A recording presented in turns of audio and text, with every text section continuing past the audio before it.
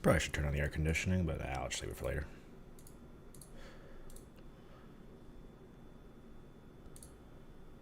I didn't even really think about what I was going to play, but... oh well. I can just do this, I guess.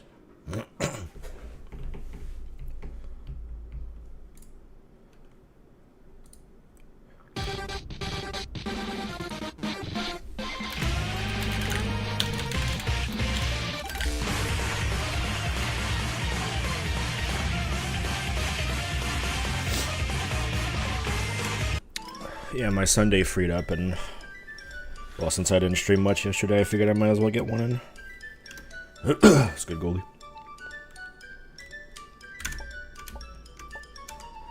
Did I miss something? It feels like I set. Oh yeah, I forgot to post the stream.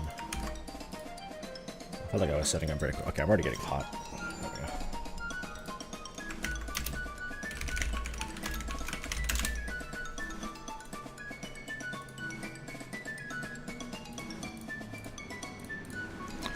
There we go. Do this for a little while, and then probably some Farewell Medley, and then I haven't really thought any further than that. I like the warm up.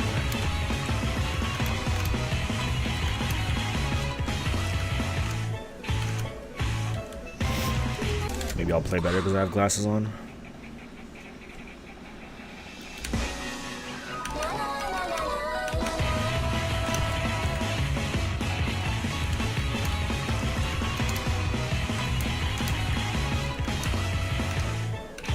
Good morning, Hilka.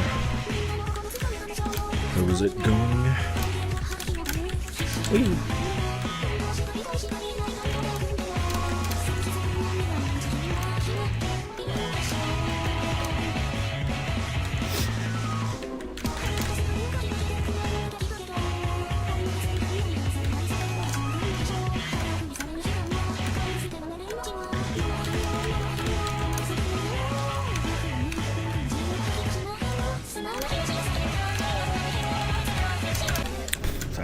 I didn't see a way to dodge that. Also got to put that on.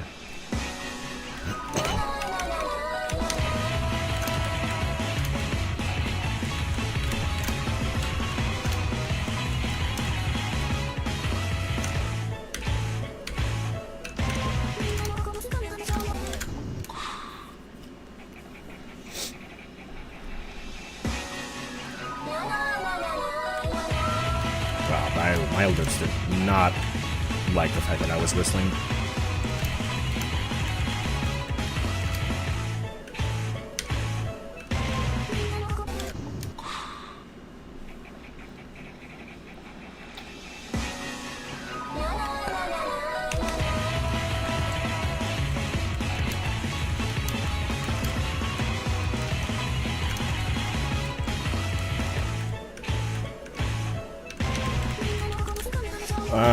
I'm probably going to stream it at some point, but it won't be before, like, October at the very least, because I want to play Shovel Knight first.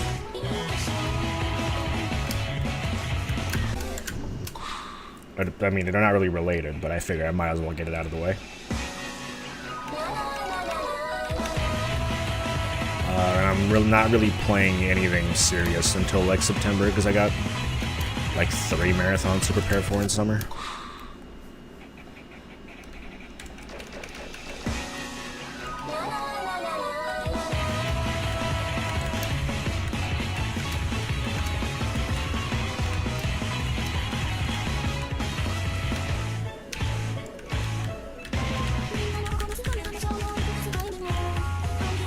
Yeah, like all new games are not happening for a while.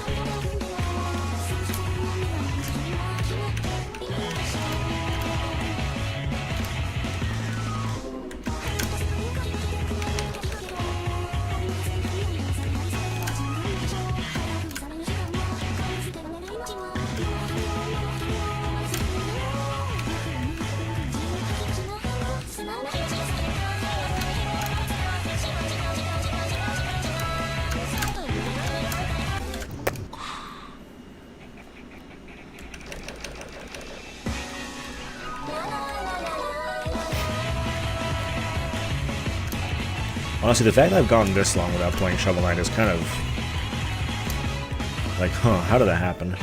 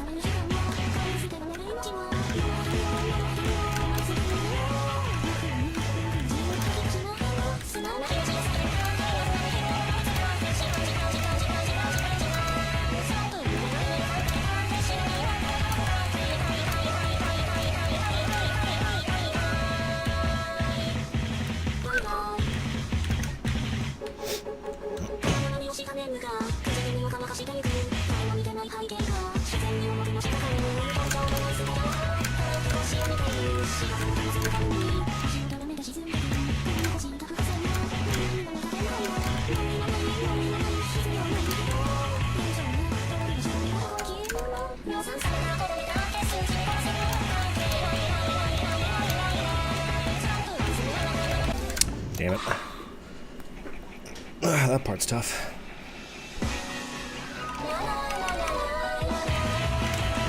Almost wonder if I should like not even try to look ahead and just react to whatever's coming close to me.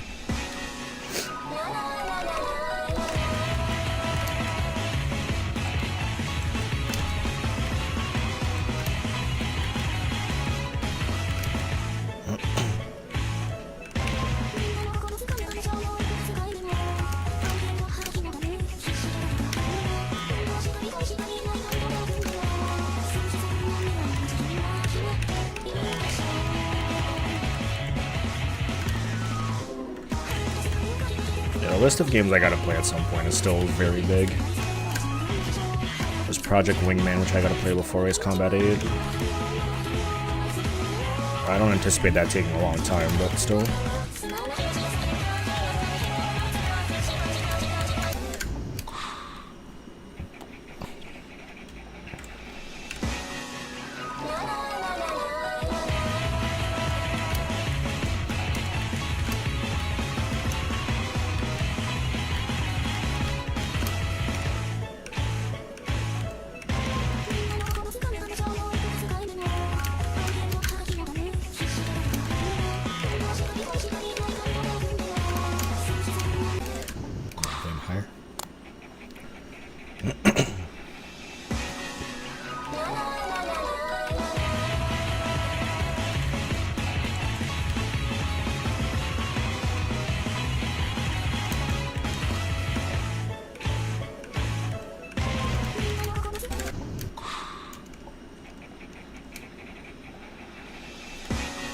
I gotta raise the marathon game at some point. Just gotta find time to work on it.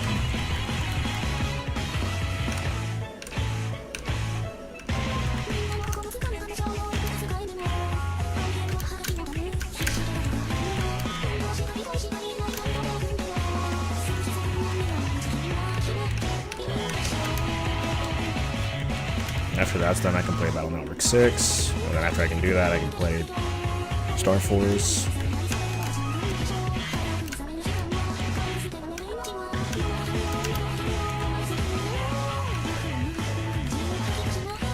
There really are just too many games.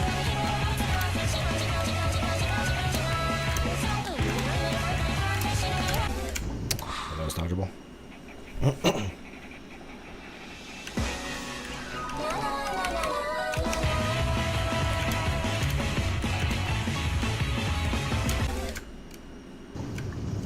That was weird.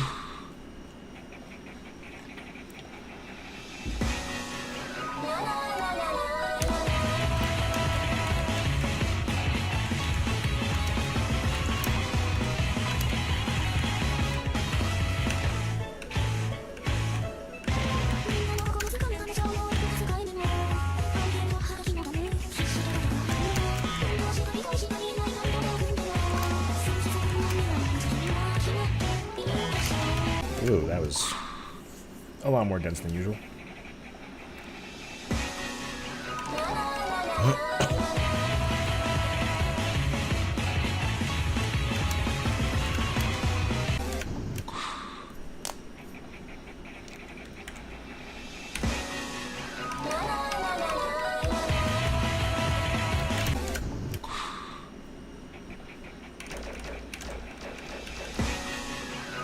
yeah, I gotta think, like, the next time I open the Farewell Medley, which will be today, I just gotta be ready, because it's probably gonna be like 4 hours to do the visual novel section. I do gotta think about that.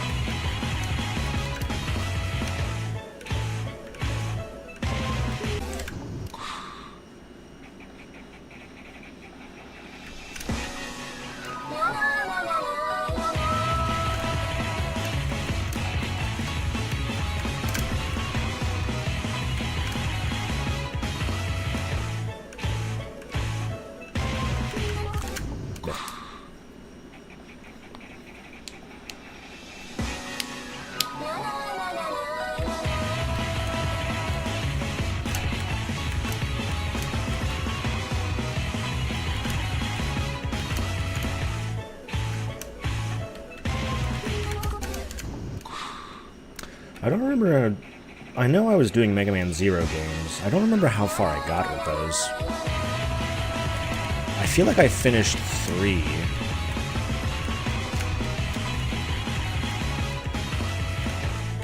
Yeah, I think I put it on the tier list, so I must have done 3, but not 4.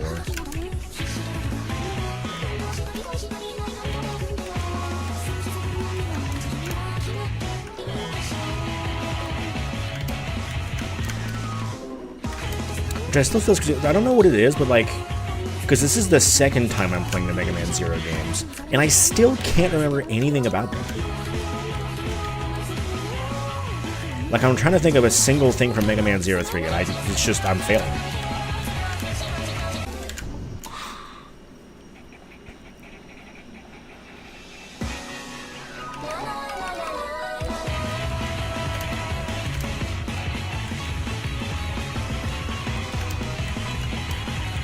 I don't know what it is with me in those games. They just do not stick.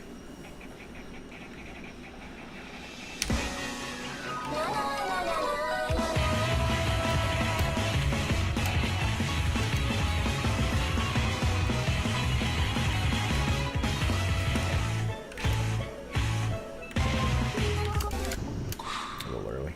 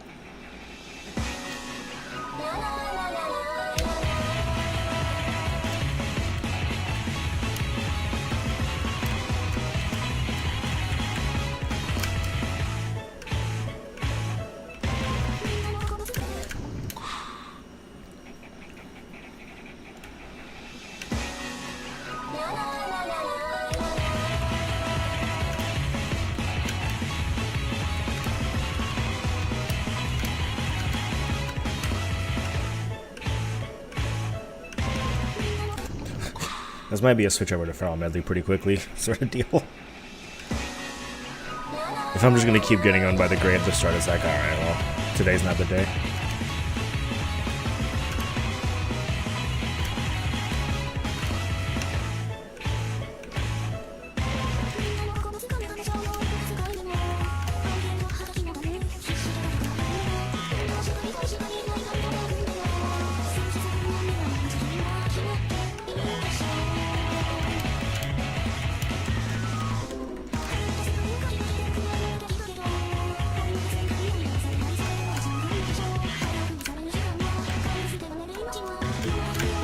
Oi, what was that?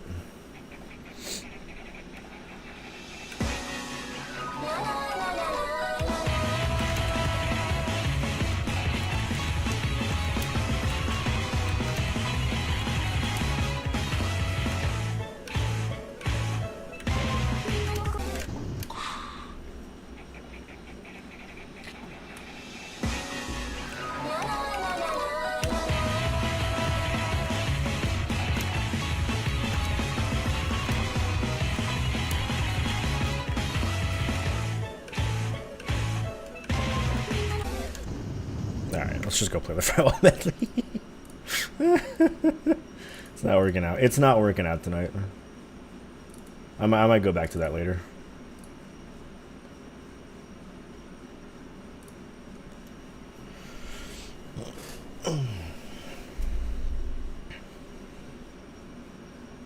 Just give it like a nice 30 seconds to load.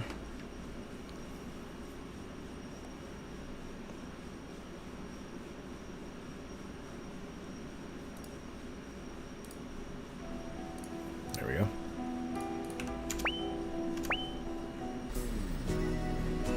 Alright. So what did I have to do anyways? I did have the Schwarlitz side areas. I could do that.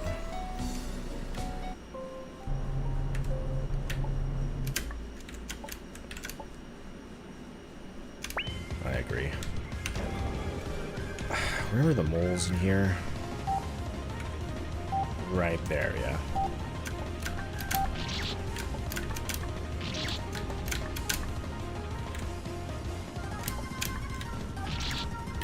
Alright, now you need... Yeah, okay.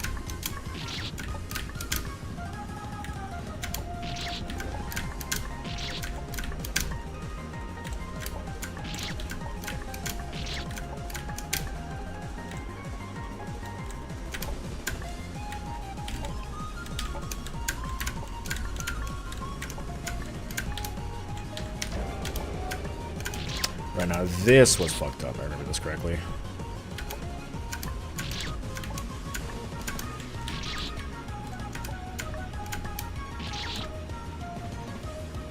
It wasn't possible from there, right?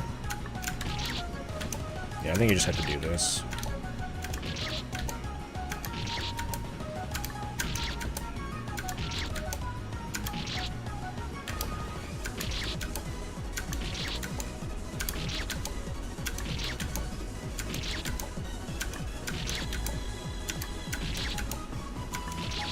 Probably audio balance. Well, no, I do think we probably balanced the song a little too low. Well, maybe the volume in general for this game is a little low for me.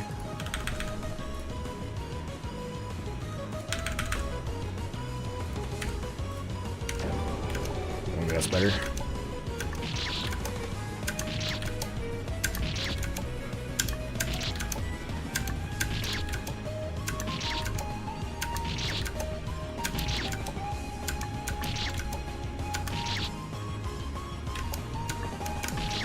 If you do that, what do you do again? Because you can't do that. So you have to like do the double corner or something stupid.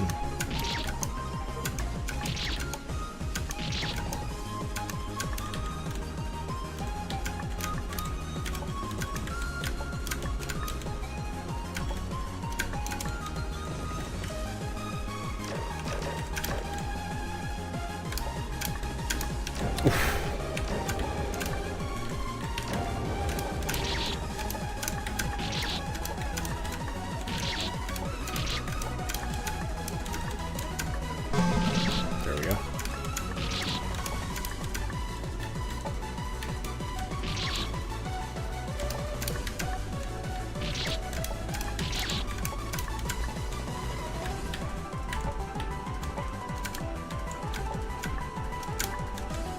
Was there another mole around here? No, okay.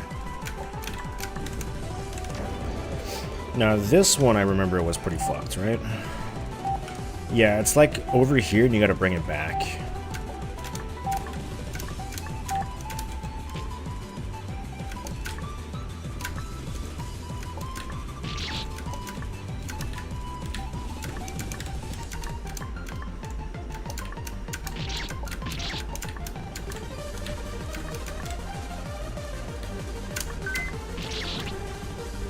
So then how do you do that again?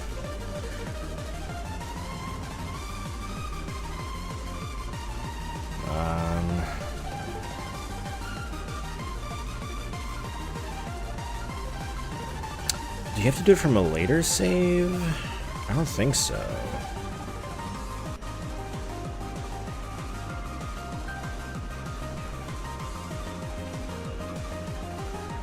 At least from this bit, there's no way to get it without using all your jumps. At which point you're just stuck here, I believe. Because none of these are refreshers.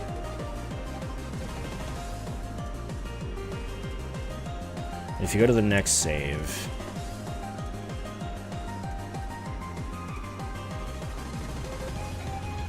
How do you get this again?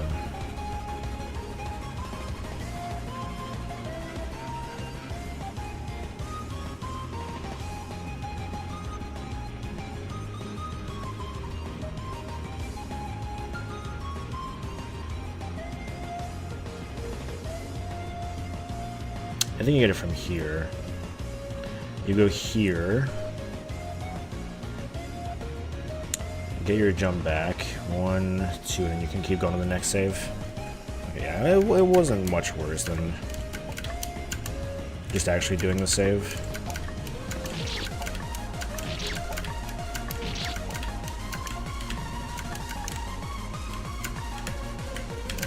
Right now. Don't go for it right away.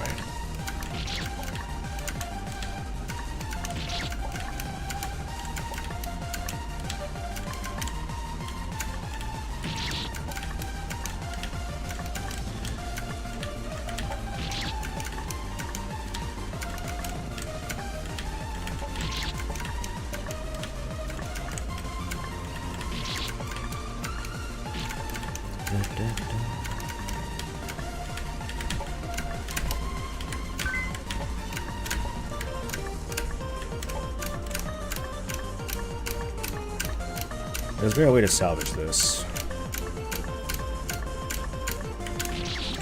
I could have maybe brought the mole back to the start.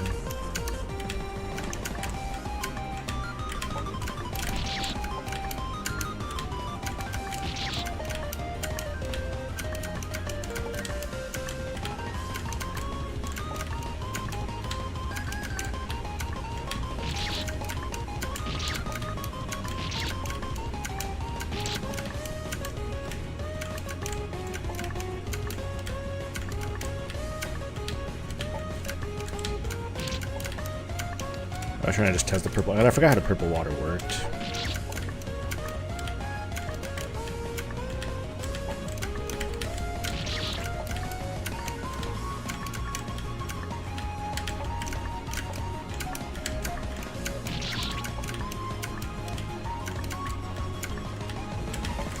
Okay, I think if I remember correctly, you have to jump in it to get both your jumps back. If you don't do that, you just get one jump.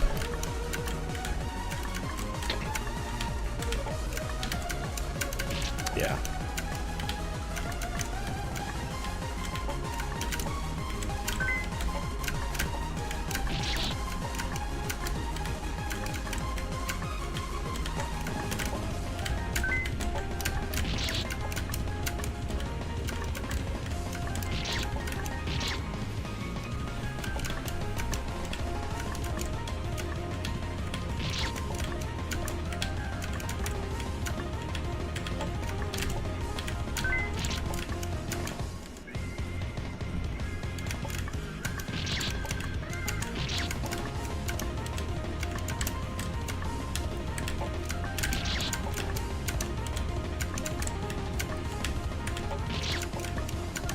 I also got more bot kit to do.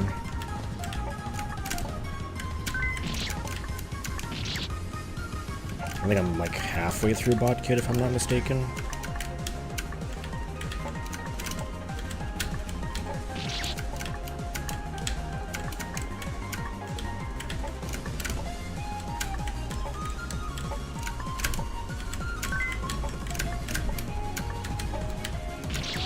I'm close.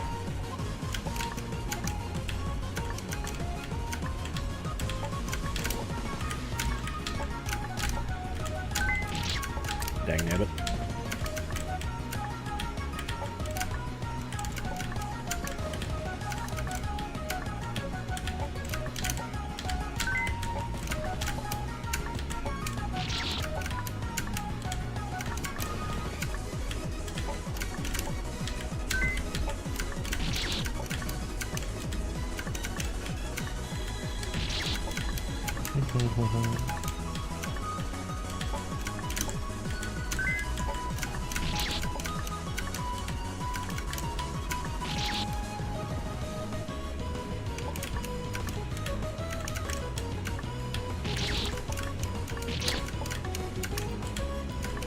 A little section in the middle, like right here. I don't know why I die to it sometimes.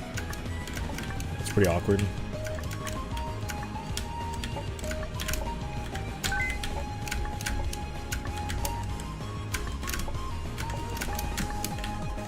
Yay!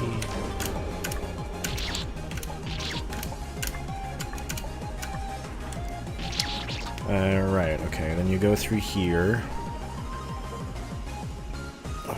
Either get here... Whoa. Either get here and jump, or like get here and then get here and jump.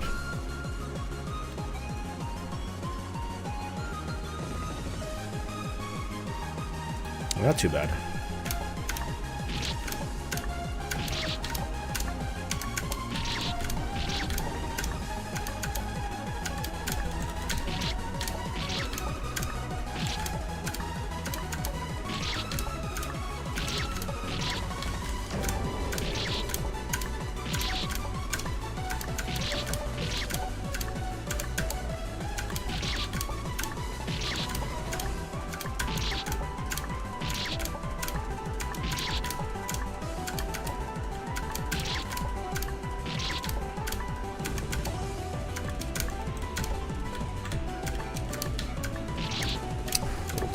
Too high there.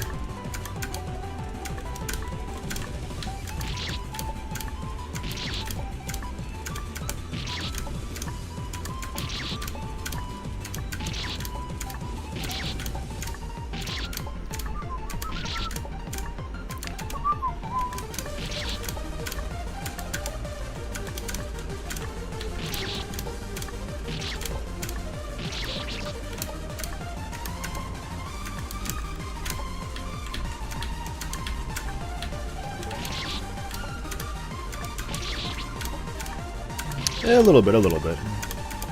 I think, if I remember correctly, it's just 3 screens of needle, though. It was good, fishy. Oh, yeah, I should probably check. There was just the one mole, right? Yeah, okay.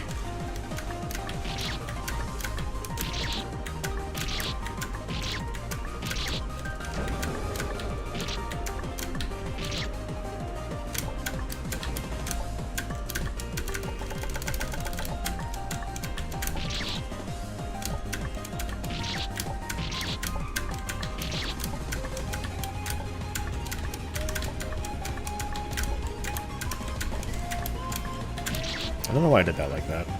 Probably should go under.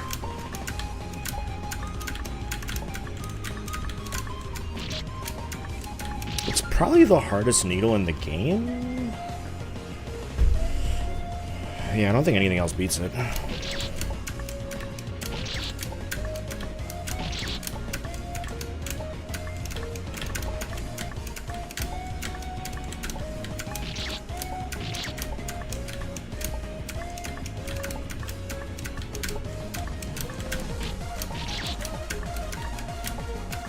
Water Museum has a couple tough points as well, but I don't think anything quite matches this.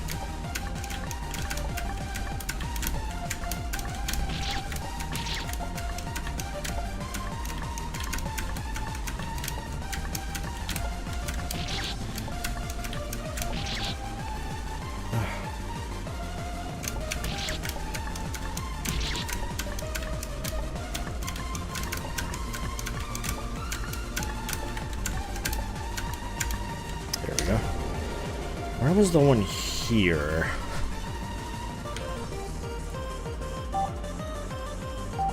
There? Was it like here? Alright, you get it from the second save, I'm pretty sure about that.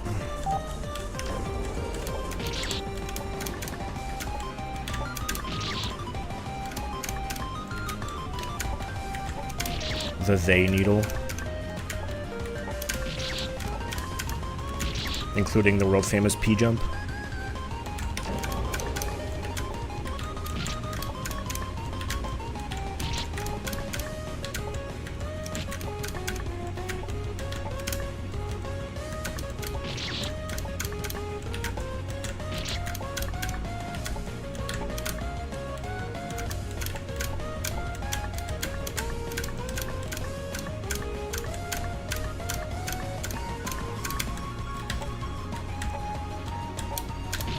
Damn, jumped too early.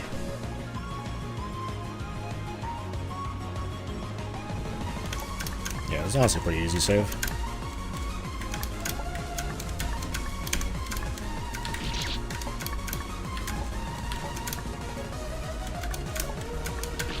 It's all about the novelty.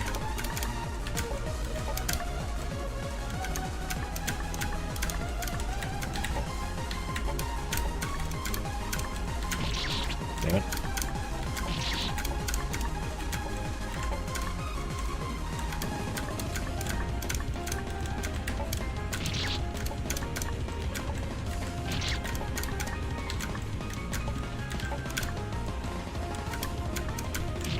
And to make up for it, I'm pretty sure the next save is like really fucking hard.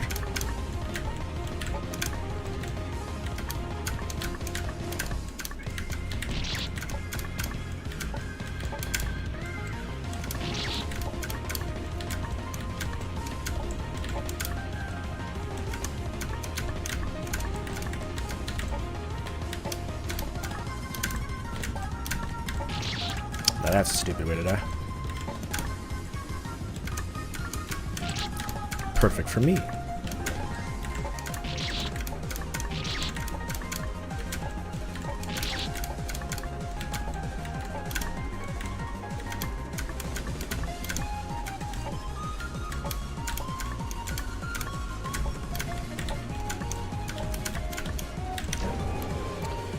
So let's take a look.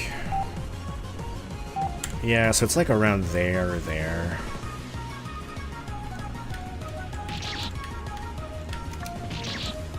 Okay, if I got that close without it showing up, then...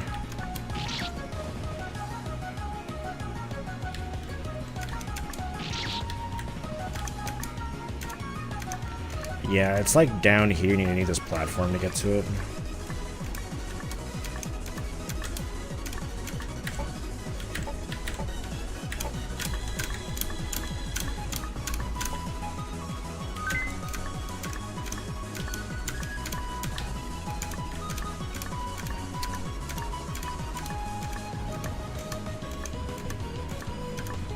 There wasn't a way to get back.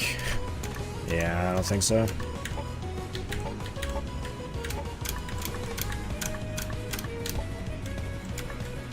Don't think that one through.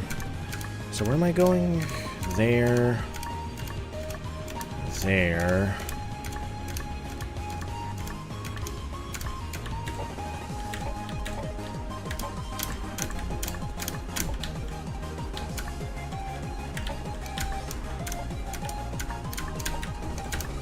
Boom. I forgot about this one. And this one. I mean, I don't need the mole detector for this one.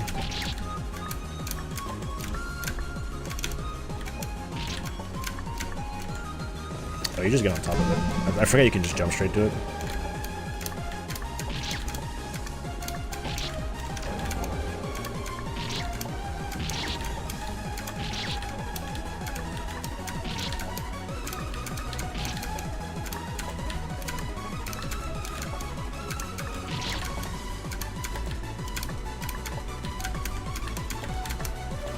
Boom. I don't think this one had one, right? No, okay. Alright.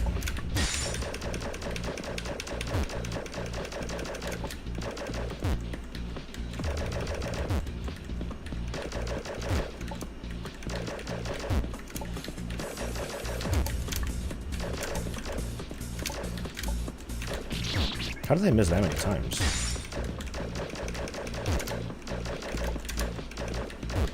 Oh, the fucking platform's in the way, right? That's probably why I was shooting by accident.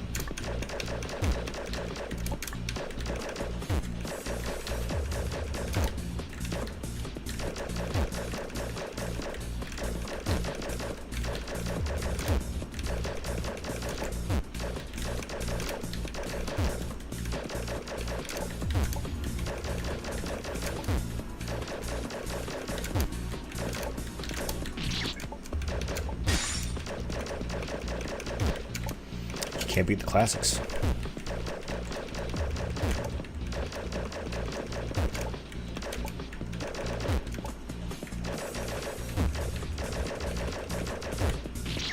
I think this is an 80 HP boss.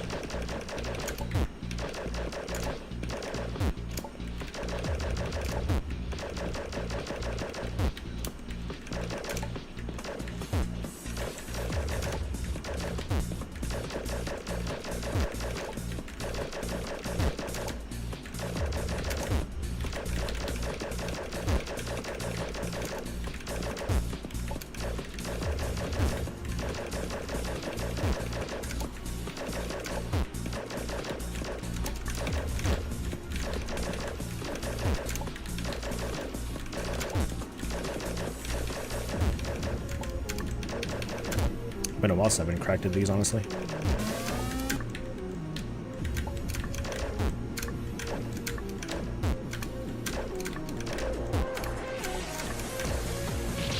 I forgot the patterns.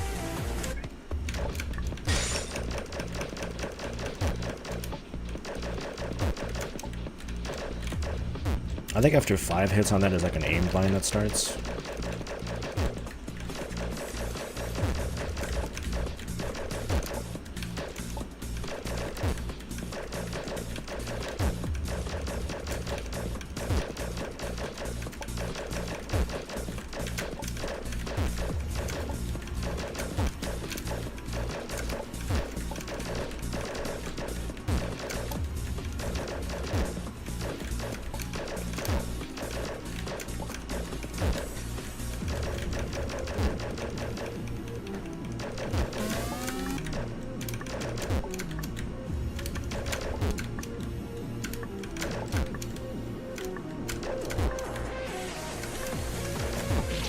I was not wrong. I did completely forget about the fact that they got slower. I'm gonna go piss.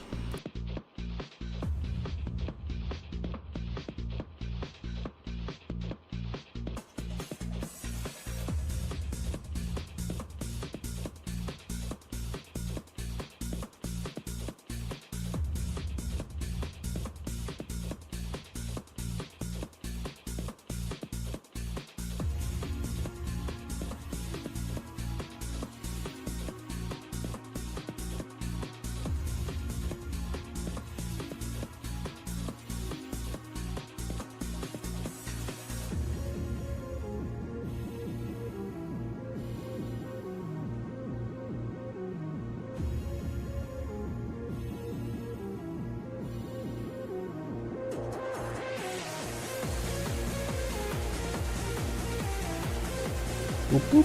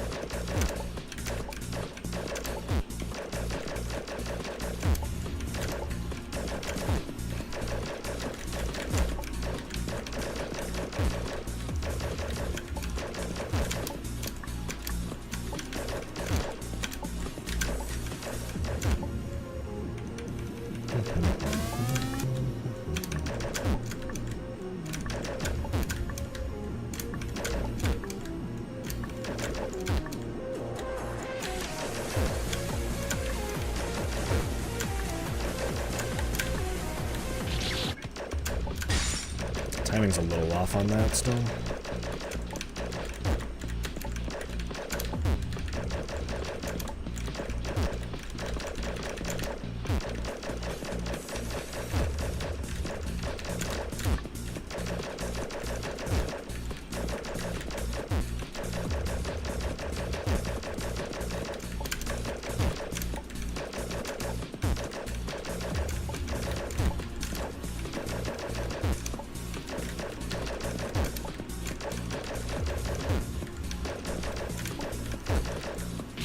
Dagnabbit.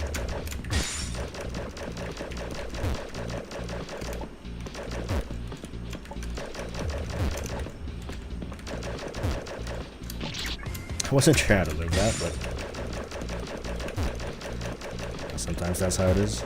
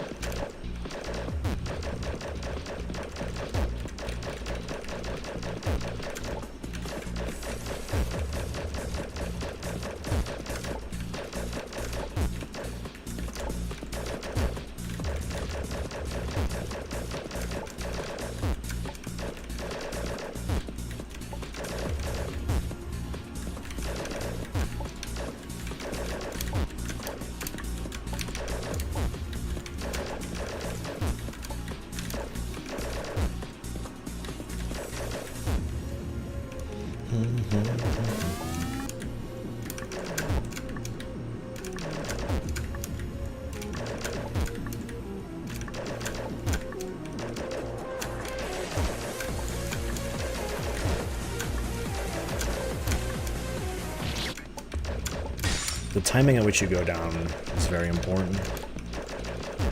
I'm going to focus on that a little more. I think you want to go down very early.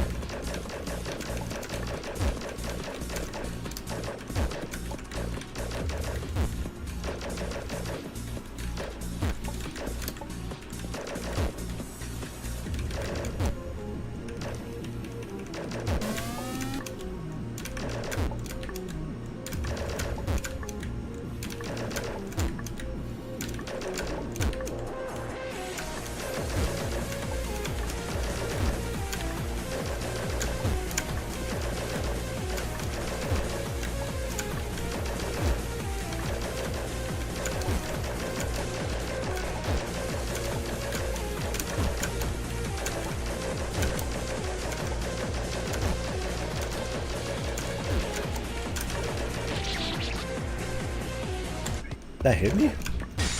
Oh, okay.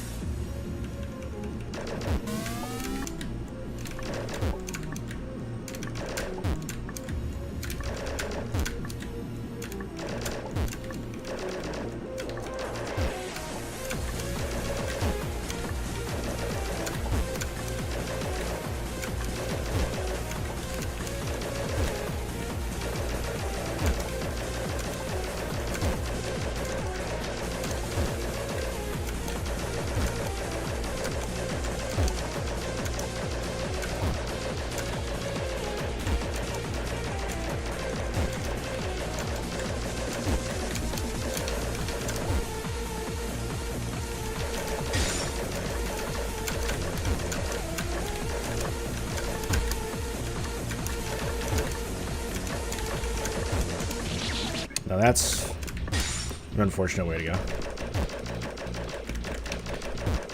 Didn't even get to the hard part of that. Which I do not remember what the hard part is, so.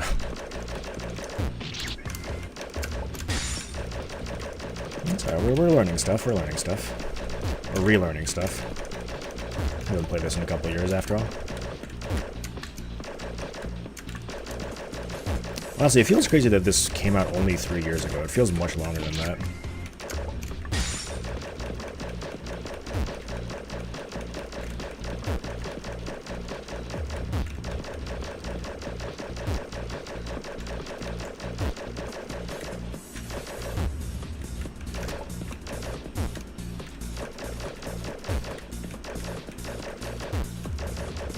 Yeah, it was in development longer than it's been out still.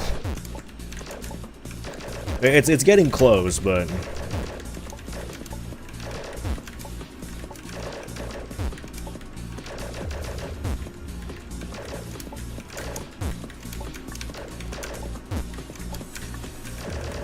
I believe it was in development for like 4 years or so.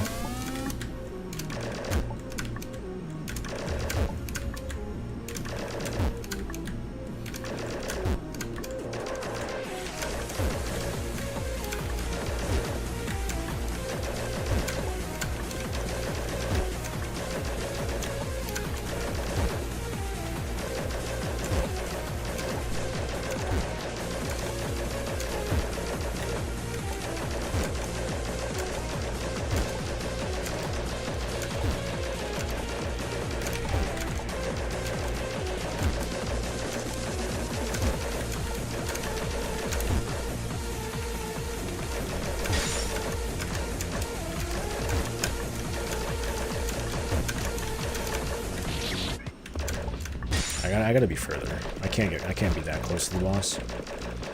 That's a one-way ticket to doom.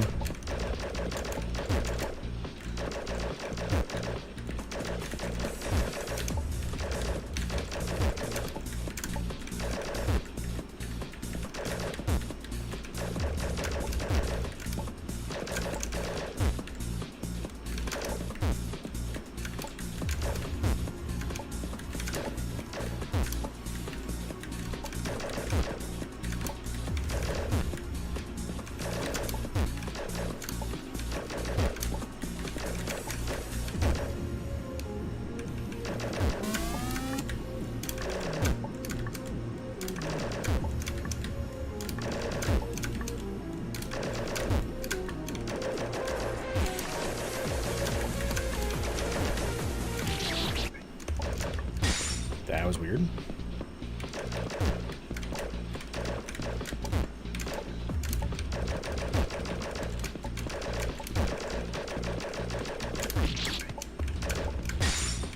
I'm definitely not very avoidance focused tonight, I think. If I was locked in, I would definitely have already beaten this.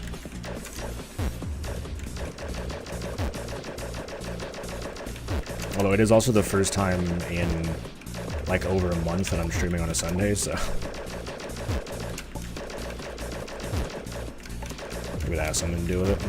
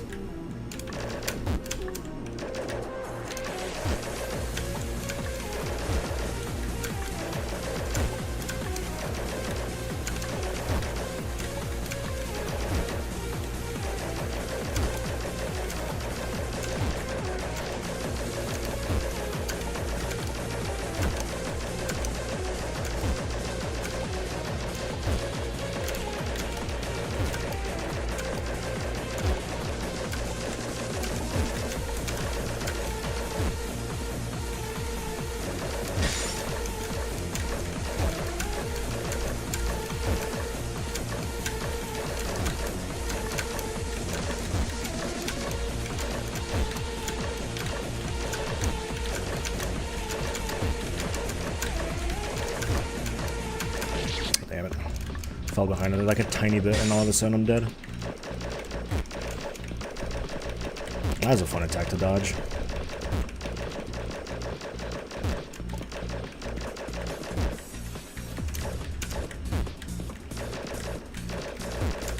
If you're in the sweet spot, it's just like constant dodging, but the gaps are pretty big.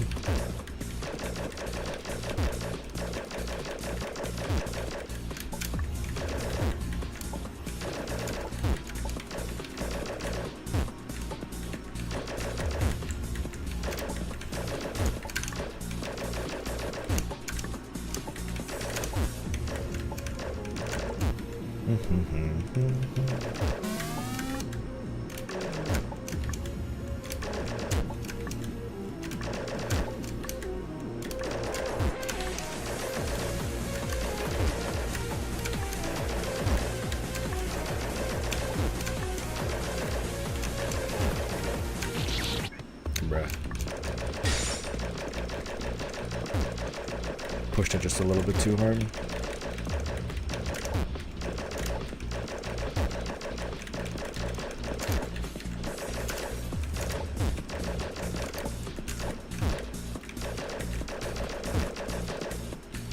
Hey.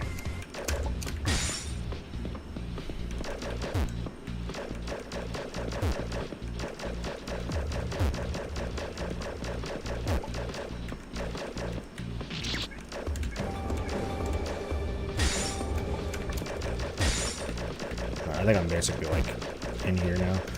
I kept accidentally jumping when I was resetting because of fucking Z3 memory, muscle memory.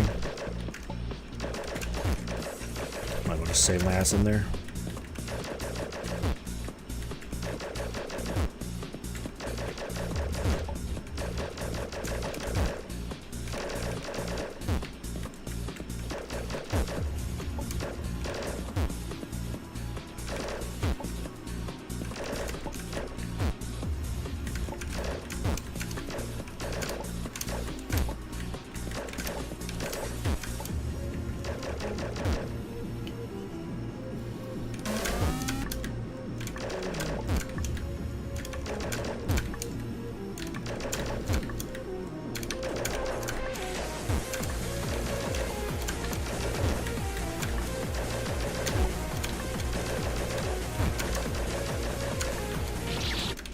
I think the correct answer there was to jump even further down.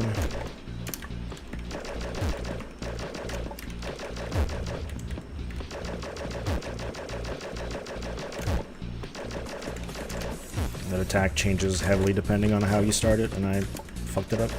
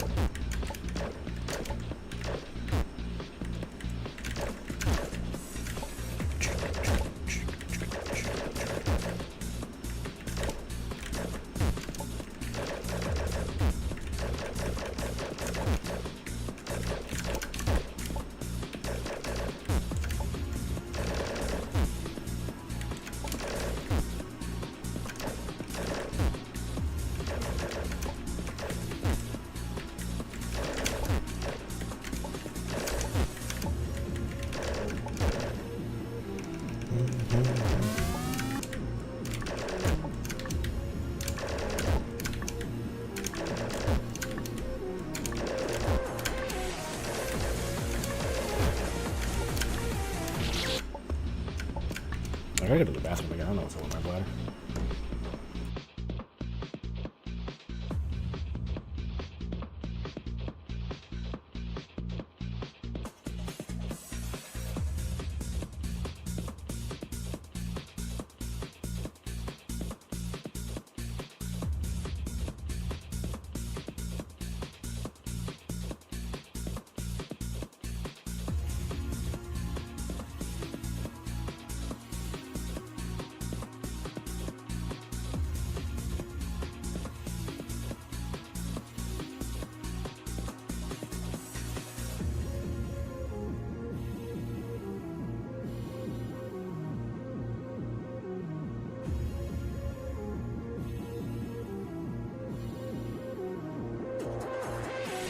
dokie.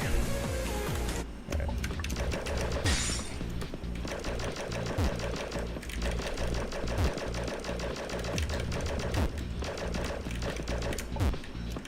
Honestly, I could literally stream this for like 8 hours and not even like could go to the visual novel section, which is the next thing I actually have to do. I probably will, but...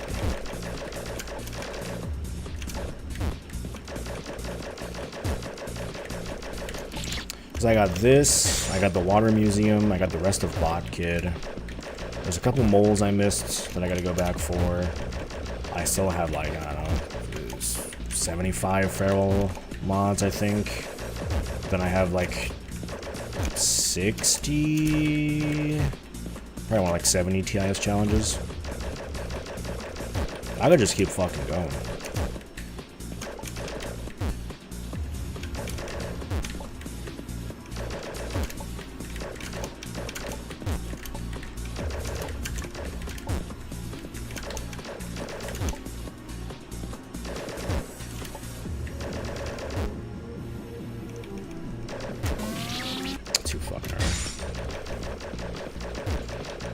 And like, you can beat this game, you can get the true end, you can beat this game in under an hour, and you can get the true end for this game in under 3 hours.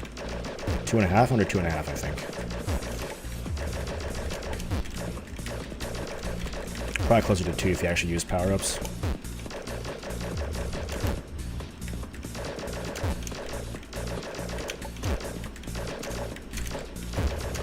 And if you're actually going to do 100%,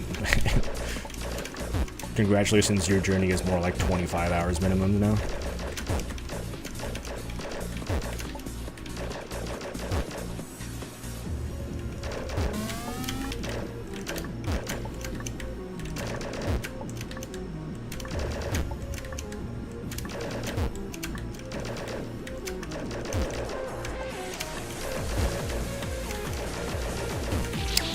Right, under 3 years. True. Debatable for some people, but true. Always good, Barfy.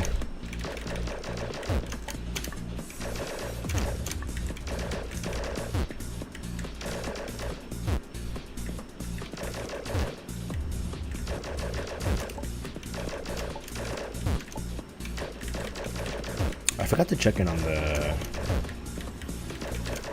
logging journey.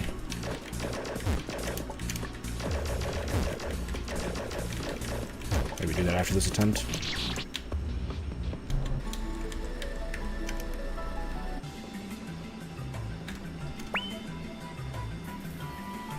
Oh, close. Let's check quick.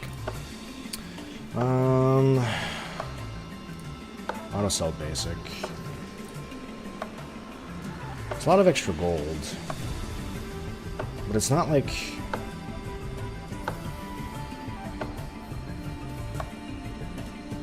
Right, you can buy things in the shop. I forgot about that.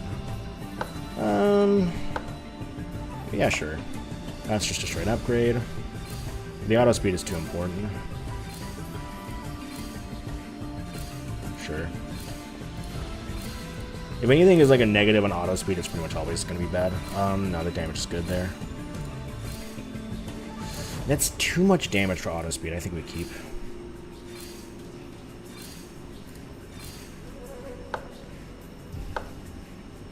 I can buy like a couple legendaries, yeah. Yeah, keep hold. So a lot of crit, decent gold, decent luck. The item luck is pretty good. Let's do it. That's a straight upgrade. More auto speed. The damage, though. No, the damage is too good.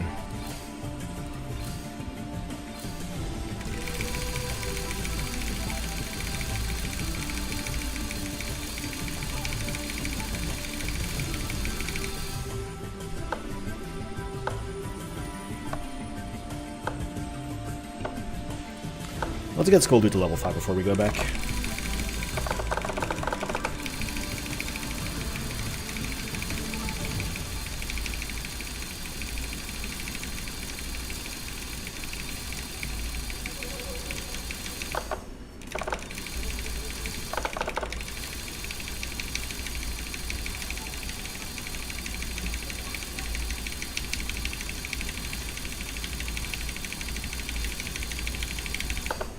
big.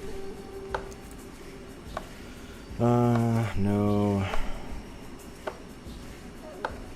That's probably worth it. No.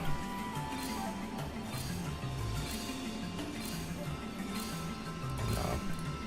Alright. And while we're out here... How many am I at here? I have 45 mods. Okay, let's do 5 mods. I had way more done than I thought I did.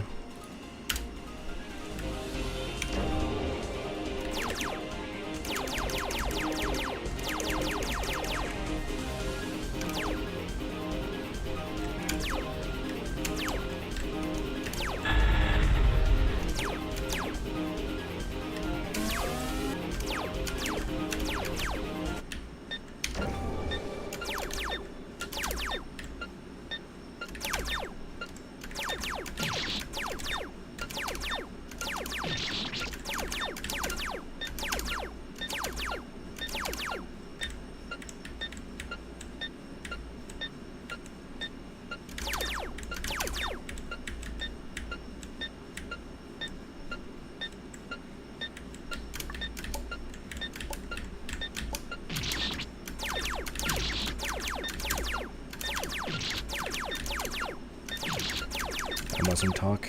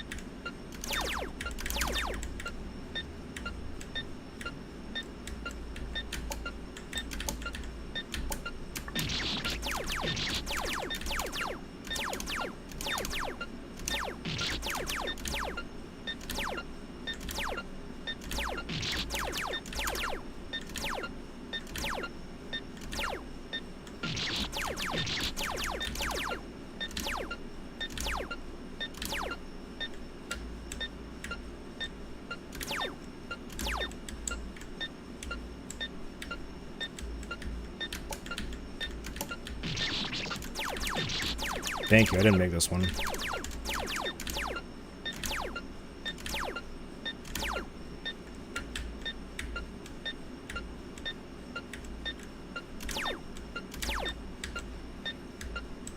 I think I just got the audio for this one and it was like, Craft, do something.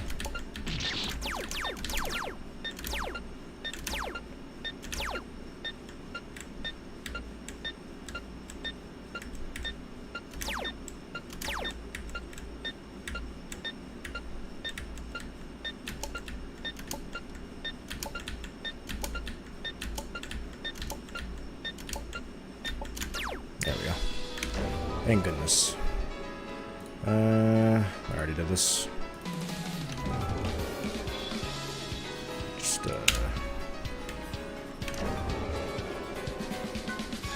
something's weird.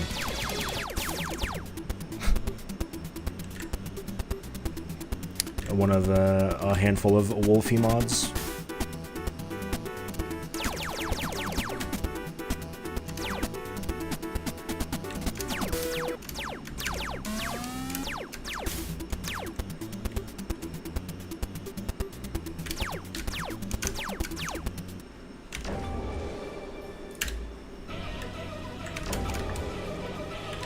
Oh, this fucking one. This one, man.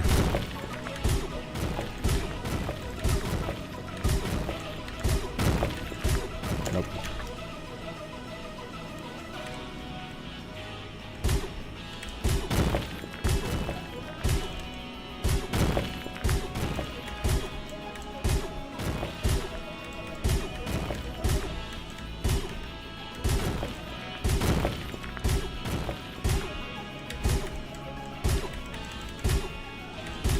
No.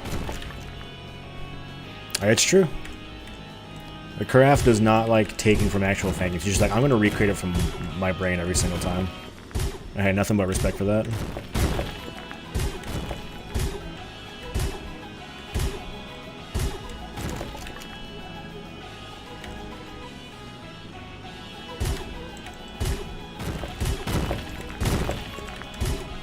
That's gonna hit, yep.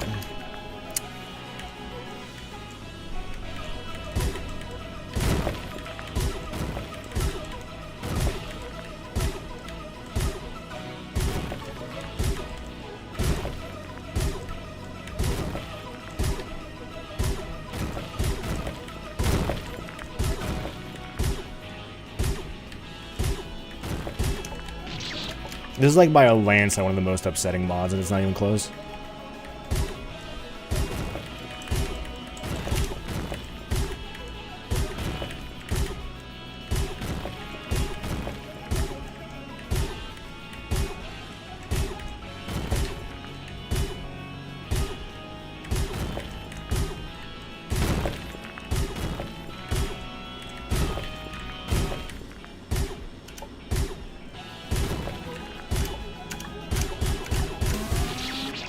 When did it break? Oh my fuck, I didn't even see it break.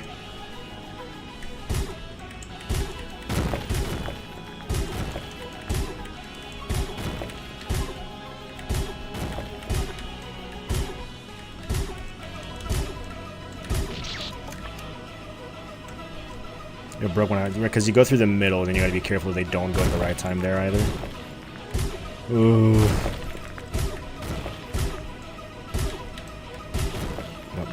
That's direct hit.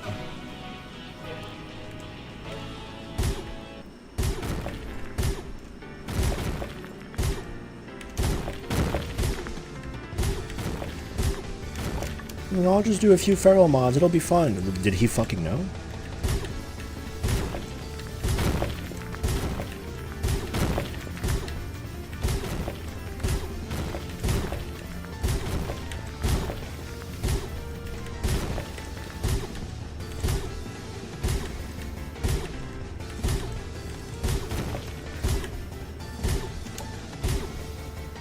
Come on, dude. It's literally like up to luck whether or not you get past the middle.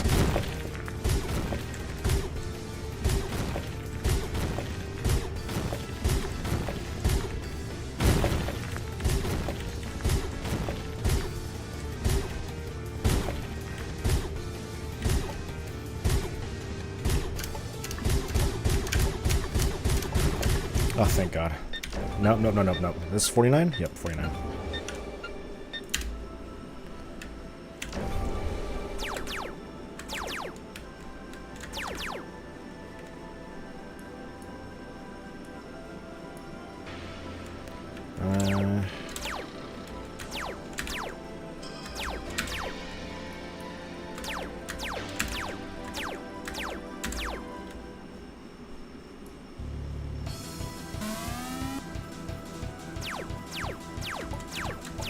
Yeah, that one's...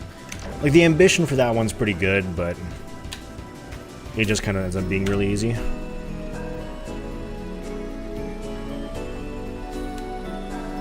Is there anything else around here?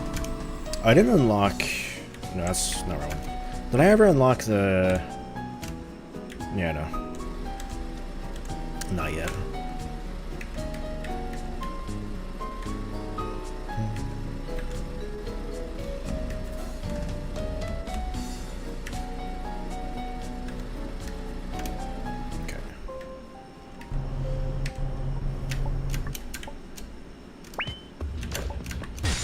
Let's finish those, then we'll go to the visual novel section.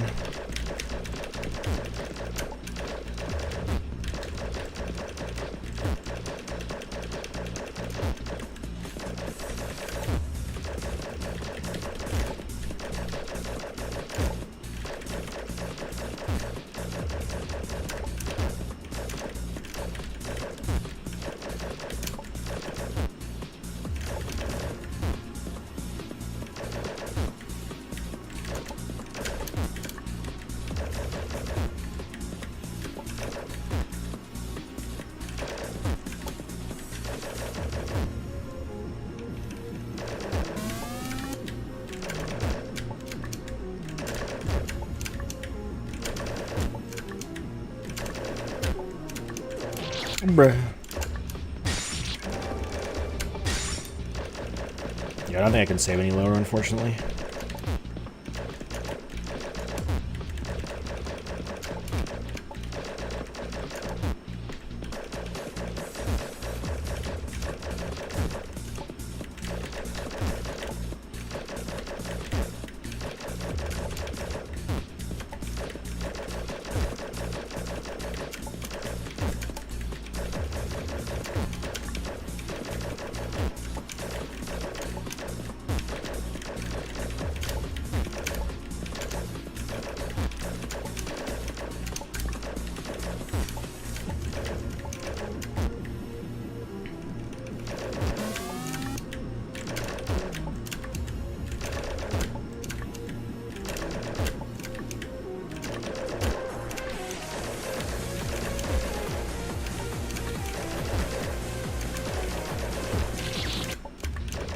Timing for that felt awful.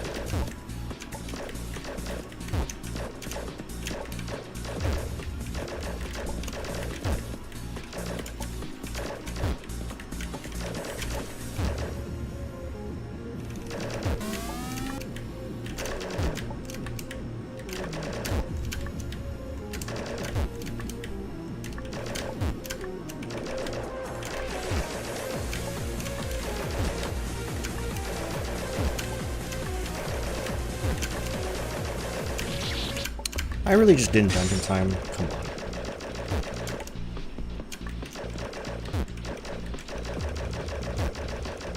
Come on now, brother.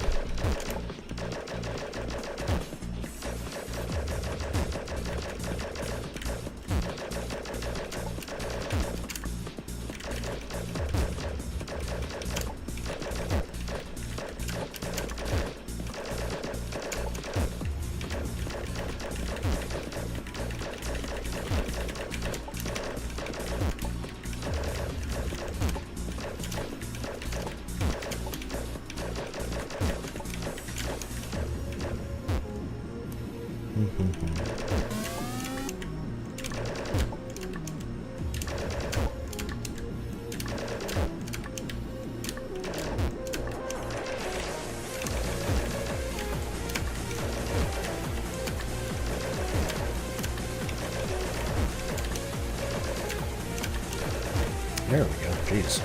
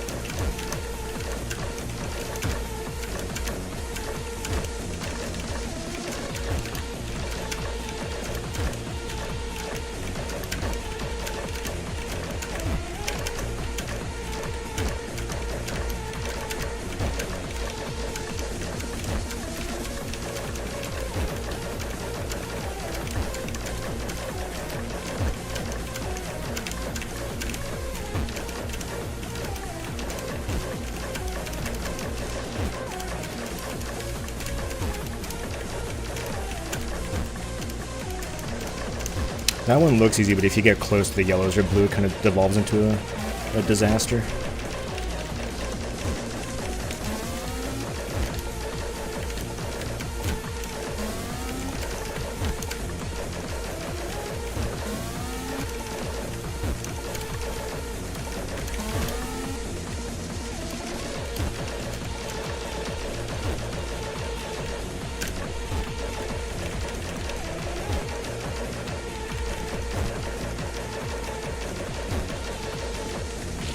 I really just got hit by that. I thought I was safe, but I think I like tapped right a little bit.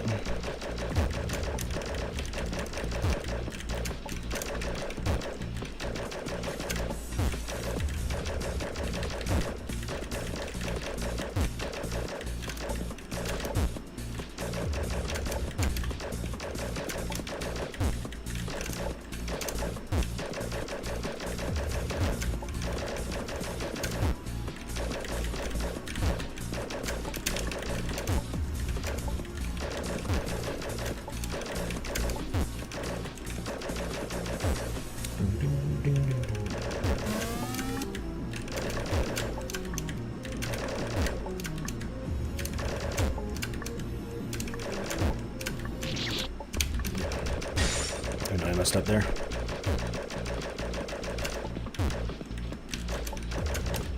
Kind of messed up. I think the attack I've died to the most so far is 2-1.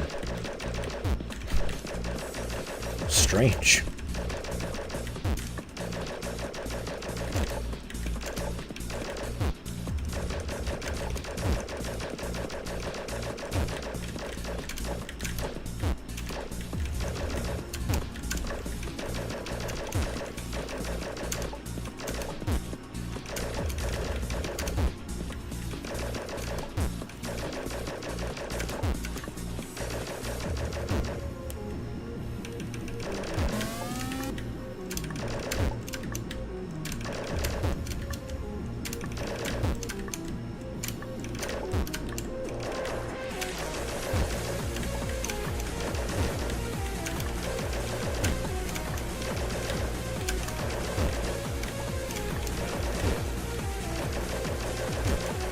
I think I'm happy with that timing.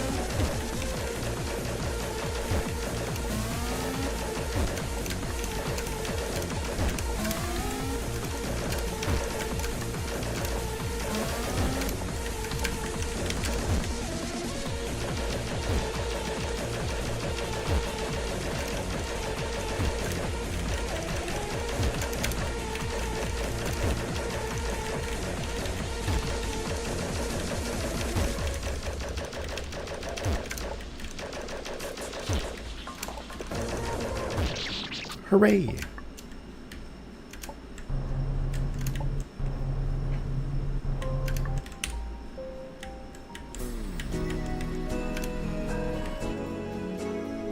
Spend our hard-earned cash on power-ups we'll never use. Fuck, got that right.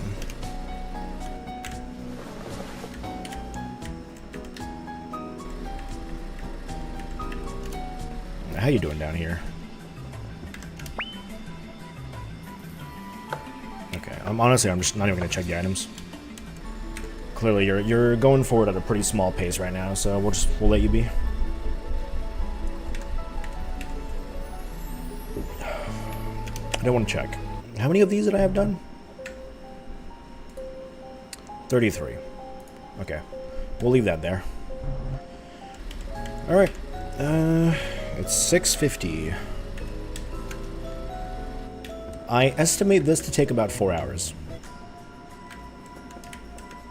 There wasn't a mole in here, right? Well, there was a mole in here, just not this screen.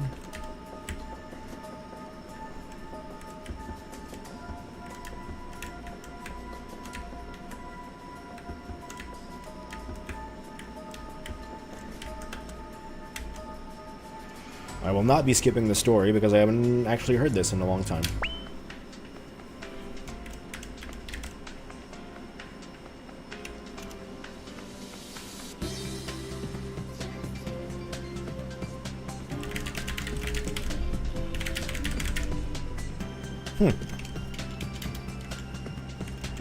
Oh. I greet you, kid. There, I don't know, I was like I am locked. happy you have found your way here to the Farewell Council's reception office. I must apologize for the lack of hospitality and information I can provide at the moment, but I can at least tell you that our group is on your side. I see.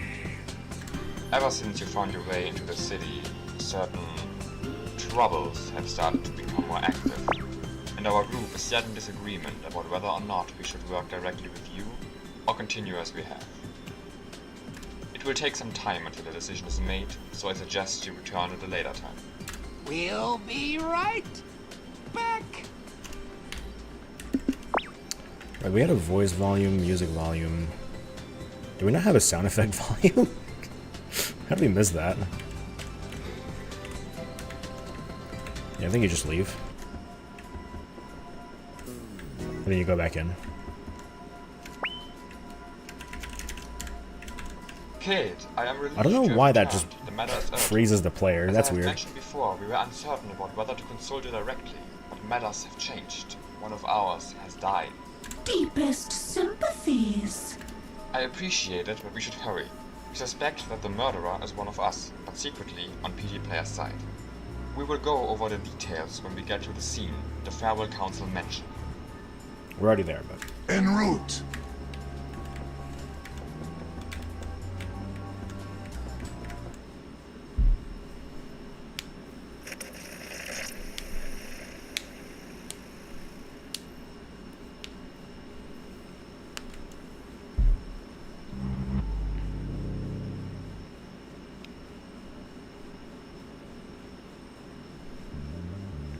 As you look around the room, you see a lot of unrest within the people standing here, with very little conversation going on. Before you have time to look at the individuals more closely, you notice a helicopter with a human face seemingly filled with tears. Whoa, what is that? Wolfie, Cake, perfect timing. Before you give us your report, we should clear up just what is happening here. As best as we can tell... Wait, what is Ast doing here? Har, I am here for your booty. Stumbled in here while we were busy, he did. He most likely has no relation to this case. But given that he was in a bad place at a bad time, it's safer to keep him here. I agree. Whatever the case, as I have mentioned before, one of our group, Eric, has died here. Before you give us the full report, Cake, Wolfie, can you tell us whether you are sure it was murder? I'm trying to remember what Eric's contribution to this game was. I think it might have just been the normal mode of the crate geef that you can fight. I'm trying to remember if there was something else. No, I think that's it. Huh, no doubt in mind. As expected. Why does it always have to be this way? To get back on track, the security system showed no signs of intrusions into the mansion. True. So the natural conclusion True. is that it was one of us. Did 3 Super come out after or before this game? I think it was after. I think it was after. Was it after? I can't remember. Bro, time is weird. Hold on, Delfruit. Delfruit, help a guy out here. Hello, Skull. 3 sweep. Before makes more sense than after, just because that's how the fucking world is.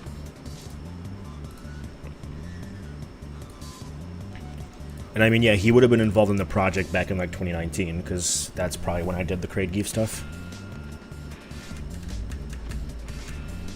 The thing is, it's very difficult to get into this council, and loyalty I is forgot one of the Cake things actually they care voice for acted the himself. most, so it's very surprising that one of us would be a traitor.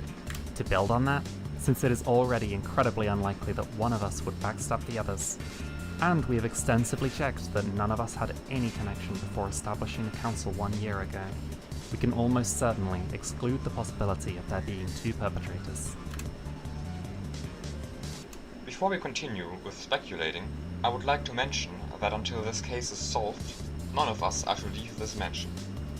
This door, the only way out, has a special lock on it, which requires that all of us present use our own specific key to open it. It's true. Kit, you will get one too. The reason we have brought you here in the first place is that you are a neutral party. And we can be That rather is sure crazy. that Although you are ours not makes a lot of guilty. sense in character, Since we have seen you good probably until now, didn't have we any hope sort of that you decent can mic help at the us time. resolve the situation. And Wolfie, we've got no... I don't know why Wolfie didn't do it. I don't remember. Actually, even if one of the keys were Holy lost, shit, Alex we would actually did still himself be able too. to break through the door with force eventually. We just don't have a way to leave this mansion discreetly, which is kind of the whole point of this, you know? The goddess of fortune will become impatient if you drag on these introductions any longer. Cake, Wolfie, enlighten us. What wondrous secrets have your dark arts unraveled? Forgot that was Sammy's character. Ah, the others know this, of course, kid, but before joining the council, I was a chemist, and Wolfie Oh was yeah, a no, don't surgeon, worry. Listen, so hey, the two I of was us the would one be who had equal to the fucking cause of death. do the mixing for snow halation. Let me tell you, you stand out. You absolutely stand out. And it was difficult. You were one of the tough ones. There's no mistaking that one. And oh boy, we suspected that our little shut-in was It was poisoned, you, the bastard that someone. our I think it was two would Kraka. It was you and Kraka that were like really hard to like mix, and then for some reason everybody else was like perfectly on time, which was fucking weird. We found sodium cyanide in him, and we're almost certain that's what killed him. So he was poisoned? This is all going a little fast. I forgot, if you name yourself one of the people in here, instead of getting the kid sprite, you get your own sprite. I remember that. A girl amongst the people stands out for her unfittingly bright smile. She notices the confusion in your face and speaks up. Hey, guys. Kid's gonna get all confused if we just talk about the murder like this. He hasn't even seen the crime scene yet. Cosmo is correct. Before discussing this matter any further, Kid should go and see for himself. I must have been using this mic at the time, but I don't remember. What a weird group I've stumbled upon here. The body of the person the council members called Eric lies limp on the floor. Next to his head is a puddle of puke and a half-eaten banana. You resist your momentary urge to touch the corpse and recall that Wolfie and Kate claim to have found sodium cyanide within him, suspecting it to be his cause of death. Because I've had this... hey, shoutouts to Audio Technica. I think I've had this for over 5 years. And it's still, like... It's doing good. I've got nothing to, like... It's just doing fine. Hello, zombie. Close to him lies a half-eaten banana, in which they apparently found the same substance. At his other side lies a fallen-over chair, its position making it look as though he was sitting on it shortly before his death. True, Tapras actually did nothing, and then, like, tried to bail out also, which was... Yikes. Getting a new mic is always cool. You notice a cupboard on one end of the room and decide to open it. As you do, your vision is filled with yellow. It is almost full to the room with bananas, some of them already turning brown. Next, you lay your eyes onto a door on the far end of the room. Opening it reveals a small bathroom with a toilet, a faucet, and a shower. You inspect the bed and find that it is a little disheveled, but you would not describe it as a mess. You decide to open the wardrobe and see all sorts of clothes in it. Finding nothing of value, you look around the rest of the room, but besides a turned-off computer, nothing stands out to you. I guess that's everything to see here. With this, you have seen all about this case that we have. In order to... You know, Foreman X, this whole time you've been talking about this... I gotta get more someone drinks. else's business. We're aware that you are a suspect in this whole affair too, right?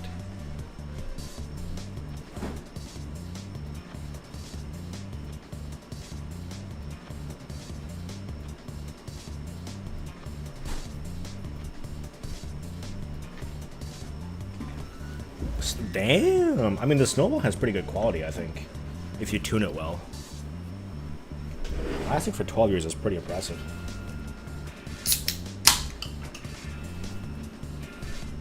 Ah, I apologize for leaving that impression, Kid. It is as she says, everyone in this mansion could be the culprit, and you should not be led astray by some people being more amicable than you might expect a murderer to be. And as I was about to say, you should talk to all of us individually, to get a sense of the suspects and perhaps a lead or two. After you finish that, you may want to explore the mansion. Before you get to Wolfie and me, we will go back to Eric's room and check his banana stash for sodium cyanide. And get rid of its corpse so we don't die of its stench. If someone doesn't trust us and wants to bury the corpse themselves, speak up now. You'll bury it in the garden? I'll go with you. On one hand, because I don't trust anybody here.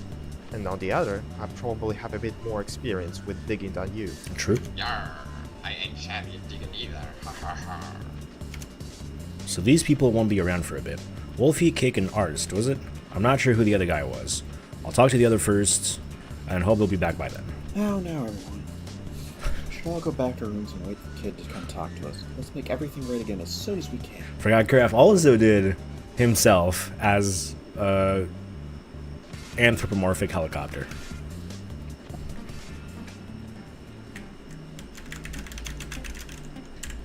Okay, I don't know why there's like a weird bug where you're just like always frozen whenever you spawn into a room. Helicopter mom, that was it. Oh, whoops, I'm in Sammy's room. You enter a room which appears to be a strange mix of a modern personal room and an occultic laboratory. On one hand, you see a simple bed, desk, and a computer. On the other hand, there are several occult symbols on the wall, and their floor is riddled with candles. Ah, Kronos' envoy has made his way into my den.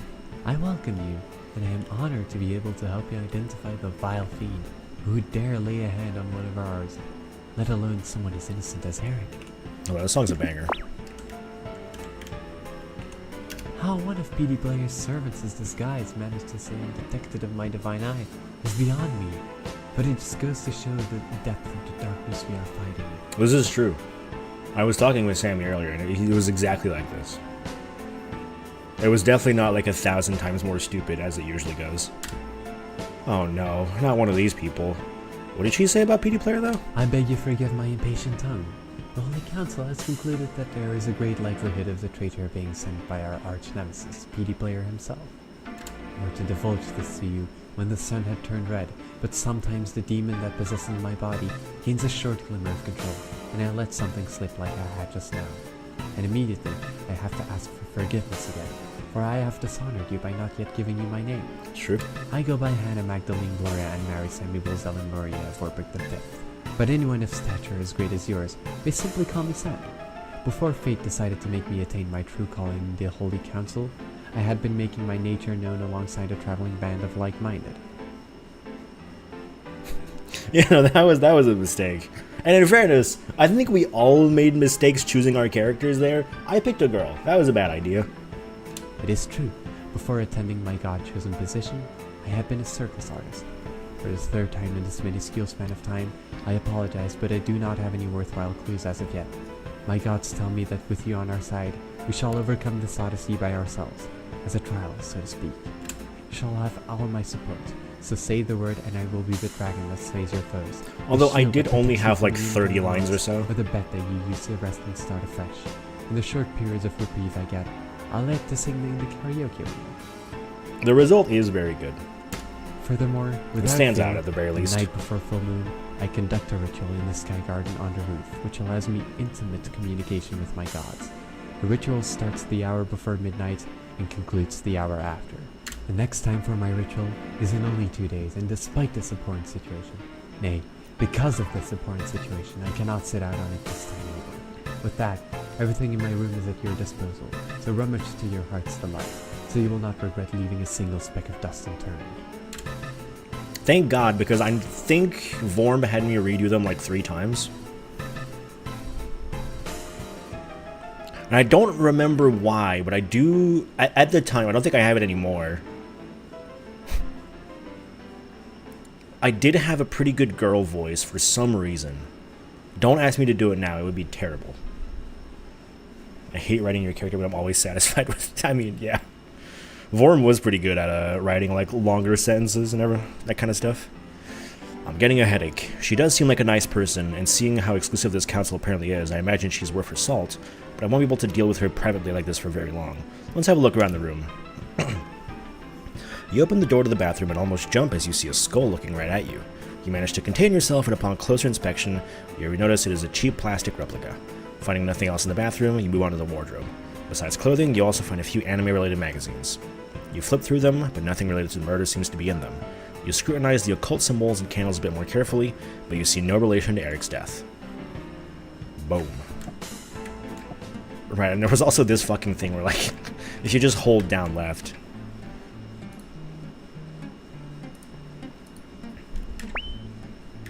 Right, we had clues. We don't have the mansion map yet. Alright, who was this? Oh, right, Kraken also exists. You look around the room but find it rather unimpressive, containing only a bed, wardrobe, and a desk with a computer. You choose to talk to the elderly person in the room before examining the piece more closely. And that's not a dig at Kraka, by the way. I just kind of forgot that Kraka also was in this and didn't just voice act 5 different characters, which is fucking insane. Hey, kitty. I usually be a little more enthusiastic about meeting new people. This whole situation just kind of makes me mad. I'm Cracker. I used to be a construction worker, retired a little before the founding of the council. Saw that big tower, that connected streets, did a whole lot of work on that. Don't think I'm weak just because I'm old either. I'm probably the strongest person in this mansion. If you bet Scullion, the farm girl, she thinks she's the hot shit. She ain't got nothing on me. I've got lots of hobbies nowadays. Working out to stay in shape, flying around in corral in the garden, playing Dota auto chess before Max. That's true. This came out of this was written roughly at the time that Dota auto chess was a thing. Cracker rummages through his wardrobe and comes back to you with a stack of photos. He leans closer to you and whispers. Normally, I would never show this to anyone, but this situation kind of demands it. This is my secret collection. Good shots, don't you think? It is true. It is true. I'd like to think I'm the second best, but I did not get a chance to flex too much in here. You look at the pictures Cracker gave to you and see various indecent photographs of girls. Some of them are basic panty shots, some depict them showering. One of them has a girl that's currently changing. Upon closer inspection, you realize that you recognize these girls as the female members of the Farewell Council. Please don't tell anyone about this. This is important to solve the case. They take it away from me for sure. Cracker goes back to his wardrobe and puts away the stack of photos and comes back to you. So, anything else you want to know? This is straight up criminal. Well, the shots were indeed pretty good. This is how you know this is good visual novel writing. This works. This is like, you wouldn't find this in any visual novel out there. The first thing you find when looking around the room is a box of porn magazines under the bed. You look through them and find it surprising how softcore they are. You move on to the wardrobe, and after painstakingly looking through every section of it, you end up finding another stack of porn magazines in the far back. These ones are much more hardcore, although not to your personal liking. Looking around the rest of the room, you don't find anything else that you think might help with the case. Alright, let's get to the next person. Zoop. Oh yeah, Fick. Fick was also here. Right, it's also my least favorite song in the game, and I won't explain why. As you enter, the room's occupant is sitting on her bed, headphones on, and reading a book. You give her a bit to look around the room, you notice a bookshelf and what looks to be a toolbox. You look back at the girl, but she still has her eyes in her book. Vormanak's voice to you, Horst. She doesn't seem to notice me. We're here. Oh, sorry. Didn't see you. The girl takes off her headphones and looks at you in silence for a couple seconds before you urge her to introduce herself. Introductions. Right. My name's Fiction. This was also Vormanak's, right? Before joining the council, I was... well... I'm surprised Fick didn't do himself. Not the most pleasant thing to talk about. But I wasn't always this well off. Living in a big mansion. I think of all the people that didn't voice themselves, you make the most sense. Every day was about not for any real reason, but for alive fictional reasons. And not getting caught by the cops. The cops aren't really that nice here, but I'm rambling. I've got pretty crafty hands, and I'd like to think I got a good sense of danger. Don't know about that second part though, with what's going on here. No clue who the killer is. Before you got here, we did some investigating too, but nothing concrete came up. She doesn't seem fazed by this situation at all. I'm numb to it, I guess. I've seen a lot of people die. Street life's harsh. There's a lot of people that you would think would have done themselves that did not do themselves in this at all. Next day, you find them dead in a ditch. I don't get attached anymore. I still want to fight the killer, of course. Right. I mentioned my ability to work with my hands. You see the toolbox over there? I use it to repair Kureth, our helicopter, whenever she breaks down. Happens more often than you'd think. Besides council work, you can probably guess, I read and listen to music. Keep to myself. Have trouble trusting people. It just makes sense in the context of how we built the game, yeah. She goes back to reading her book and you decide to look around the room. You go through the bookshelf first and see all sorts of different books. Coming of age dramas is what you see the most of. You also find science fiction, romance, mystery, and other things. You take a look at the toolbox, which is open. It is filled with what you would expect from a toolbox: screws, screwdrivers, nails, a hammer, and similar. Deeper down, you notice a bunch of compartments you do not recognize. Wonder if those are spare parts for In the Karath. toolbox? Yeah. Only small stuff though, for when something minor in the interior breaks, which is most of the time. If it's something more major, we have to order parts, which takes longer and is really annoying, especially for her. Fiction does not look up at you as she says this. You check the wardrobe and bathroom but find nothing of value. You have to ask Fiction to stand up to properly inspect her bed but find nothing of interest. I suppose I'm done here. We can't go further up at the moment. Shout out to just water particles in the fountain. Yeah, let's do tap. The first thing you notice after glancing over the room is a table with pans, pots, knives, and several other kitchen utensils on it. Looking further around the room, you notice a desk with a computer, a bed, a door leading to a bathroom, and a wardrobe in it. As you glance over to the monitor, you notice that a website with a cooking recipe is opened up. Before you have time to look around more closely, the girl in the room addresses you. Yo, I'm Peppers. Don't think there's too much to say about me, really. I'm the de facto cook here. Almost everyone eats my food. The exceptions are Karath, who, you know, doesn't eat food. And Eric, who'd always eat his bananas in his room. Before joining the council, I was a chef at the pretty established restaurant. My food's good, as you will see at dinner later. I wish Eric would have agreed, though. Maybe this wouldn't have happened. I wasn't that close to Eric. Not many of us were, since he always stayed shut up in his room. Don't get me wrong. I'm pretty pissed at Eric's loss, too. I just feel like the anger and fear toward the fucker who killed him outweighs the sadness over the death of someone I've barely talked to. If you don't have anything else you want to know, you can look through my room, though, or whatever it is that you do. So what exactly was this recipe about? You walk up to the computer to look at the recipe more closely and see a detailed explanation of how to cook bœuf bourguignon. Judging it to be above your head, you continue to open the wardrobe and find nothing but clothes. You check out the bathroom but find nothing of interest. The kitchen utensils catch your eye again. I wonder why she has these here. There's no stove or anything in this room, so wouldn't it make sense to just keep them in the kitchen? Oh, these? Yeah, it just feels better to have at least a few of them close to me. I don't cook with them here, of course. Most of my stuff is in the kitchen, but it's just comfortable to have them around. After hearing her explanation, you continue to inspect the room, but nothing else stands out. I guess that's enough for tappers, let's move on. After Kraka, here's Kraka. Yeah, how did you fuck with the text boxes again?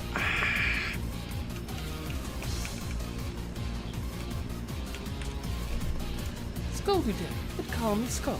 I forgot the last line. Damn it. Before I start the introduction thing, let me make something clear. Not everyone here is as gung-ho about your meddling as our bookkeeper made it seem. We did have a vote. It was one of the better ones for me. I like this one, like the crown one. But don't think everybody's gonna be your friend, alright?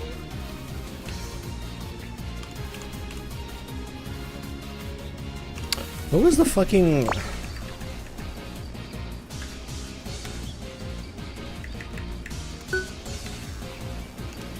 I don't remember what it was.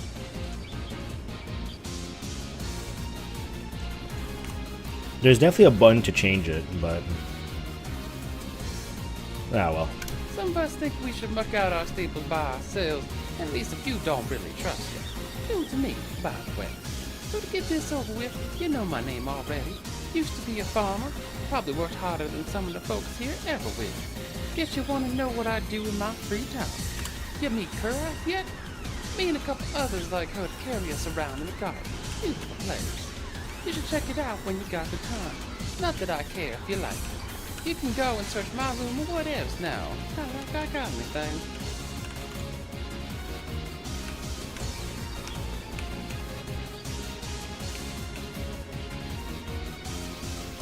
S saves? That was weird. She seems a little hostile. Let's see if there's anything in her room.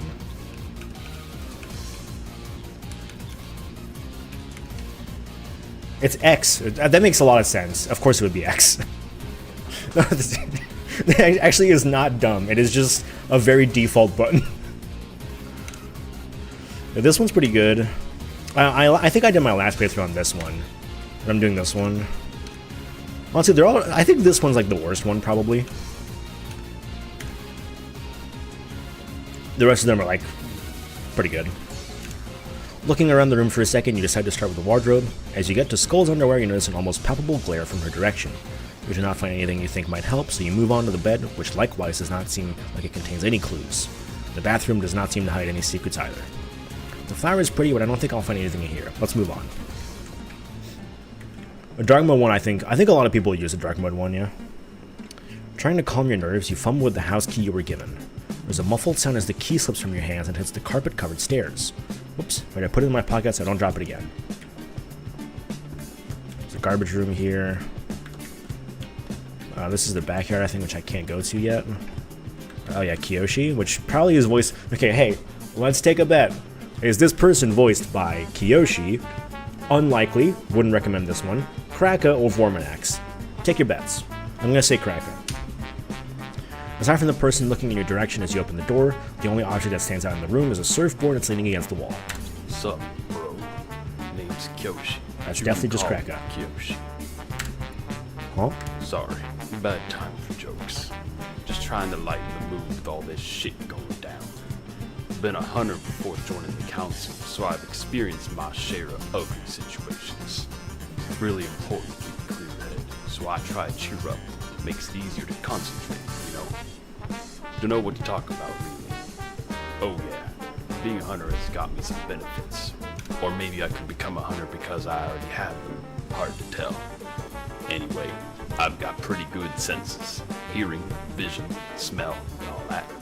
Hard to prove, I guess, but when you went down the stairs... It's true, it is true. Third to last step, you dropped your key. There was some cloth rustling after, so you'd probably put it in a pocket or something. Honestly, it's chills. It's chills. You remind yourself of dropping the key on the stairs, and while you can't remember if it was on the third to last step exactly, it was certainly on the bottom end. I guess he isn't lying about his good hearing. You can probably tell from the surfboard, but I like to go river surfing not far from it. Way back, I used to hunt near an ocean, which is where I picked it up. Not quite the same thing in the river, but it scratches the itch. Can't exactly do that now that we're locked in here, but I've got more important stuff to worry about. What else? Oh right. I'm one of those people that have trouble sleeping on a full moon. Almost certainly awake until around 3 or 4 a.m. or so. Next full moon is 2 days from now. Really hoping we can sort this shit out by then. Truly a disastrous moment of the voice not matching the text. The voice says 2, he says 3. Oh my fucking god. Whatever shall we do?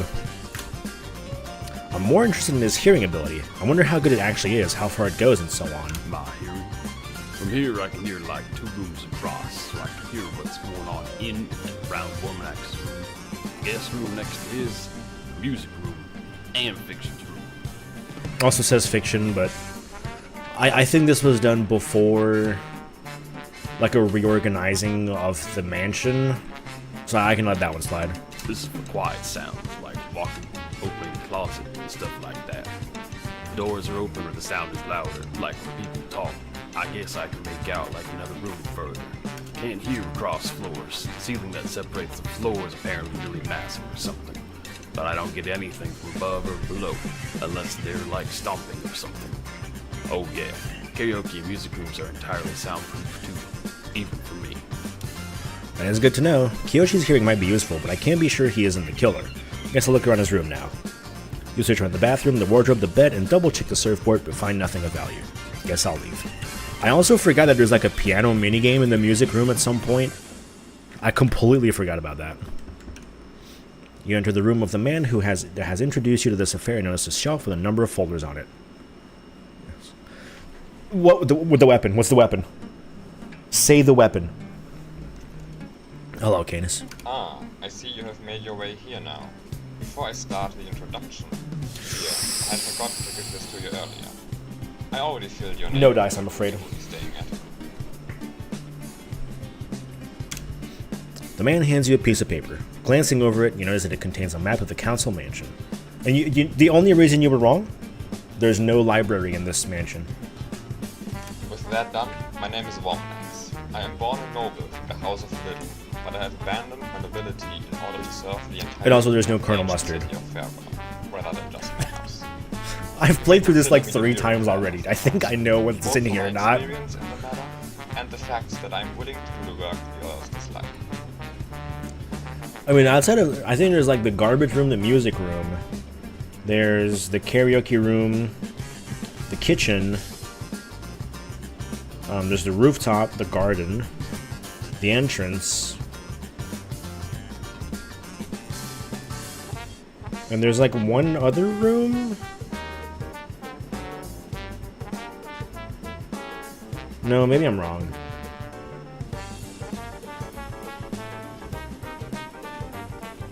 No, I think that's it. And then everything else is just like rooms for the people that actually live here. This is not just supposed to be a slide like the rest of the council, I should mention. Everyone here has their own purpose, but I shall spare you the details. When I am not busy with council work, I enjoy playing Dota auto chess with Crocker. Although it is sometimes difficult to line up our schedules. Feel free to search my room. You begin your search with the folders you noticed upon entering, and find a lot of documents on the various establishments of the city. As you continue looking, you find information on the businesses, infrastructure, and residencies of the city, as well as some statistics on miscellaneous matters. After finishing your tedious search through the files, you move on to the wardrobe but find nothing other than clothes, some of them looking too fancy to wear in public. No, nothing else in the room gets your attention. Alright, time to talk to the next person. Let's also confirm. Alexium, Kraka, Arst. There's the Sky Garden, which is one of the rooms. Karaoke Room 2. Oh, there's the council room. I was forgetting the council room. My bad. Garbage room, music room. There's the garden. Guest room, that's just for you, so that's fine. Yeah, the kitchen. And the dining hall. I forgot that the dining hall is separate from the kitchen.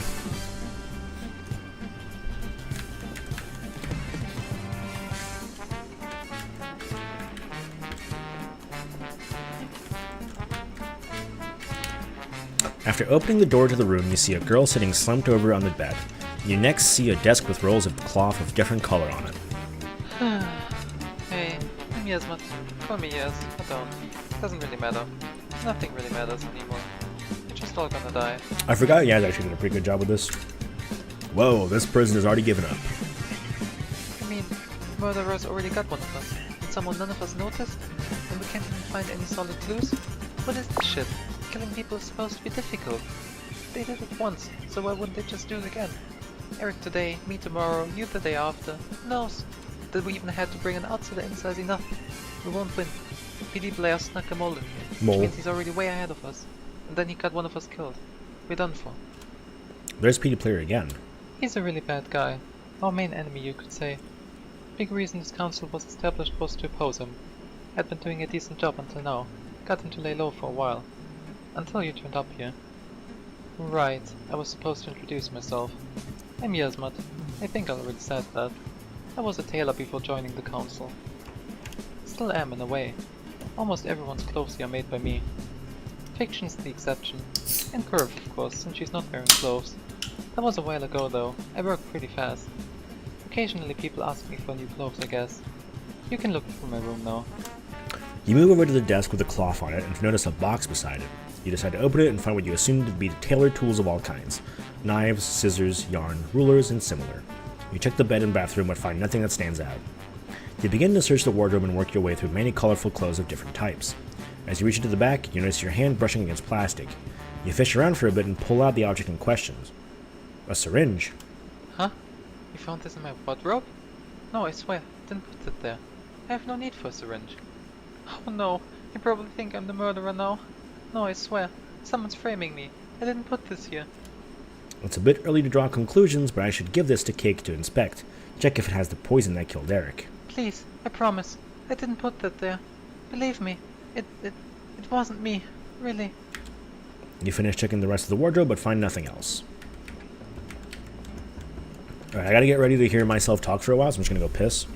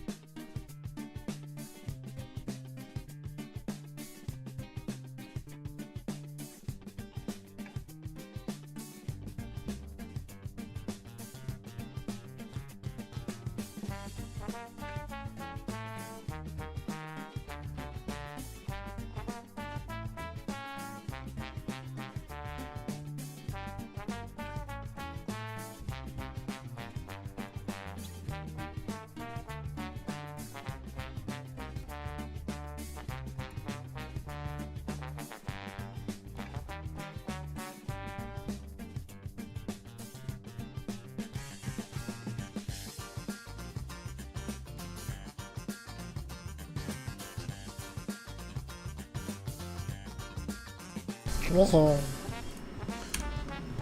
hello? There we go.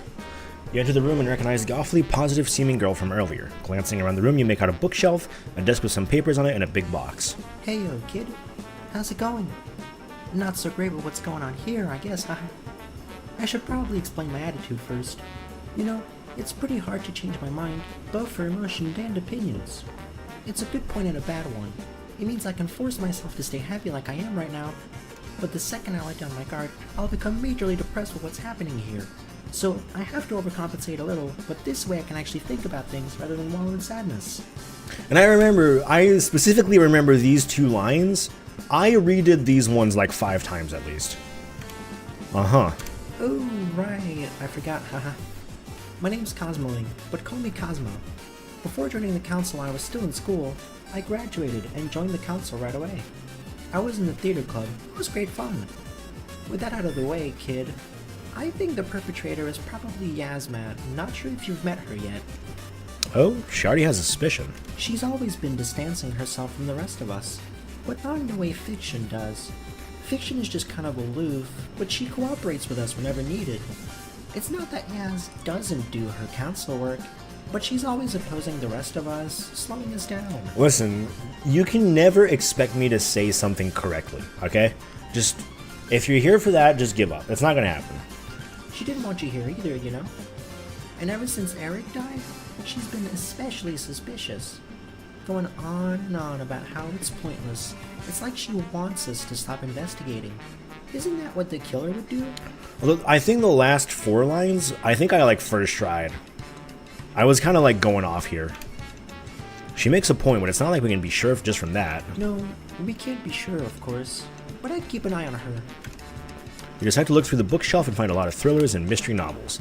Most of the latter seem to be from the golden age of detective fiction.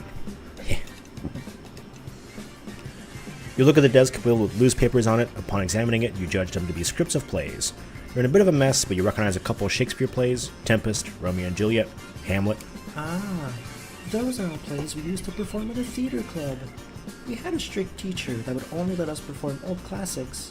Not that I really mind. You continue your search with the big box. It is still realistic-looking replicas, presumably theater props. You notice a pair of handcuffs, but don't pay them much mind as you pick out a knife and realize it has a sharp edge. This one's from Julius Caesar. Watch out, though. It's actually sharp and pointy. One of our helpers messed up and brought an actual knife, but the play was so fun that I decided to keep it. You put the knife back and look through the rest of the room, but make no other unexpected discoveries. Alright, let's go visit the others. Squadala, we are off. Alright, Kane. You entered a tidy room. By the way, it's worth noting most of the OST for this visual novel section is from another visual novel called Hello Goodbye, which I think this was something that me and Vormanax agreed upon. With it has the best visual novel soundtrack of all time, or it's up there at the very least. It is extremely good. The visual novel itself is debatable, but the soundtrack is out of this world. You enter a tidy room with a woman sitting at a computer next to some stacks of paper. Before you have the time to look around more, she speaks to you. Ah, is it my turn now? I am Akane, CEO of Akane Industries, a humble company specialized in producing high-quality coffee and curry. In contrast to the other council members, I still hold my original occupation while working for the council. I'm rather busy because of it, not that I mind. This situation is rather unfortunate, but intriguing at the same time. I actually never watched Bacano. I think I know roughly the vibe of it, but maybe it's not that far off. Hello Goodbye is like a spy thriller sort of deal. Setting the matter of how a traitor made their way into the council aside, I'm a little impressed with how they managed to get this far without any conclusive evidence pointing their way yet. Unless you have found something the rest of us missed, that is. You'll want to look through the documents on the desk. I probably should, because I do really enjoy stuff from that author. Because I did really I never actually finished watching it, but I did really like Durarara. Fate Strange Fake was actually by the same author, and that's excellent. The best piece of Fate, just overall. So yeah, I'm not surprised Bacano would be amazing as well. They contain somewhat confidential information, so I'd appreciate it if you didn't go around and tell people outside this mansion about their contents. I believe that is all I have to say. I'd save a lot of time if everyone had their thoughts organized like her. You begin your search with the documents Akane mentioned. They seem to contain various statistics about Akane Industries and their customers, a list of the employees with their salary, and individual comments on each of them. There are numbers detailing the popularity of each of the products, as well as recipes and information on where to get what ingredients. You scan the many stacks of paper, but nothing seems to be related to the case. You move on to the wardrobe, which is filled with smart blouses and business wear, but nothing seems to catch your attention. Looking through the rest of the room does not seem to reveal anything new either, so you decide to move on. I decide to move on. Before you go, you should know, Arzt is a little deranged, so don't put much value on his words. He lives in a tent in the forest and somehow got his hands on a rather interesting piece of clothing. But I digress. Just don't take him too seriously. Also, shoutouts to Akane now Rin, who redid all of her lines like a year after this was done. It wasn't impressive. Shout out to everyone involved with that. That was like an impressive amount of work, because I think she had like the second most lines or something. Here's Karath. You immediately recognize the helicopter with a human face as you enter the room. You're still not used to this sight, and when it begins to speak. Oh, okay. Sorry that you have to see me like this, but it's hard to lose a friend like this. I forgot. I'm Karath. I'm a helicopter, as you can probably see, but I'm just as much of a person as anyone else here. Basically, I'm a highly advanced AI, and my 1 second.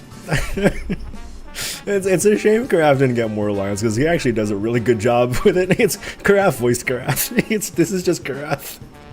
This is partly why it's so funny to me, but it's actually really good.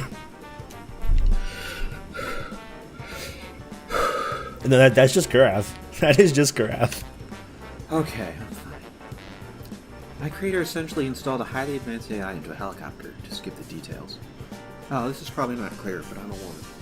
Not really in a biological way, but I feel like it. Really? This is just, for me, this is like super Karath. Without need of a pilot, I'm much better equipped to handle unforeseen situations.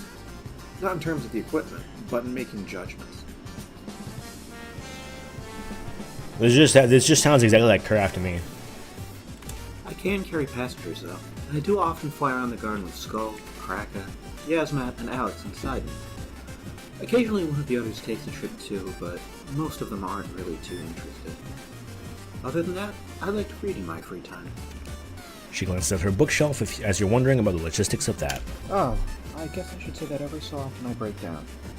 I'm a little older already, and it's hard to find good replacement parts. When that does happen, Fiction is so nice as to repair me. She also gives me routine checkups sometimes. I guess that's all I have to say. There's not much to inspect in this room, but you first move over to the gray canisters you spot in the corner of the room. I suppose those are probably fuel. Ah, yeah, I do use normal helicopter fuel, even if I'm not a normal helicopter in many other ways. You look through the bookshelf and find a lot of fantasy and science fiction novels. With the occasional mystery mixed in, you find nothing else in the room. Guess I'll leave her alone for now. Alright, I've talked to everyone other than the 4 that stay behind. I should talk to Cake first and ask him about the syringe I found in Yasmat's room.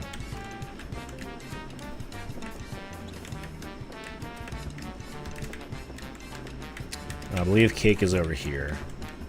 Yep. You enter the room with the supposed chemist and immediately take in various things you guess to be chemistry tools. Good timing. I just finished checking the rest of Eric's bananas, but they didn't contain any sodium cyanide. We should keep the discussion of that until later, when everyone is present though. I've already introduced myself, but I'm Cake, and I used to be a researcher before joining the council. Chemistry is still a passion of mine, so I still do it as a hobby now, even if I can't exactly call this room a proper laboratory. I ask you to be careful when you search through my equipment, both for your safety and so that you don't break anything. The transparent container on the side there contains a little pet project of mine. Should probably redo my hair, it's kind of falling apart. It is filled with extremely corrosive acid, which is why the container isn't exactly glass, as the acid would eat through that rather quickly. Let's not get into details here though. You take a closer look at the container and see a bar noting the volume of the content. It is currently at 7,500 milliliters. You decide that this is a good time to bring up the syringe you found in Yasmat's room. Huh? You found this in Yasmat's room? You should elaborate on the details in the meeting later, but I will take a look at this. If this does have sodium cyanide on it, then we might have a major clue in our hands. That's great. Good find, kid. I'll get to work on it as soon as you're done here. I'll have the results by the time we all get together. Taking that as your cue, you decide to look around the room. Cake's wardrobe has a few lab coats among his normal clothing, but rummaging through it does not reveal any new clues. You carefully look through the chemical equipment, but you cannot make heads or tails of it. You glance back at the transparent tank with the acid in it and fight off the momentary urge to open it and dip your hand in the acid. Going back to look through the rest of the room does not lead you to anything else of interest. I'll talk to the other three now. I believe most of them are here. Yeah, Trelexium is here. The first thing your eyes fall on upon entering this person's room is a glass case which seems to hold some ancient-looking artifacts. You shift your view to the room's occupant, which begins to talk to you. Hey there, I'm Trelexium, but call me Alex. Give me a second to collect myself. Not that easy to bury someone you do a couple hours after finding out they're dead. It's a weird urge, I gotta say. That's understandable. Alright, I'm fine. I'm a bit like fiction in that I didn't exactly hold the most reputable occupation before joining the council.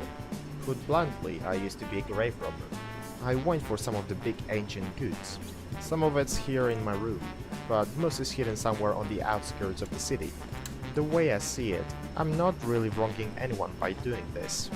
The people I'm robbing are long dead, and it's not like they got any relatives or friends left to care either. Not everyone agrees with that logic, but apparently it's not so bad that I couldn't become a council member. Honestly, I'm regret not choosing to be the ferret that's my avatar most of the time, instead of picking the anime girl. The ferret would have been like a way more interesting character. Nowadays, I've been holding back on this. Haven't dug up anything since joining. Have to keep up appearances and all that. Not that I've had the time for a long expedition either. You might have heard about this from her already, but I like to take rides in Kureth around the garden sometimes. Otherwise, I'll play video games in my spare time, I guess.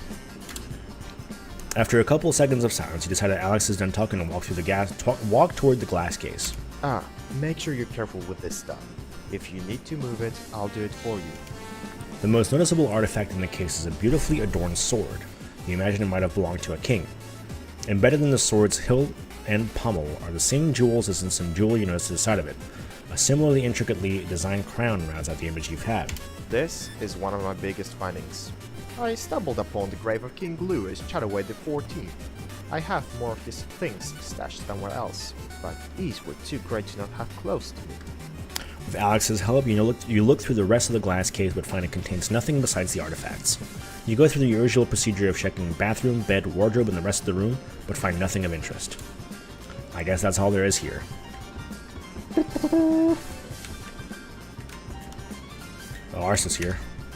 The room you enter appears to be a guest room, as it lacks any sort of decoration or personalization. You remember the others saying this person is not part of the council and just happened to stumble into the mansion at an inopportune time. Yahar, matey. I'm Captain Ars. I'm a pirate who have been looking for some booty. Ha ha ha. I don't know nothing about no murder. Let's look through this room, I guess. You don't expect to find anything in the guest room, and that suspicion is confirmed after a thorough search. Keurig room is still barred off.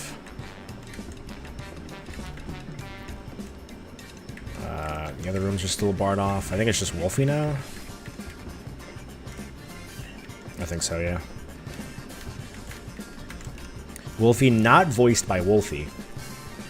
Entering the room with a person whose name you've gathered to be Wolfie, you look around the now familiar layout. You notice some medical supplies on a corner of the table before Wolfie addresses you.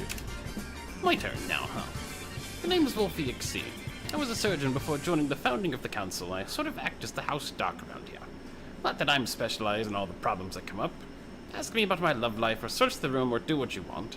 And after you're done, I've got a few more things to tell you. As there are no immediate questions you would like to ask Wolfie, you set out to explore his room. You look into his wardrobe expecting to find white coats fitting your image of a hospital doctor, but you are disappointed when you only find normal clothing. Moving on from the wardrobe, you approach the table with the medical supplies you noted earlier. The first object catching your eye is a box with several thin metal objects.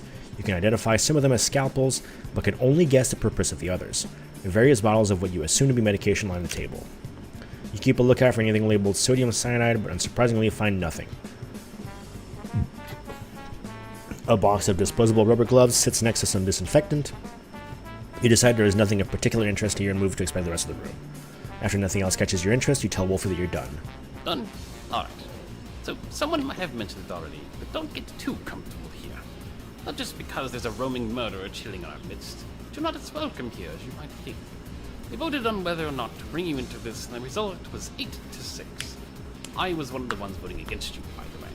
We voted anonymously, but I'll bring that up again in a bit. I bet you had a lot less than 6 people openly oppose you. No surprise, really. Now that deed's done, everyone's got to do their best to impress the detective or whatever the hell you think you are here. I want to say what the others are thinking. Fuck you. You're an outsider, you haven't been in this city for a week, now you're trying to be the big shot. A knight in shining armor who swings by to solve the crisis of the city, rescue the helpless good guys, and kick their lifelong enemies' ass. Fuck off. This is our fight. We can fight it just fine without your intervention. Just by you being here, everything is stalled. Everyone's trying to be more careful not letting anything on. And we can't just beat each other's throats for a while until we find the killer and punch his face. Not for your intrusion, we'd be able to handle this by tomorrow. But now, the killer's got a bunch of time to get rid of potential evidence, possibly plant some, get their bearings, maybe even plan another murder. More importantly than all this, you don't have the right to the satisfaction of finding the killer. This is our prey. My prey. You're trying to take it away from us. The bastard is one of the people who lived with us for a year, was vetted to be loyal by us, fooled us, and murdered one of our people. This was supposed to be our revenge, our show of strength to PD Claire, but now, with you in the mix, everything falls apart. This is why I hate you. But you know what? There's a person here I hate even more than you, so I'll let you in on an open secret. Taproos hinted at it, but she probably didn't want to say more to not come off as suspicious. You should trust Womanex only as far as you can throw him, and given that you don't look like you could even pick him up, that's not very far. Womanex is sucking up to you, making it seem like he's extending his every effort to help you out. Make sure you get to everything you need. He'd probably give you a back massage if you asked. It's because he thinks you're useful to him right this moment. I mentioned that we voted anonymously, but I stuck a peek over his shoulder as he was writing down his vote. I always keep an eye on him when I can. You probably guessed it by now, but he voted against you. Now surely that's not enough for me to accuse him so much, especially after my earlier tirade, right? Womanex is a slimy creep. Ends before means. He probably told you he's from a noble family. Liddell, was it? Been wandering around the city for a while now. Did you ever hear anything about the House of Liddell? I did not, but I thought they were in a different city. Is he saying they are here? They were here. When Womanex left, he made sure to completely eradicate his entire lineage. He killed them? Figuratively speaking. Monetary and political ruin. He pulled some strings he still had access to. Apparently had been setting things up for a decade. He went further and made sure they could never bounce back. They couldn't own any real property, couldn't employ people, couldn't have too much capital. Last I heard, his family was begging on the streets. Don't know what happened to them since. Not just his parents and siblings either. He severed any branches on the big family tree while he was at it. Saw to silencing any employees who might become a problem. Now, I have to at least pretend to be impartial here. The flip side of this story is that he's from a family of tyrants. They weren't quite as bad as PD Player, but were more influential in some ways. The city suffered under them a lot. Unreasonable taxes, venom abductions, human trafficking if you couldn't meet their demands. The city's much better off after the stunt he pulled, so I can't exactly label him a bad guy. He wouldn't be on the council otherwise. But he hasn't changed his ways. He thinks something is for the greater good. He won't stop to sacrifice anyone or anything to see to the goal. Worse, keep secrets. I only know of so many instances of him doing this. Never once have they been discussed between us. We've never reached decisions like this as a council. They let us know of his personality, which is why they keep a distance, but he's useful. The council needs him, and he knows it. I'm not saying that he's the murderer, or even that I'm suspicious of him. But you're on his bad side already. He thinks sacrificing you will help him find the killer. He won't bat an eye or ask the rest of us. That's it. Do with that whatever you will. And I believe that's more lines than I had as a character, just right there. Well, that was intense, and maybe a bit risky, but I should ask Vormanax for confirmation of the story. I'll finish talking to everyone first. I was planning on looking around the other rooms now, but I should ask Vormanax about Wolfie's allegations for now. Your retell Wolfie's description of Vormanax. This is also from Hello Goodbye, by the way. As closely as you can remember, leaving out the profanities and who you got that information from. After you're done, you ask him how much of that is true. That sounds like you got it from Wolfie, did you not? You said that the person saw me writing down my vote, so there are only a few options, and he certainly seems like the most likely one. Regardless, nothing you said is outrage. False. But I would describe it as a distortion of the truth. It is true that I have brought down the House of Little, but I have done it with entirely legal means. It is true that some of my methods were in an ethical grey area, but I think myself justified in applying them if it meant I could rid the city of its tyrannical rulers. You also mentioned some side projects that I do not discuss with the Council. They are no different from Ekane's company or Cake's chemistry research. I make no use of the Council's authority or resources to enact them, so I see no need to justify myself. All I strive to do is to better the city, through the Council or through personal means. The last point you've brought up is whether or not I am truly on your side. In a way, it is like Wolfie said. I am on your side as long as you are useful. That is an overly crude way of putting it, however. I would not try to harm you, even if you ended up being unessential in the solving of this murder. And as long as I have no probable cause to believe you have sided with the murderer, I will continue to offer my best assistance to solve the case. Then why has he voted against me coming here? Because it complicates things, slows them down. I imagine Wolfie gave you a whole spiel about it. The difference between Wolfie and I is that I am able to adapt to the situation. The vote was held, and you are here now, so we should aim to do what we can in this situation. I judged that the best course of action was to help you get up to speed and to solve this case as quickly as possible. As far as that goes, I am entirely on your side. That is the truth. Honestly, like, I'm reading it again, and I'm like, damn, this was actually like a pretty good visual novel. Like, it actually is pretty good. The characters are well written, like, there's like good dynamics between some characters right off the bat. It gets into the meat of things a little too quickly for me, but like, it still is actually like really good.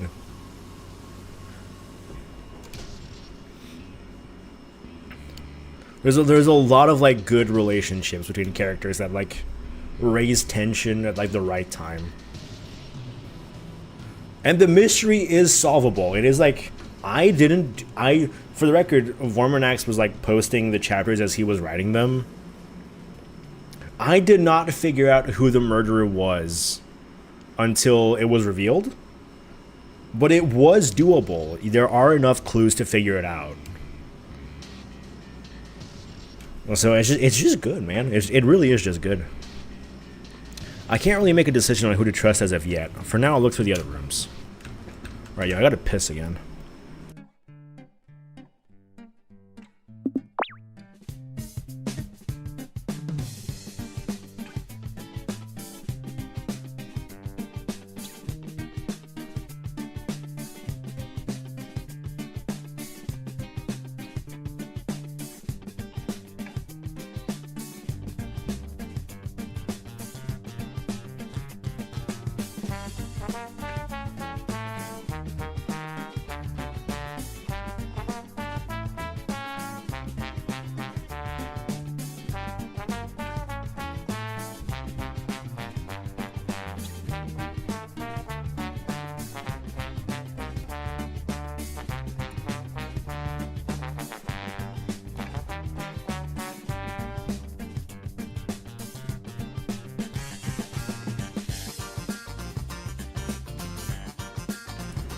Cat Jam.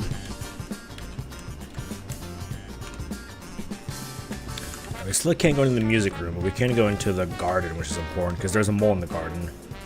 You step out into the garden, but find the air less fresh than you expected. Another song from Hello Goodbye, by the way. I think most of the songs in here are from Hello Goodbye. Looking up, you notice that the entire garden is contained in a big glass cage.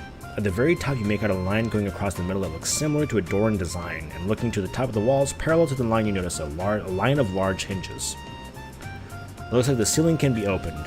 They probably close it off to make sure nobody can escape. The garden seems to cover even more ground than the mansion itself, so you take your time to go around it and look at everything. The outstanding features are a couple benches, trees, and a pond, but you find nothing else of interest. Given the size of this garden, I can't be entirely sure I didn't miss anything here, but I don't want to spend all day looking for nothing. Yeah, I believe there's actually only one player choice. Which, you know, I think was like a measured decision by Vorm. I do really like visual novels. It's a personal preference as well. I love visual novels with player input. Because player input really serves a lot for self-inserting. I don't necessarily think that that was necessary here, but I do think it would have been nice to have some more options. But again, I think that's a personal preference, and that wasn't really the style he was going for, so it's totally fine for me. This is the garbage room. Oh, this is the council room. This is where we'll be talking about the case once I'm done looking around. Your eyes wander around the room and catch sight of the large table in the middle, surrounded by what you count to be 16 chairs. You spot a shelf with folders on it and make your way over to them. Looking through them, you find documents about the city, similar to the ones in Vormanax's room. There doesn't need to be much here, let's move on. Oh, true, yeah, evidence presenting. Yeah, you do not do that many times, that's true. Yeah. Well, it's also like, it's also a lot harder to write choices, because then you have to write like several different outcomes possible depending on the choice. So it's a lot more complicated on top of not necessarily being a thing. Although Vormanax did really enjoy Furiraba, which that was a thing that I shared with him, which is probably the most like choice-heavy visual novel of all time. But it does it really well. So, but I totally get like why he wouldn't want to do it. It's a lot of effort. The music room's open now. Okay, can we go to the piano? You enter a decently sized room and notice a lot of instruments, as well as some shelves and drawers. You inspect the instruments, but avoid touching them as to not break anything. You move on to the shelves and find the various music accessories like guitar picks, violin bows, and similar. I guess it's all fine here.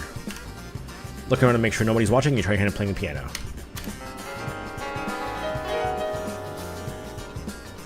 I hope nobody heard that. Alright, here we go. Piano minigame.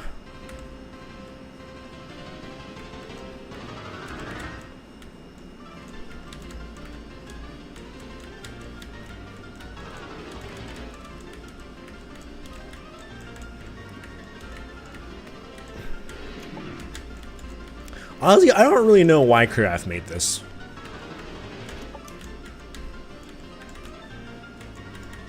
Go check out the dev commentary on his Twitch channel if you want to know, I guess. I forgot.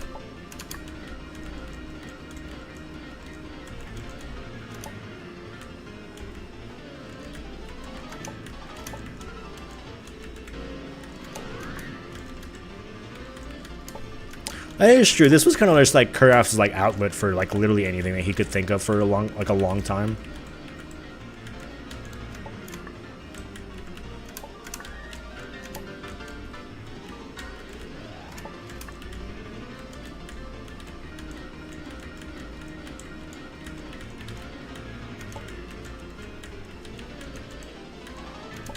And thankfully he's a very creative man, so we got very good things out of it.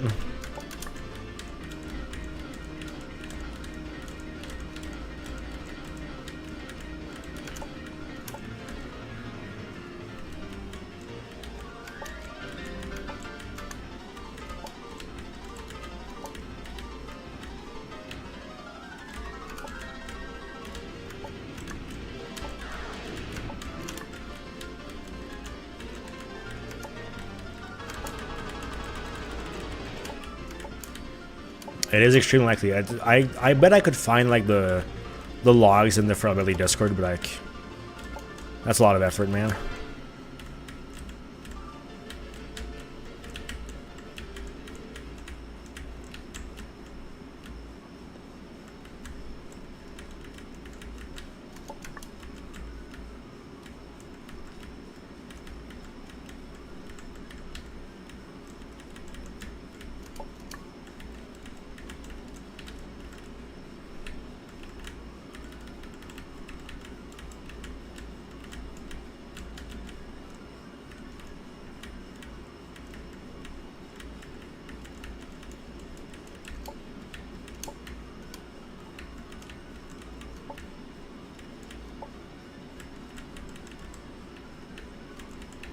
Actually getting the score here was like pretty hard if I remember correctly.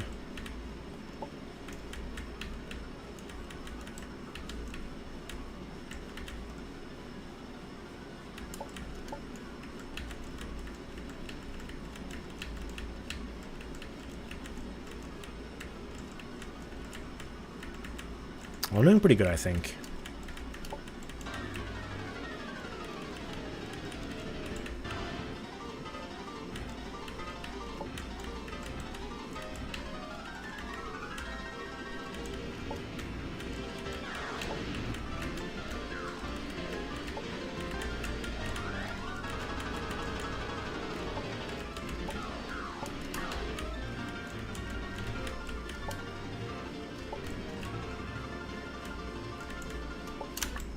Yeah, I didn't make it.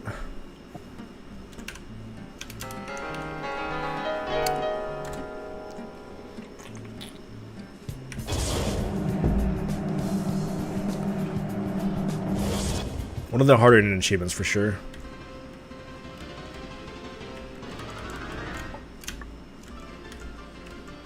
You know, like put you on the ball for this.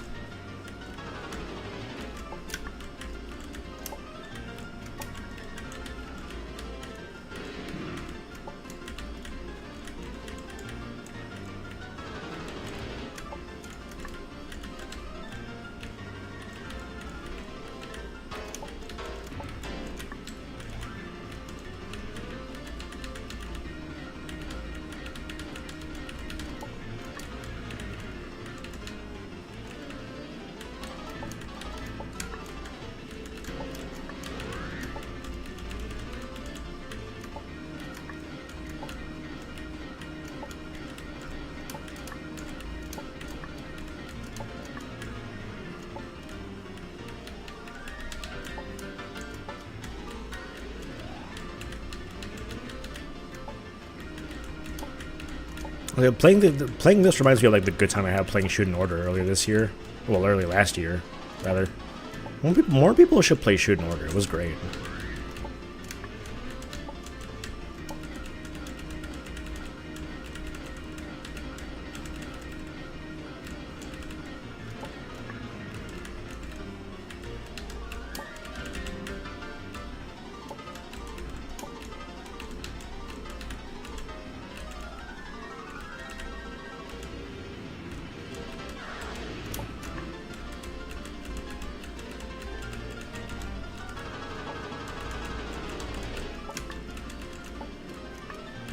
No, well, I guess I can't speak for the populace as a whole, but I played it and had a really good time playing it. And the only other person I know that has played it also had a really good time with it. So, do with that as you will. I know I really liked it, personally.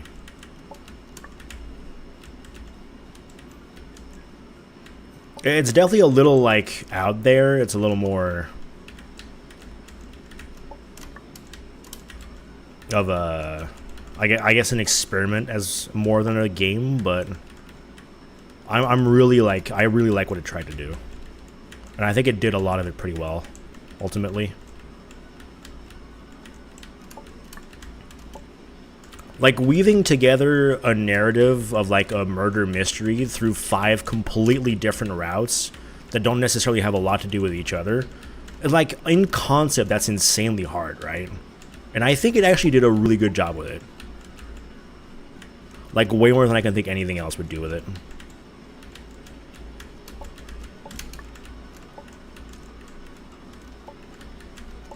It was definitely very cool. I touched the red there, that was bad.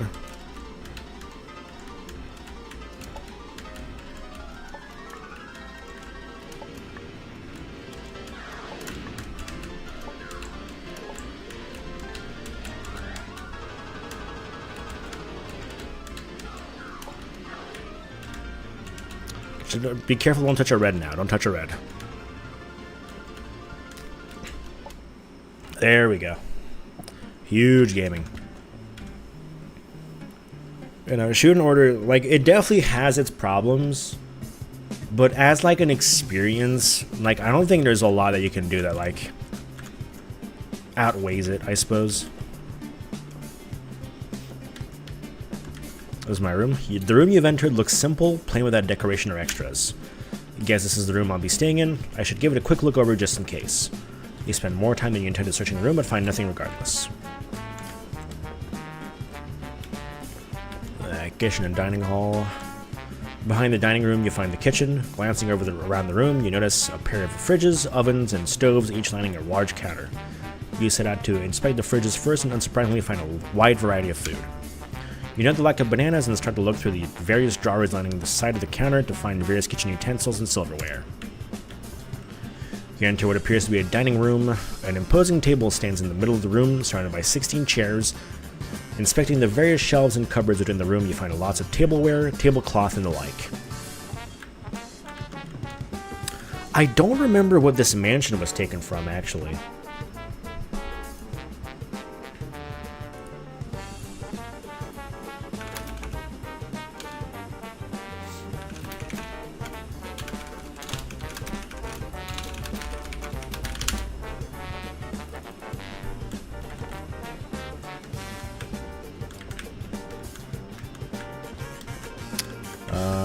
Did I go here? Oh yeah, the garbage room is here. Ugh, what a putrid stench. Well, let me also...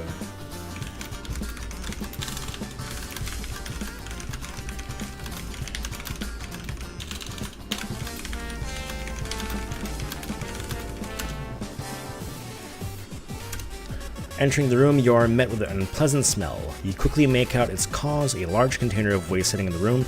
You resist the brief temptation to dumpster dive and instead look through the rest of the room. Next to the waste container is another container with various paper, plastic, packagings, and similar inside. On the other side of the room, you'll see a large stack of cardboard boxes.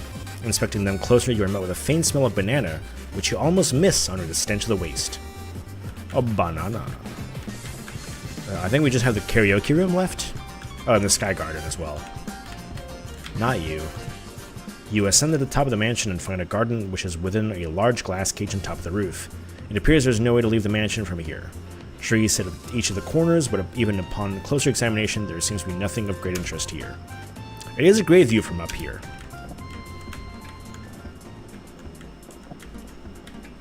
And the karaoke room which is here. You suddenly find yourself in an entirely different world from before. The room you have entered does not match the aesthetics of the rest of the mansion whatsoever. Kiyoshi has mentioned the karaoke room before, but seeing it for myself after being in this mansion for a while is quite the shock. You inspect the karaoke station consisting of a large TV and speakers, but find nothing out of the ordinary. Nothing else in the room catches your interest either. I guess I'm done checking out the mansion. Vormanak said to come to the conference room after, so I guess I'll do that. Squadala, we are off. I see everyone is present, so let us begin to discuss what we have gathered. Does anyone want to begin? Now this is great because I get to sit back and do nothing for 30 minutes. It's probably Yaz. She's been suspicious ever since joining, and it got even worse today. What? No, I'm not. Cake said he'd take a look at the syringe before the conference. You glance over at Cake and he gives you a short nod. Before we start throwing around accusations, I have something to report. When Kid came over to my room, he gave me a syringe he said he found in Yasmat's room. So, I checked if it contained any sodium cyanide. It wasn't me. Someone's framing me. Really. Believe me. One thing at a time, please. First off, Kid, do you confirm what Cake is saying? Yes. Good. Now, Cake, you said you checked the syringe for the poison that was used to kill Eric. What was your result? The syringe did, in fact, contain some residual sodium cyanide. See? I told you. Yaz is the killer. God, no. Please believe me. I didn't do it. I could never kill someone. The killer must have put it there. Kid, you said you found it in Yasmat's room. Where exactly was it? You'll lay out the details of how you found it in the deep ends of Yasmat's wardrobe to the rest of the group. Yaz is probably right. It seems very unlikely that the killer would just hide the murder weapon in their own room, especially since this was a poisoning, and the perpetrator should have had plenty of time to dispose of it somehow. What? You believe her? We have crystal clear evidence right here, and you're gonna let her go? No, I agree with Tapras. For now, we should suspend our suspicion of Yasmat and talk about how the murder happened. We know he got killed with poison, so you were asking about how the murderer poisoned the food? Well, Tapras, as our local chef, would have easiest access to the ingredients. He could easily inject the poison while cooking and control to get This the poison fucking slowly. bun this is bothering me. I'm gonna redo my hair. Hold on. It really bothers me when it gets loose. And it's definitely very loose right now. You notice Vormonax looking at you intently as he says this. Even after he finishes speaking, his eyes rest on you with a hard gaze. If anyone else poisoned the ingredients, they would risk Tapras noticing the tampering, and perhaps risk ending up with a sodium cyanide meal themselves. So the most obvious subject here would be her. Am I mistaken?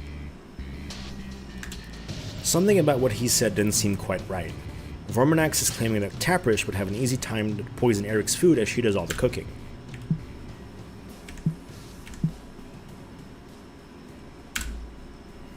No. Eric would never eat Taprish's food. Taprish said so herself, and this is supported by the massive amount of bananas in his room, so the argument that Taprish would have poisoned the food while cooking doesn't work. Wolfie and Cake even already told us that the poison was also food in the half-eaten banana next to him. You see a light smile spread across Vormonax's lips after hearing your Oh, explanations. but of course. How embarrassing of me to miss such an important detail, despite having lived with her for over a year. You are entirely correct, and I retract my statement. Slimy bastard. You see Wolfie turning away his head in an exaggerated motion. Enough with the head games. You got anything to actually lead us anywhere, or do you just want to keep it yapping? We know that one of Eric's many bananas was poisoned. So how did the murderer get the poison into the banana? I mean, the most obvious idea would be that the killer snuck into Eric's room and just injected the poison. But, you know. Indeed, Eric only ever leaves his room for the council, when all of us are together. He also had an extremely light sleep, so they couldn't have snuck in at night. To give you an image of this, kid, if you so much as walked around in the hallways at night, he would complain the next morning. That includes me, and I'd like to think there you go. I'm a That lot feels better better. at walking quietly than the others here. Except maybe Kiyoshi. He always complained about me too, man. On that note, sorry you guys. You hear some sighs going around the room as Cake stands up and heads for the door. Akan turns a few pages in her notepad and writes something down. Huh? What's going on here exactly? Cake's got a massively weak bladder. Has to relieve himself every hour or so, and there's almost no conference we don't have dinner because of it. I would have to look at the rest of my data, but I believe there have only been around 4 conferences that went without a break. Dude needs forever to take a piss, too. I believe his average time is somewhere around 4 minutes. And this chick's even weirder. She notes down all the exact 20 times. You can never be in possession of too much information. As Akan looks up from her notes, her eyebrows crease just a bit. Perhaps development of this sort was inevitable. Taking positions as self-appointed rulers put a big target on our heads. PD player took the shape of the sword of Damocles, precariously suspended over our heads. The traitor, then, would be acting as the horse's tail hair, the string keeping the sword afloat. They were seemingly on our side, but they were the catalyst that allowed the blade to fall. The killer will ultimately lose their life in the process, just like the string snapping. But their goal will be accomplished. We thought we prepared for this, that we took precautions, but we were only looking forwards. Thinking we were at the top, we were blind to what was above us. Akan's words seem to drive home the gloom of the situation, as no one offers a retort. After a while of silence, Kick returns. 3 minutes, 49 seconds. So, if we exclude the possibility that the banana was poisoned inside his room while Eric was also inside, that leaves us with 2 possibilities. Either it was poisoned while he was outside his room, so during a conference, or it was poisoned before it entered his room. Naturally, the former of those puts me in the spotlight, as I'm the only one who leaves this room during conferences. I don't really have much else to say other than that I didn't do it. Well, we can at least take some precautions. Formonax, when did the banana box before the previous one arrive? I will check my records to see if Cake took an unnaturally long time once since then. There's always some overlap between a box arriving and Eric finishing the previous one, so that seems like the best course of action.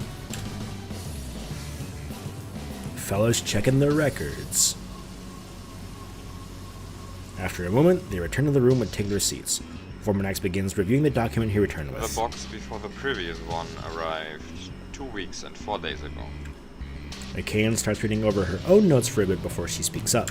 No irregularity since then, even when going back a few weeks. But Cake's room is very close to Eric's, so if he already had the poison with him, he could have done it without much extra delay. To elaborate on what Alex is saying, I always go to the bathroom in my own room, hopefully to no surprise. Do we have to accuse each other like this? I know we have to find the killer, but we shouldn't suspect ourselves until we know more. The gods care not for our internal conflict. They expect us to bring down the light of justice onto the darkness that has invaded us. No longer shall we stall. We have to find our adversary. Unless someone has something specific to say about Cake's suspicion, I suggest we move on to the second possibility. We shall revisit Cake's case based on what we figure out there. A couple seconds of silence indicate that nobody has any objections. Alright, Cake, you're kind of on the cutting board here, so why don't you start us off? Right. We order Eric's bananas from Banana Apple Incorporated. We should probably start with the bananas being picked up from the trees. We have vetted the company with exceeding care, like everyone we make use of. For now we should assume that Banana Apple Inc. is not under PD players' control. We had similar trust in our members, so this may need to be revisited in the future if necessary. After the bananas are picked up, they are very carefully and individually inspected for any damage to them. If at this point someone had used the syringe to inject the poison, the tiny hole in the banana would have been seen and they would have thrown it out. That is, assuming a physical mark like that was left. Carrying on, the bananas are packed in special preservation containers, which are especially useful for the shipping, to make sure no bananas get mushed. As the van carrying the containers arrives at the client's residence, our mansion in this case, they repack the bananas in simpler cardboard boxes. During the repacking, they check each banana individually again and dispose of any with visible damages. Once again, if there had been any poison injected in a way that left a mark at this point, it would not have made it all the way to us. After the box has been packed, even the box itself is checked for any damages, and is only delivered to the client in pristine condition. This entire ordeal is why we were spending more money on Eric's bananas than on the rest of our food combined. It is rather useful now, however. And just like Cake, I will now go piss.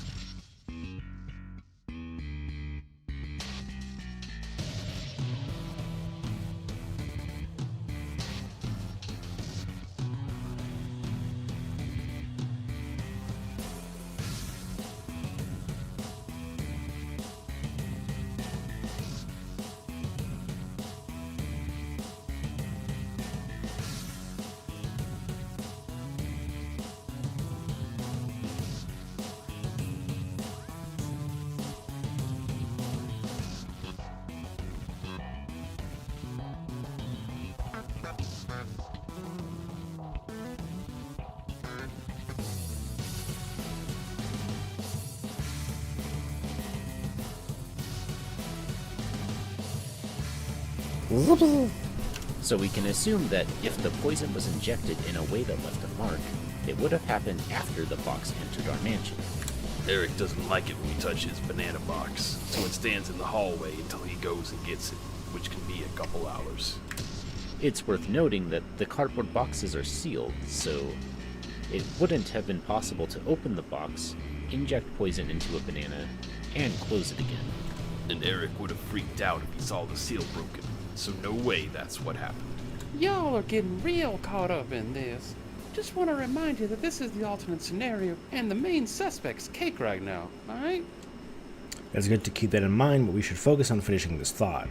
To summarize, any foul play that would have left a mark on the banana had to have happened after Eric's banana box entered the mansion. The box made out of this cardboard could not have been opened after entering the mansion. It would then sit there for potentially a couple hours until Eric went to pick it up. So if we assume a mark was left, the poison must have gone through the cardboard without opening it. I should ask him if Eric controlled the box as meticulously as the company did. A few seconds pass by without anyone answering your question. Well, it's not like we're usually watching when he's opening the box, you know. Given that he's never flipped out on us before, though, probably not. Yeah, I would imagine there's been at least one case of the box getting some smudge on it before you went to get it. So yeah, probably not.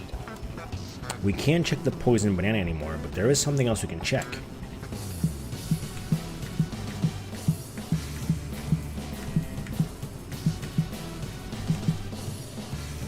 The boxes. There were cardboard boxes with the banana spell in the garbage room. Presumably the boxes Eric's bananas come in. If the killer injected the poison through the box, there should still be a mark there so we can investigate it. Right then, let's go and check it. I suggest Kid will check it as our neutral party. That's... fine.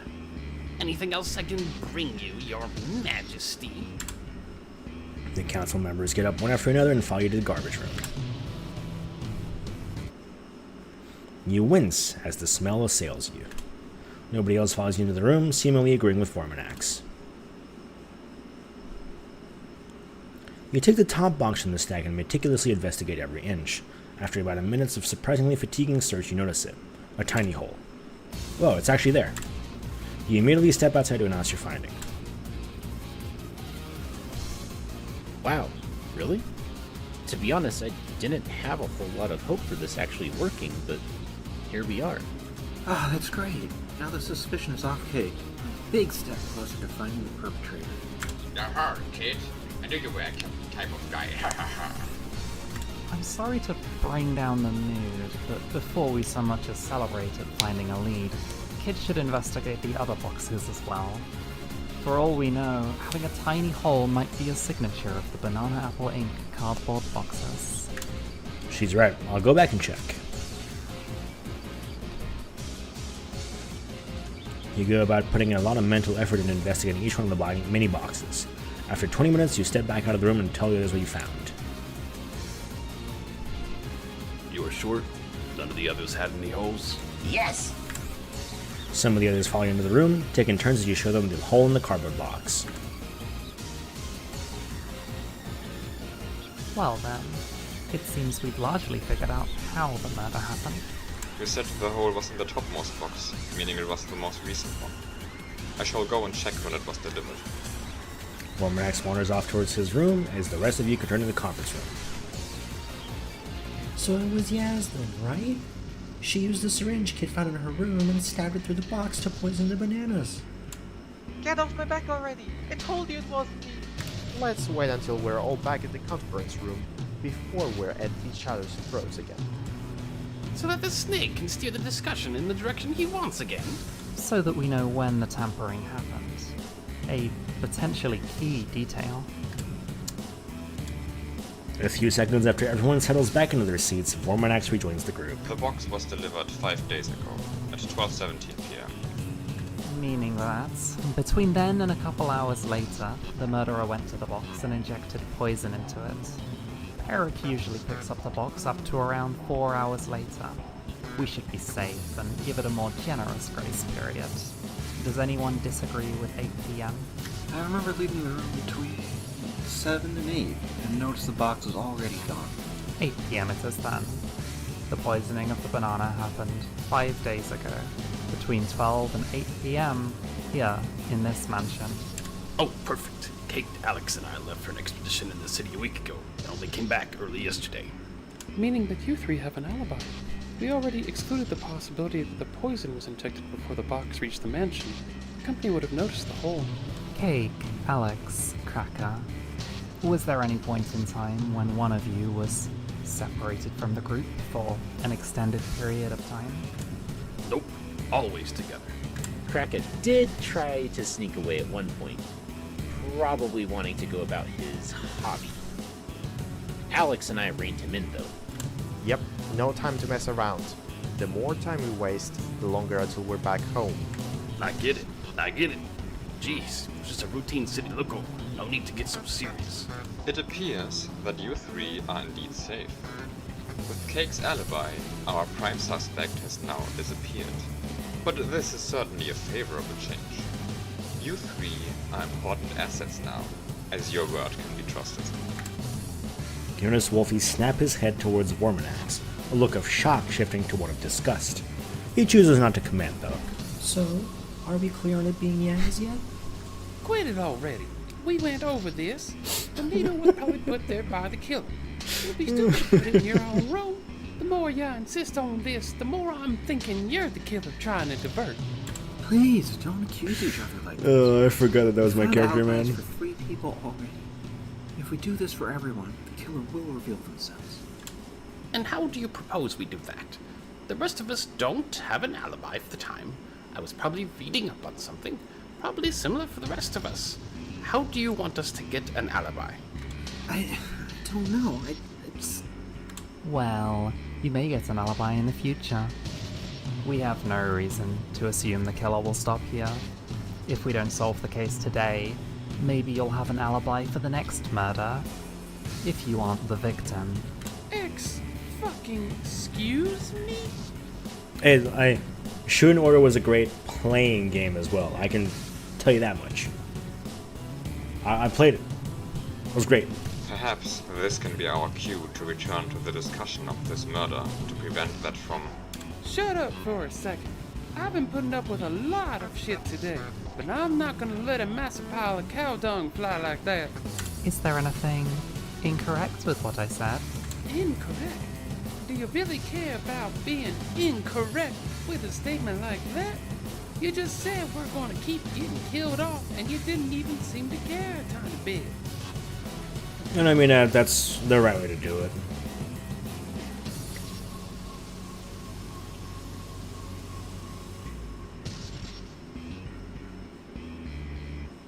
Well, I would have. Especially because preferred each we route could is like resolve this completely today. different from each other. But if we cannot, then we need to know what to do going forward. At times it does feel like playing a couple different games, so...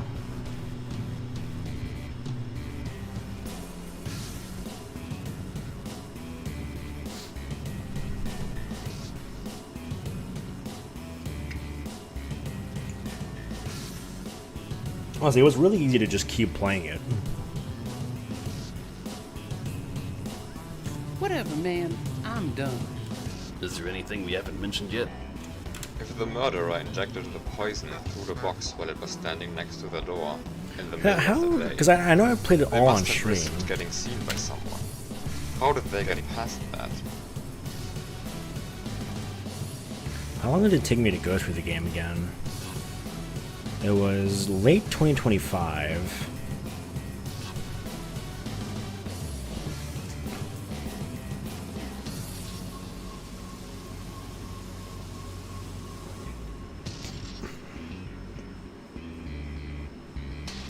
So this must have been the first stream? September 5th. And then, you know, a little bit of Silk Song of this, because it came out, I think, on the same day as Silk Song, which was fucked up. And then I plowed through Silk Song. And then I basically played Shoot and Order, like, almost every single day. Until...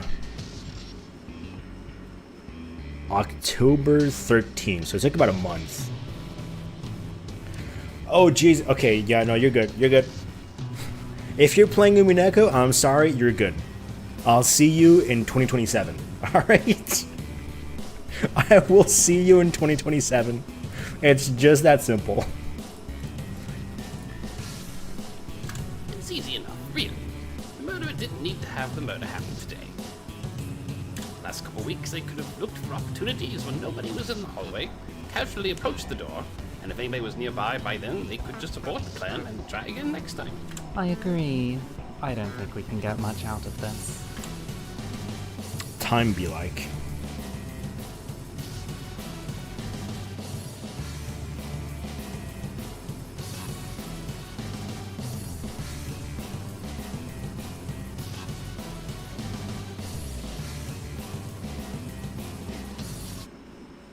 The discussion kept on for several hours, but talks went in circles and no new revelations were brought up, with a few toilet breaks for cake in between. A sense of fatigue is settling among the group. Fuck. I hate to say this, but I think we gotta stop for today. It's late. This isn't going anywhere. Seeing how no new hints have shown themselves, I will agree. There is restless murmur among the crowd, but nobody voices a complaint. Even the brightest of lights cannot shine without fuel. Even Helios must rest for the night so he may illuminate the world anew. Let us recuperate, compatriots of justice, and smite the lurking evil once Erebus bids farewell. Maybe one day I'll redo Mineko, but let's be honest, I probably won't. Well, maybe one day. What she said, I guess. Alright, then let us return to our rooms and rest for the night. We shall discuss our next course of action tomorrow. Until then, make sure your doors are locked. Always gotta have the last word, huh? With that, everyone gets up and leaves for the room. Alright, the door is locked, let's head to bed. Alright, before I go to sleep, I should quickly revisit today's events. A member of the council, Eric, was killed today, and the council has brought me in as a neutral party. Wolfie and Cake, previously a surgeon and a chemist respectively, said he was poisoned, and the same poison was found in a half-eaten banana. Investigating the rooms, I found a syringe in Yasmat's room that was then confirmed by Cake to have traces of the same poison used to kill Eric on it. Talking to everyone, I found out that Cosmo suspects Yasmat and that Wolfie hates Vorminax. We held a conference room to talk about our findings and suspicions. Everyone except Cosmo decided that Yasmat was being framed. Since Eric only eats bananas and only leaves his room for the conferences, we concluded that his bananas must have been poisoned either while he was in a conference or before they entered his room. The first option made Kika suspect, as he always leaves the conference for bathroom break. The second option led us to talk about the company that delivers Eric's bananas, and the council members judged that the boxes have been delivered in perfect condition. As the box was sealed, the only way to get into the poison of the banana before Eric went to pick it up was through the cardboard itself. I investigated the box and found a tiny hole in it, letting us conclude that it is indeed how the poison was injected. Cake, Kraka, and Alex were away at the time, so they couldn't have done it. So far, I'm most suspicious of... well, I know who did it. So that's a problem.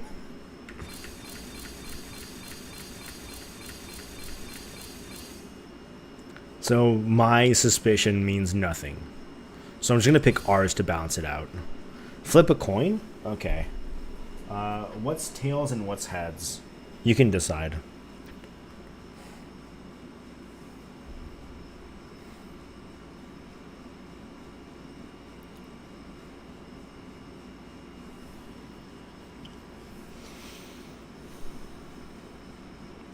Deal. That's heads.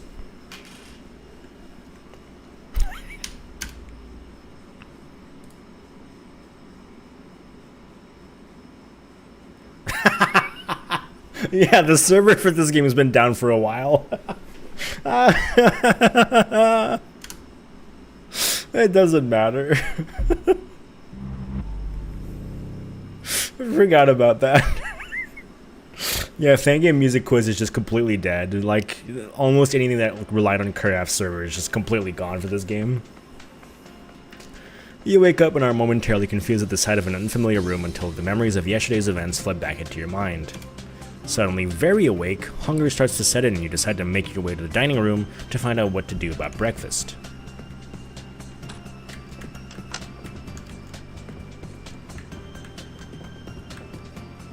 You enter the dining room and notice that a lot of people, but not everyone, are already here. Colorful arrangements of food line the table and the plates in front of the present are council members. Based on your first impression, it seems that the people are taking their time eating. Hey, kids here. Grab some food if you've got an appetite.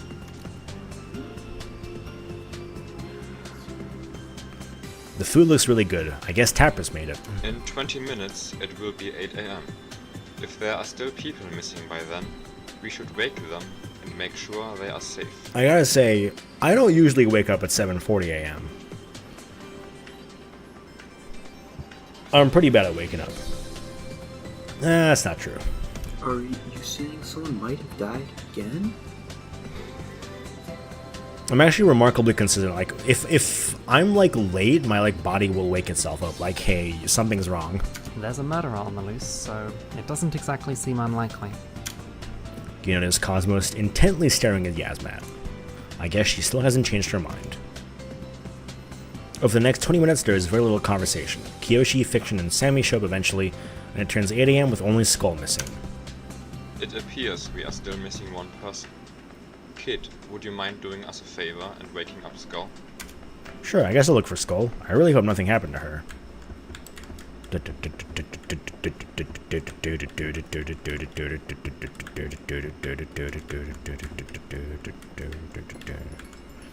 I guess I'll try knocking for now.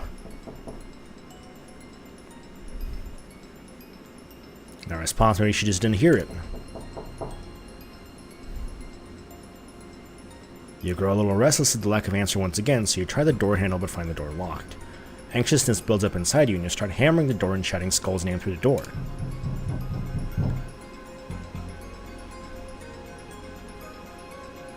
Fuck off! You're briefly startled as the shout from the other side of the door vastly drowns out the sound of you knocking. Jesus fuck! What sort of cow-molesting dung-eater would wake a lady at a time like this? The one thing I hated about farm life was having to get up at an ungodly time. Now that I'm here, I want to fucking sleep.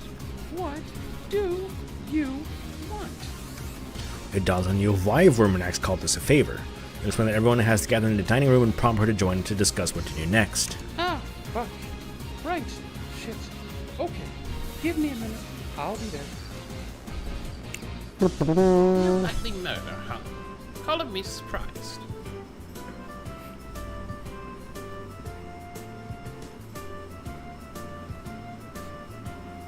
We love Hello Goodbye OST in this house. Oh, thank God. Let's overcome this together. And Skull, close your mouth while chewing. So, what now? It's not like we got any new leads. And honestly, I didn't really rest well last night. I'll have to agree. My brain feels even more mushy than yesterday. I might need a couple hours to get my thoughts clear so I can work on this again. Was everyone here always this week? Fine. You guys can waste your time sitting around while I at least try to find the one who's planning to murder us all. I suppose everyone can go about this as they wish. Although I would agree with Wolfie and advise you to help solve the case. If you feel the need to replenish your mental stamina, then so be it. Everyone goes about their own way, leaving only Tapras and you in the dining room. So, kid, how's the situation looking like for you? Any brilliant ideas? I've got nothing concrete right now. I wonder if Tapras has any suspicions. Nothing worth bringing up, really. I can't imagine Kurath doing it. That'd take some amazing acting. Kane seems really unaffected, so it might be her. And Luffy's being really aggressive. I don't know. It could be that he's trying to distract and divide us. None of this really says anything, though. We're all just handling the stress differently. Maybe someone has majorly changed their attitude after the killing happened. I mean, yeah. A lot of us are acting fun. Not so surprising, is it? Kurath wasn't an emotional wreck before. Yaz has always been a big negative, and now it's reached its peak. Sammy's basically the exact same. Dunno. Nobody stands out. I'm not sure I'm going to make any headway talking to her. I'll go and give the mansion another look through. Good luck. See you later. I'll think about things, I guess.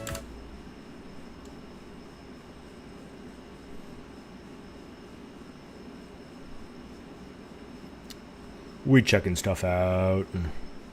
Yo, we checking stuff out. This is me checking stuff out. And I'm also saving the game.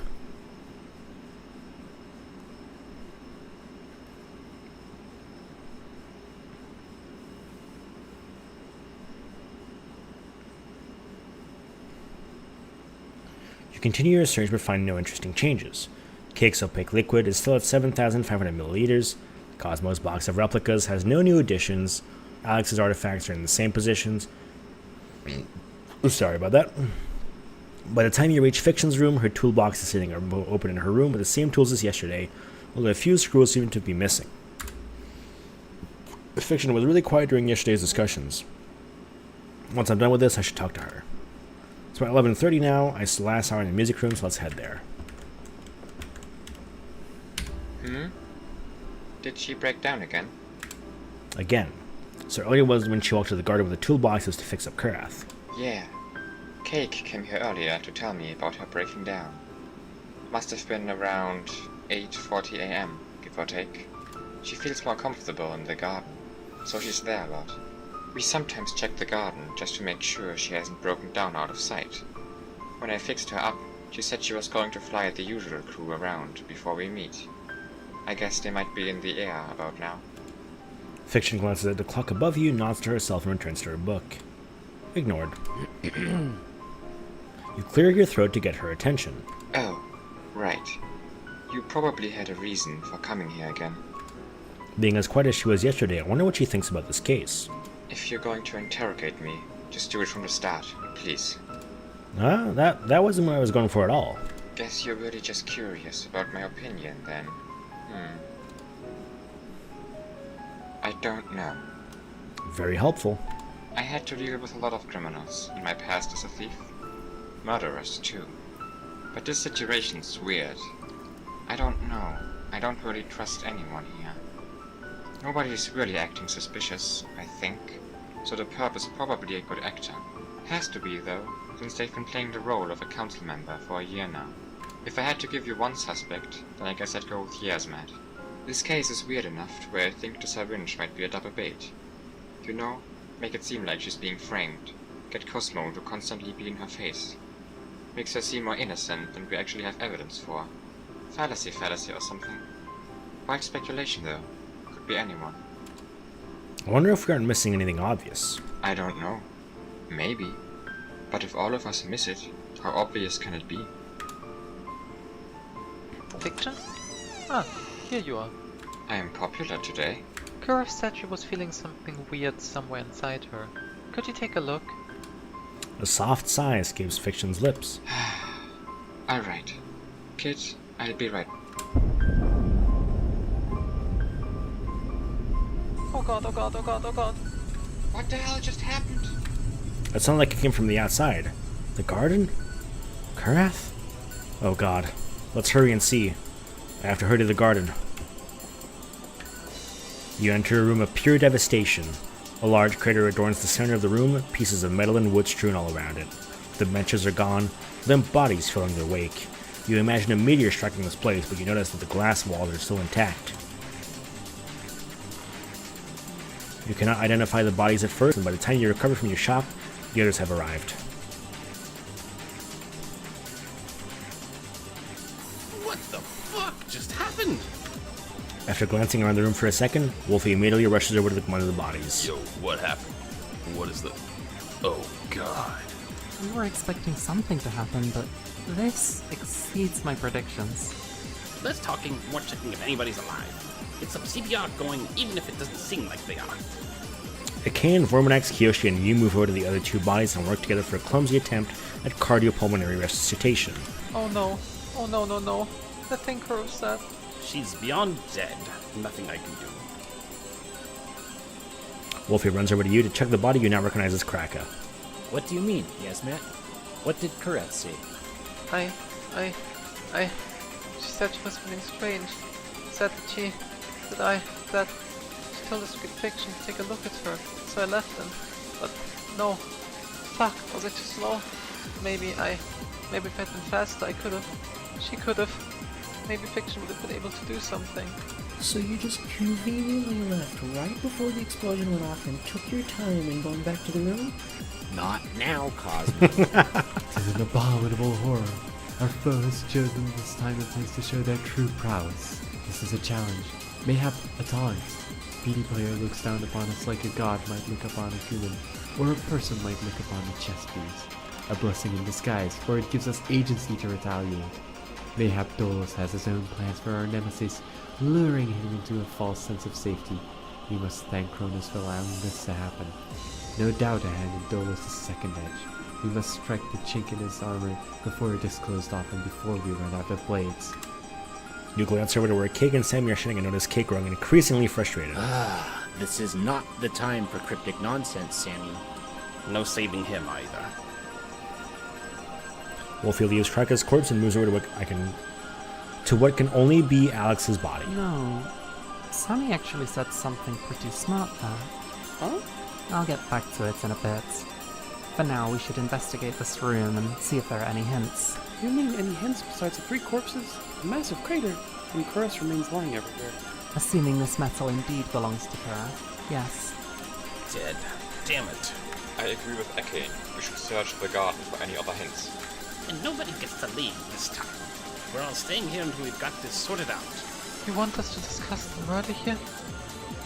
With the corpses here, that's what I'm saying. Way too risky to let the murderer go now. Also, keep an eye on each other. Make sure nobody's trying to hide evidence. Wolfie glances at Fiction as he says that. The people in the room slowly start spreading out, eyeing each other.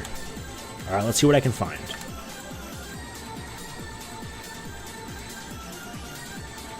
As soon as we are able, I propose we take a look at the other possible exits out of this mansion. I see what you mean. There is a chance that Kurath somehow set this up.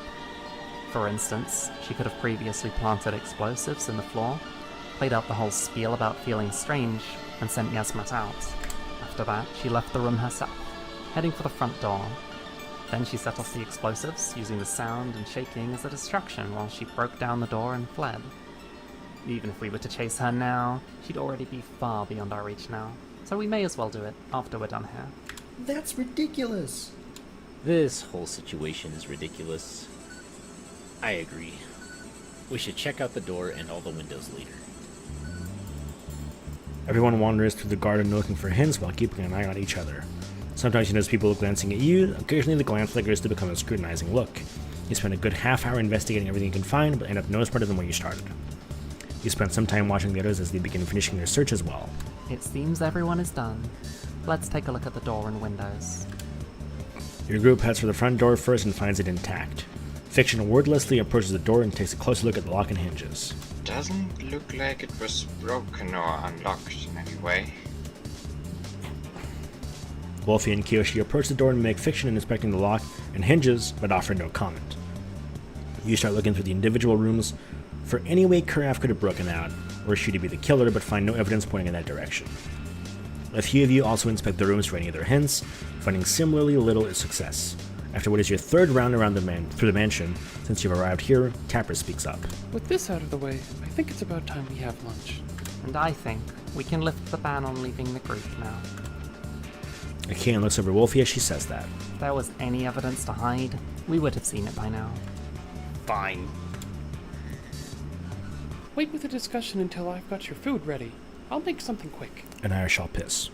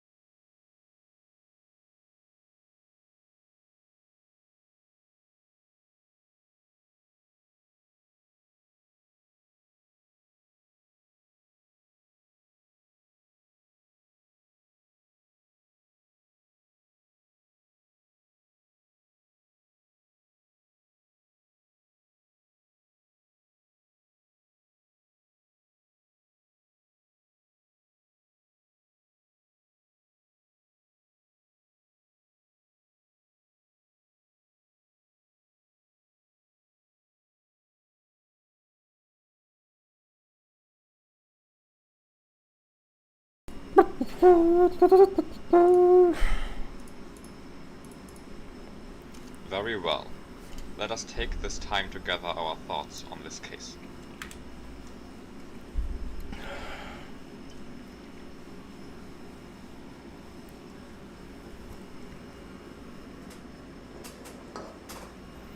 There's a period of silence all interrupted by Cake's visit to the bathroom.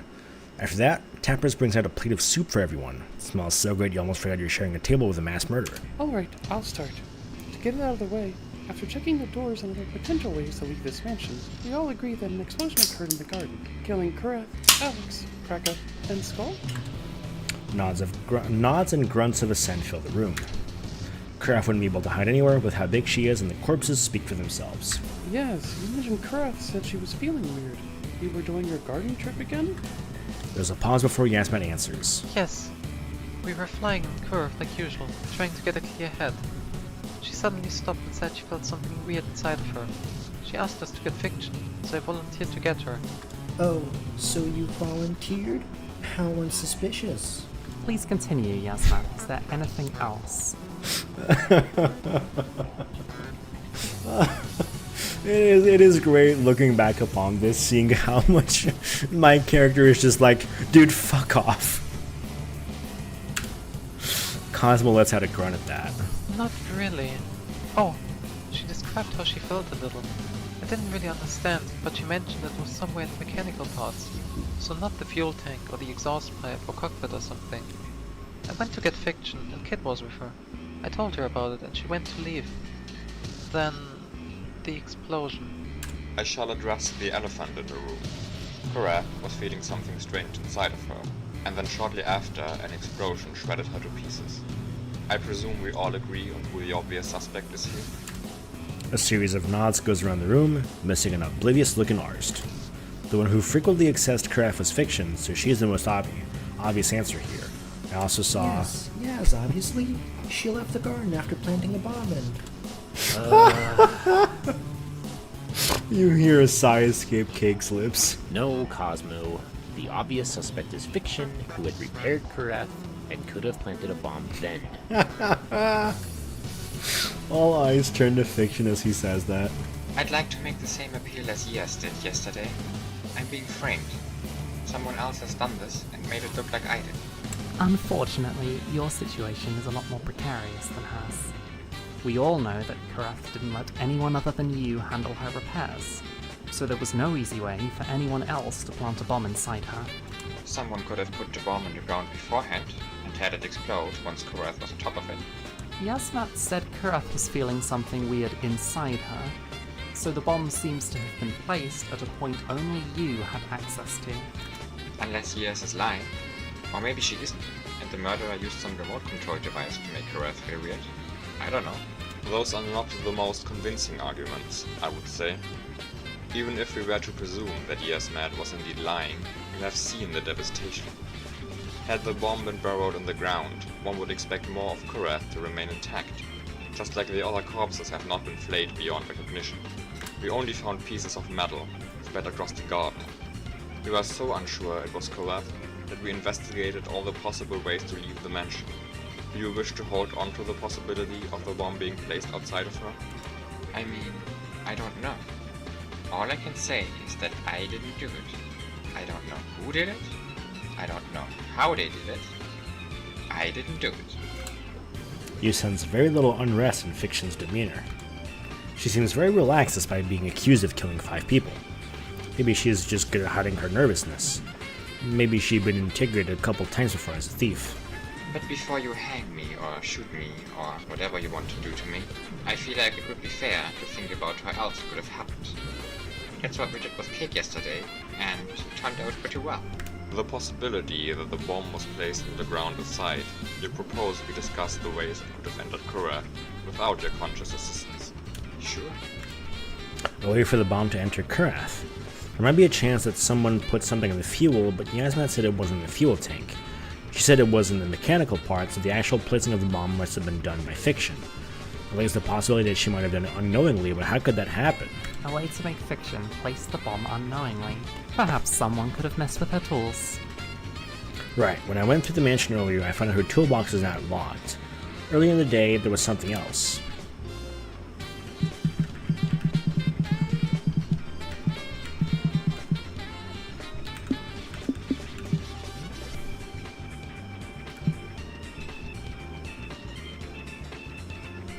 Would be this, right? Earlier, Korath broke down, but Fiction was in the music room instead of her own room when Cake went to inform her. Someone could have tinkered with her tools while she was somewhere else. Then Fiction went to get her tools to fix Korath and accidentally put a bomb inside of her. So the perp would have had the opportunity to do something to the tools, but so what? You saw the size of the explosion. Must have been a pretty sizable bomb. If it found its way into Korath, it must have been attached to a spare part or something. Fiction would have noticed. Guess this is my cue. All eyes turn to Wolfie. He reaches into his pocket. As he pulls his head back, there's a tiny gray silver ball between his thumb and his index finger. This rings a bell. There used to be a shady shop in town selling all kinds of questionable goods until it mysteriously shut down one day. Wolfie shoots a look at Vorminax as he says this. Really, most of it was completely useless. This baby, though, this is the real deal. You're saying this is a bomb? A hell of a bomb. They were pretty expensive, so they ran so many tests, but with how the garden looked, it would have been one of these for sure. If you would excuse me for a minute, I will have to go look at some records. I will excuse myself for the same reason. AK and Vorminax turn up and leave the room. Silence fills the room until they make their way back. Here they are, coming back. Here they are, coming back. Here they are, coming back. Here they are, coming back. Hey, the third time is the charm. Calling it a shop was pretty generous of you. A person called Dinah was living in a rundown apartment. If you knocked on her door in a certain rhythm, she would let you in and sell various gadgets. Damn, secret password and all. The robot fish that grows stops functioning 3 hours after turning it on. An extremely bright flashlight, battery life of 10 minutes. A printer that would print on itself instead of paper. A miniature bomb with very high force. A top which can levitate at sufficient rotational speed. Dinah appears to have suddenly vanished about 3 months ago. Nobody seems to know what happened to her. My notes largely confirm hers. Alright, with the bureaucracy out of the way, can I continue? These little bastards are run-of-the-mill time bombs, almost. As with all of his gadgets, they come with a drawback. You don't get to set the timer. As far as I've tested, they always go off about 3 hours after activating them, plus or minus 10 minutes or so. I can confirm this. My records agree. Is it Christmas already? We're all on the same page, and you guys are being useful. There's no remote control. You have to activate it by tapping on it a certain way. I could demonstrate, but I imagine you don't want a giant detonation to go off 3 hours from now. Somehow accept fiction being framed and that this bomb was used.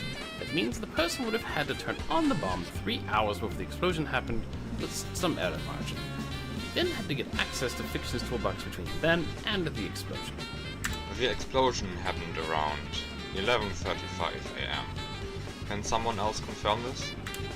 I finished my trip to the mansion at 11:30, and the explosion went off shortly after, so this seems right. It is as you say, fellow Crusader. As the sun crosses the firmament, it... Sammy agrees, and so do I. I think it is fair to assume that the perpetrator had somehow placed the bomb inside a spare part at a previous time, leaving it possible to activate still.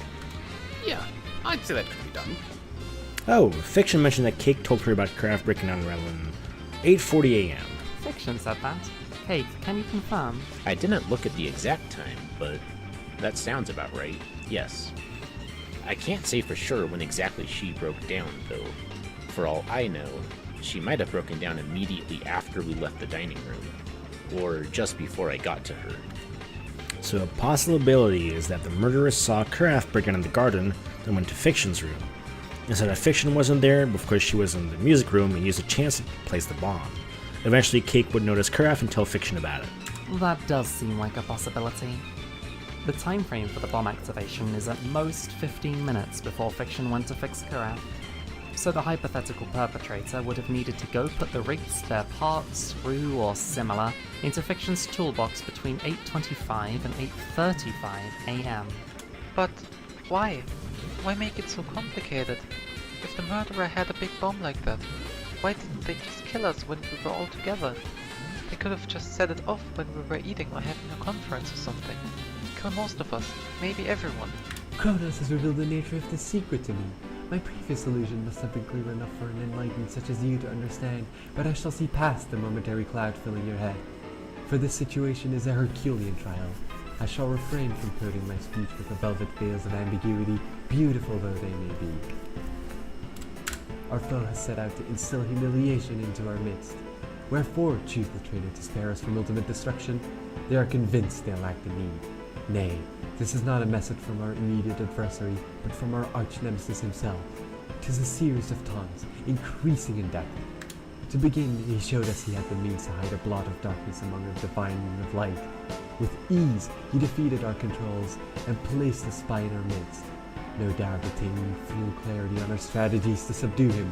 Unsatisfied with only that, he made a spectacle of poisoning the one of us who was protected by layers of defense. Had he merely wanted to rid our ranks of a single member, he might have picked an easier target, less possessive of their food, not basing their sole diet on a product of the company so intent on guaranteeing unblemished food. He laid out a mosaic picture, clear when viewed from the appropriate distance, depicting his superiority, purposely choosing a more difficult target. Now we have merely reached the next stage. Instead of toiling to kill Eric, he could have ended anyone else in the same vein. Instead of bringing down the sword on a mere 4 of us, he had the ability to release this prey of ours and massacre our whole faction. So this is a statement, huh?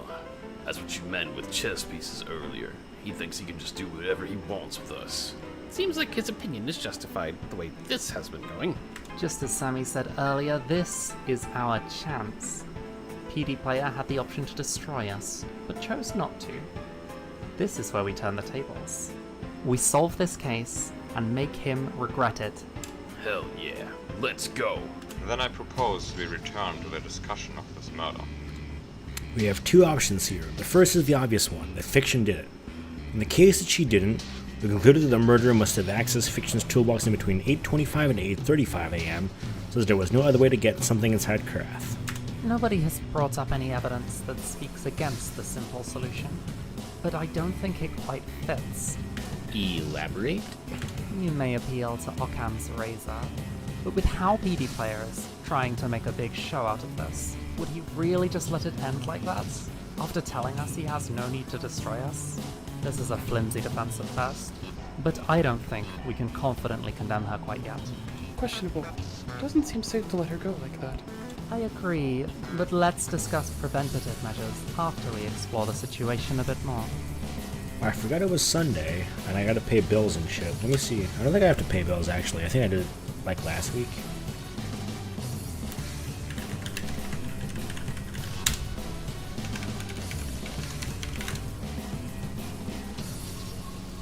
Thanks.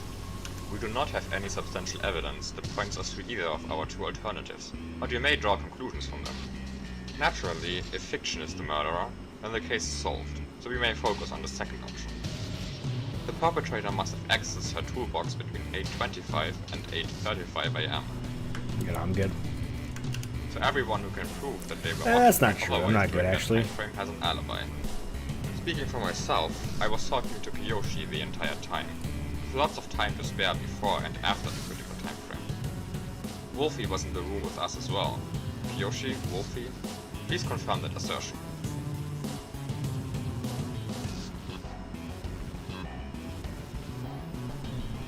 God damn it, I gotta check my fucking bills.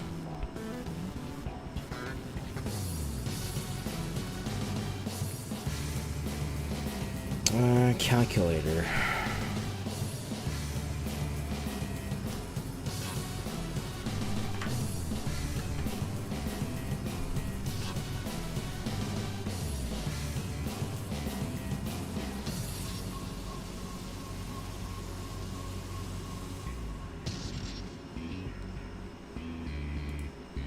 I never remember how much my monthly payment is for this house.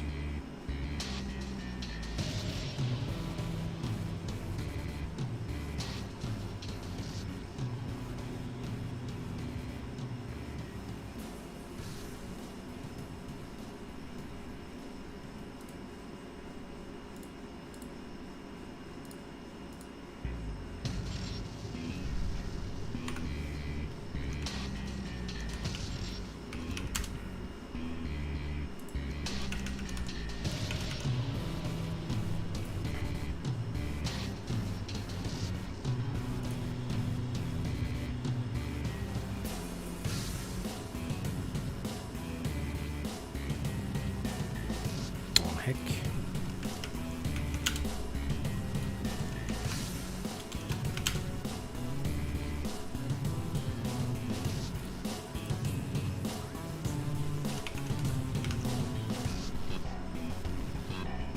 I used my phone for that motherfucker.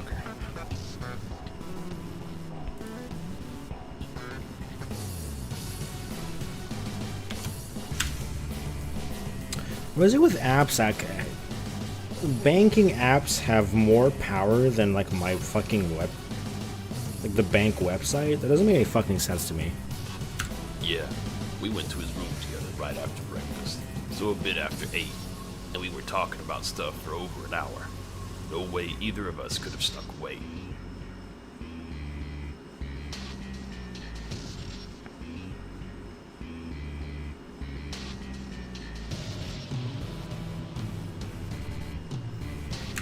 As he said.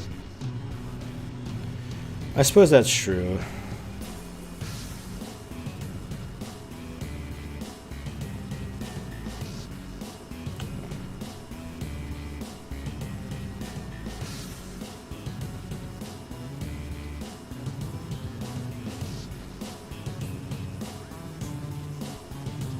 Like, it's the website requires me to use my phone anyways. So it's like I already bypassed the 2FA anyways.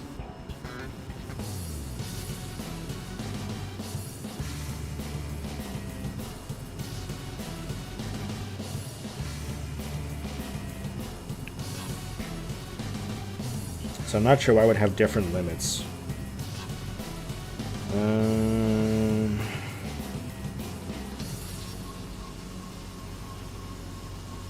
This account to that account.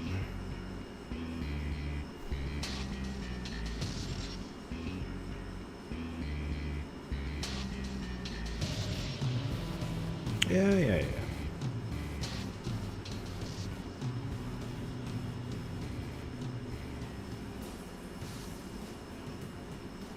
Alright.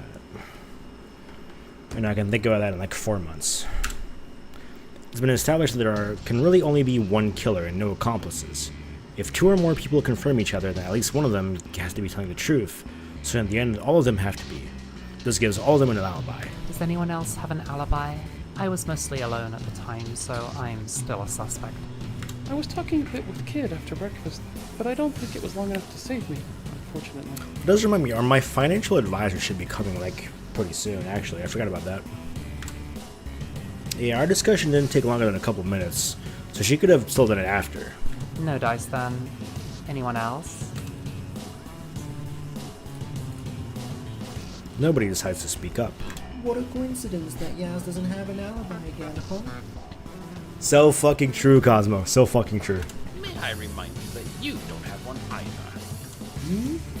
What have I done to become a suspect? Everyone is a suspect, unless you have an alibi, which you don't. Cosmo, you said you think Yasmat is suspicious because of how she left the garden shortly before the detonation. But you should reconsider. If Yasmat is the perpetrator, then she had no need to be around Kurath and risk her own life. It would have looked suspicious if she turned down Kurath's ride, because she usually always takes part in it. I disagree. These are very extraordinary circumstances. One of the games of all time, Goat. Everyone I is made this highly game. stressed. So deviating from her habits in order to get more time alone seems entirely That's not true. natural. I did not make most of this game. I mostly helped test this game, but I made parts of it. She might not be entirely wrong, though. Since It's a good Kurt time. knew when they planted the bomb, there was no real risk of accidentally getting caught in the fire, even if they joined the flight. No risk, but maybe a reward. Being there with the others gives them better control of the situation. Make sure that everyone's together, that Karath doesn't leave the This is garden the early, visual and novel so section, which takes a couple the bomb hours. was inside Karath by the aftermath, but that doesn't mean Yaz wasn't lying. She said Karath was feeling weird. That could be a convenient lie. Impossible to figure out now, too. No, I didn't do it. Really. Maybe, but maybe you did.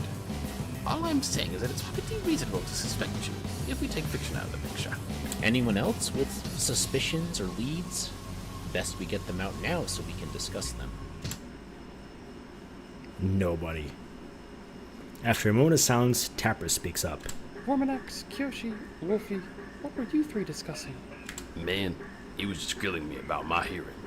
Asked like 100 questions about what I heard when, making double and triple sure of everything. I thought it was never going to end.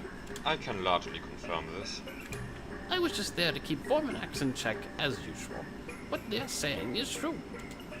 The room goes quiet while everyone is waiting for someone to voice another suspicion, and nobody speaks up for a while. Well then, it seems we will have to settle for having 3 new alibis, and a pretty strong suspicion of fiction. With Cracker's and Alex's deaths, we now have Cake, Vorminax, Wolfie, and Kiyoshi judged as safe. Everybody else could be the killer. That includes Kid, by the way. What? I believe we've established that the murderer must have been a council member. For the first murder, yeah. You're suggesting that Kid might be responsible for the second one, which would give us 2 potential murderers to deal with. I will not reveal who did it. I obviously know who did it, as I was responsible for the voice acting and I proofread this entire script, but I will leave it to you to figure it out. Whoa, I definitely didn't do it. I thought I was here to be a neutral party. No. No. Sorry, I'm tired. It's not constructive to think like this. It doesn't make sense for Kid to also be a murderer, I guess. Kid's actions up until entering the mansion indicate otherwise. Even if we allow the possibility of Kid being an additional murderer, there is no evidence pointing in that direction. For now, we should look at the perpetrator we are sure exists, rather than hunt for phantoms. Yeah, no, I agree. Yeah. It's fine. Everyone's exhausted and stressed, and bringing up things like this is good, so we can discuss them. And dismiss them if they're nonsense. Yeah, thanks. If there's nothing else, I propose we discuss what to do with fiction. Silence run goes for a second until a cane breaks it. Since we can't very well let her do as she pleases, we should make sure to keep her under constant supervision. Fiction sighs, interrupted by Cosmo. Oh, even better. I've got some handcuffs from my theater days. 2 pairs. They're technically replicas, but I stress tested them. They don't break easily. And there's no way to exert a lot of force on them without alerting the person she's tied to. Oh, you want to tie her to someone? I figured we just chain her to a wall or something. That seems a little extreme. Since I seem to be less suspicious of Fiction than most of you, I volunteer to be cuffed to her until we know more. Since we have 2 pairs, someone else should be tied to her other hand. Yarr, that sounds like a cannon load of fun. Ha ha ha. Like Coast Guard and pirates. Ha ha ha. A cane rubs the bridge of her nose. I suppose we might as well make some use of him. Kurat's room has the most space, so we should sleep there. Cosmo, can you bring the handcuffs? Arst's character is certainly a character. Sure thing. Cosmo stands up and leaves the room. This sounds like a major pain in the ass. Bear with it. It might just prove your innocence. Or kill me, if you're the murderer. There's a reason we've been keeping a distance from each other. A risk you will have to take. Unless one of the 4 people with alibis are willing to take my position next to the prime suspect. I don't think so. I'm pretty sure this is an Nendoroid of the girl from Your Name with added headphones and a random ass book for some reason that I can't remember. If I'm correct. I'm good. Yeah, fuck that. Yeah, I'm with the other team. Shameful though it may be, I will have to agree. There you have it. Cosmo returns with 2 pairs of handcuffs and moves over to where it can. Fiction, R-Star. Well, okay.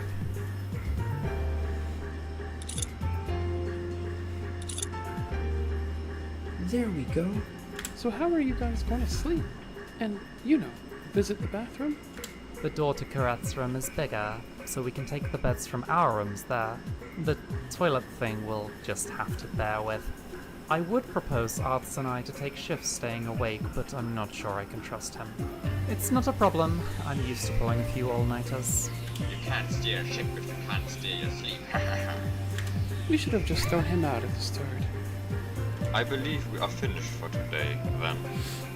Ideally, Fiction being shackled will stop the murders from now on. But in the worst case, we should at least gain a few alibis. And here's to hoping that PB Player keeps being arrogant and doesn't just kill us all. A somewhat disappointing outcome, but at least we're making headway. I don't think anything else happens in this chapter, but let's see.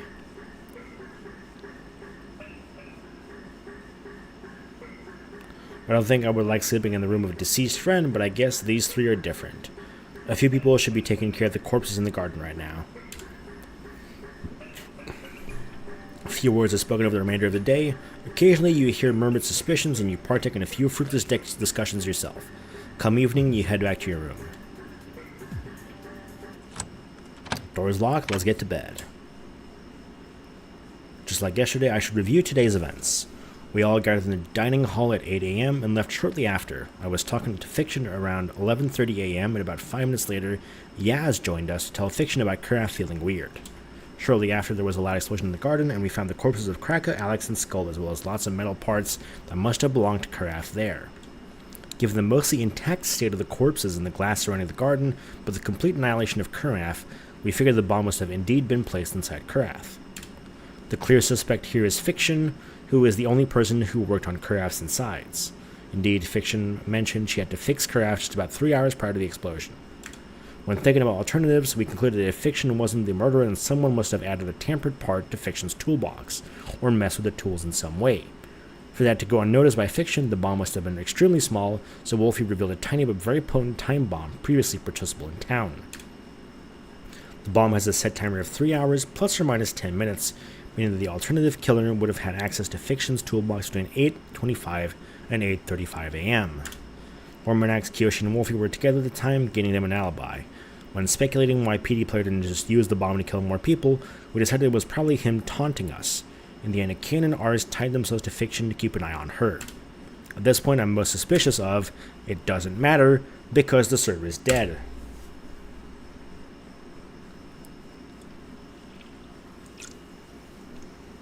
Unable to contact server.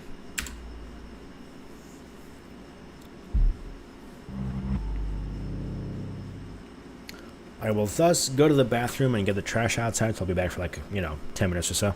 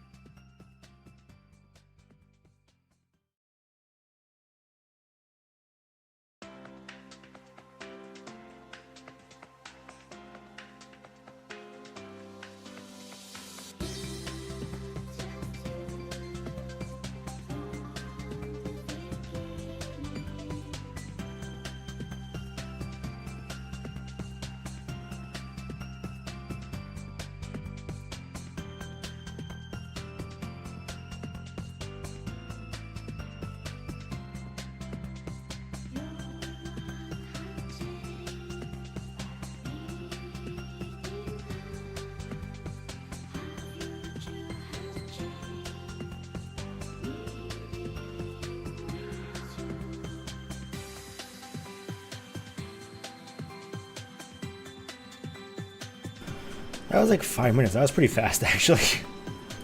I was kind of rushing that, but that went pretty well. Waking up, you are not struck with a spell of confusion this morning. I think the stress is getting to me. I didn't sleep as well as usual last night. Let's head to the dining room for now.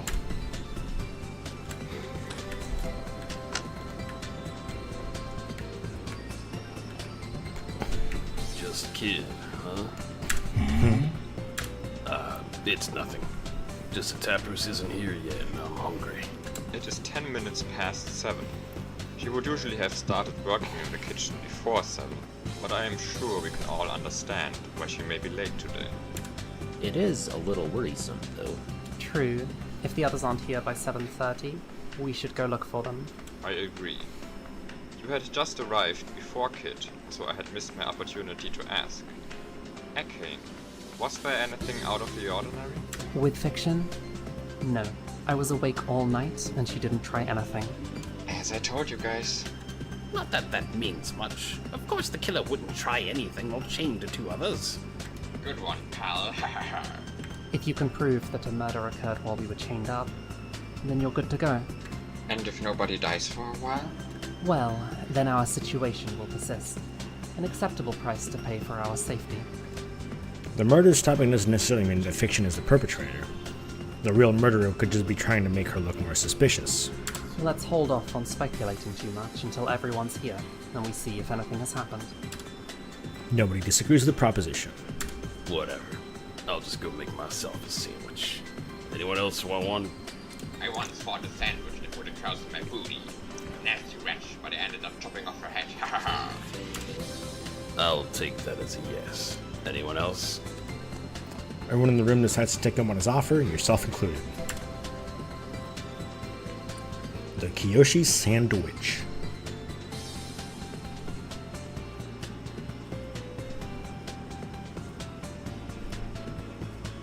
You thank Kiyoshi before biting into your sandwich. Passable. It would have been nice to eat Tapas's food again, but I can't complain. By the time you finish eating, it is surely before 7:30 a.m. It appears nobody else has arrived in the last 20 minutes. Let's go check on them then.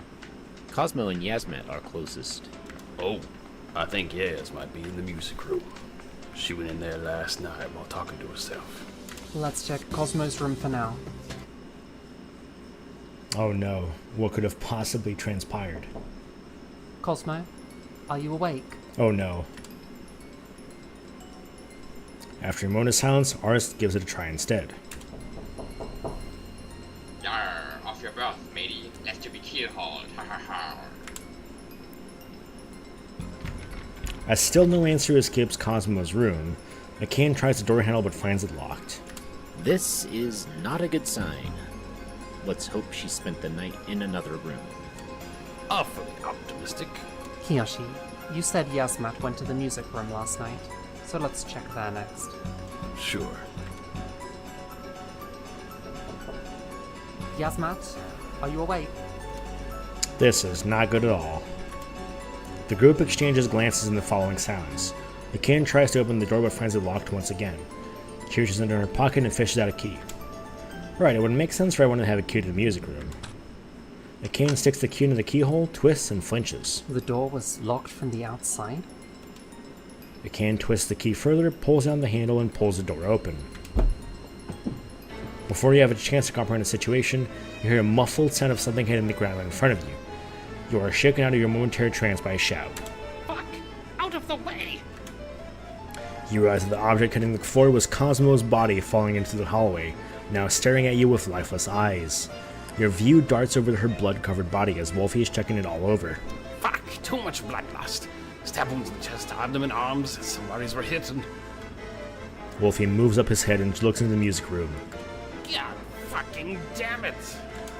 Wolfie rushes in the room and decides to follow a couple seconds later, making sure not to step on Cosmo's body. We're all dead. You have to actively hold back your urge to throw up as you look at Yasmat.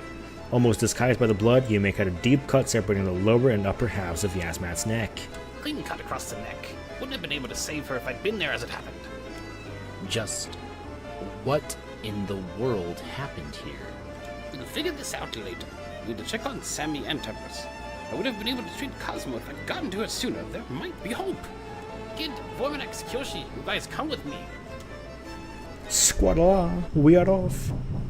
Sammy, open up. In a repeat of earlier, Wolfie tries the door handle, but to your surprise, it opens up this time. Sammy, where is she? You follow Wolfie's gaze wander over to one of the magic circles on the floor. This one wasn't here before. Now what the fuck is this supposed to mean? Zhang Long is the kitchen god in Chinese mythology. You think this is a message from Sammy? While the linguistic style matches, I have my doubts that it is from Sammy, rather than for her. Regardless, we should head to that second haven. Sammy's second haven is the karaoke room. Sammy mentioned that she liked going to the karaoke room, so clearly the message can't be talking about this room. So maybe the karaoke room after all. Good thinking, kid. Wolfie dashes out of the room. The hell are you guys on? First you know that weird Chinese god, and you can even understand cryptic crap like this? There is no time for this. Let's head to the karaoke room. Right. By the time you arrive, Wolfie's already turning his key to unlock the door. It was locked on the outside again. You ready yourself for the sound inside of a body hitting the ground, but end up relieved when you experience neither. Fuck! Not again. You follow Wolfie into the room as he rushes over to Sammy, starting to work on her. Your gaze is quickly drawn to the disembodied head of Tapras sitting on the table. Jesus Christ. You close your eyes for a few seconds to calm your nerves and stomach at the sight. After opening them, you notice the rest of her body lying on the ground. Oh my god. What the hell is going on? Fuck, fuck, fuck! Too much blood lost again? What kind of sick joke is this? True. Maybe this is why Wolfie didn't want to voice hack his own character. I legitimately can't remember why Wolfie didn't do his own character. But honestly, that might be a valuable, like a reasonable explanation. Is there any chance you can save her? Fuck, no. Nothing I can do. Wolfie slumps over dejectedly. We should head back and inform the others in that case. Wolfie's Vorminax's proposal is met with a glare from Wolfie. We're just gonna leave this? We should not disturb the scene until everyone can investigate it.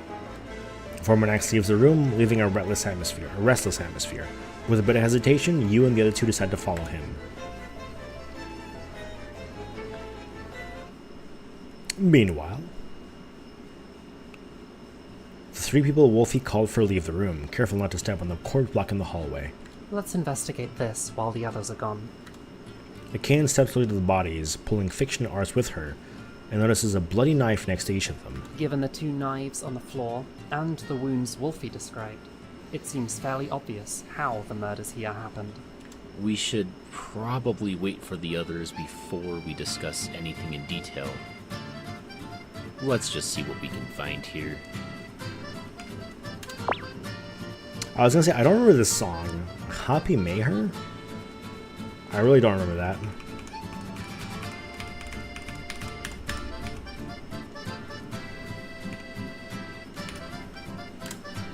With that, the two silently explore the room, Ars and Fiction following behind Akan.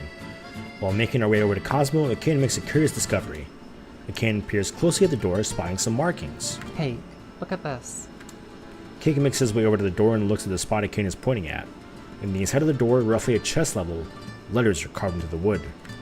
Sorry guys, I think I messed up.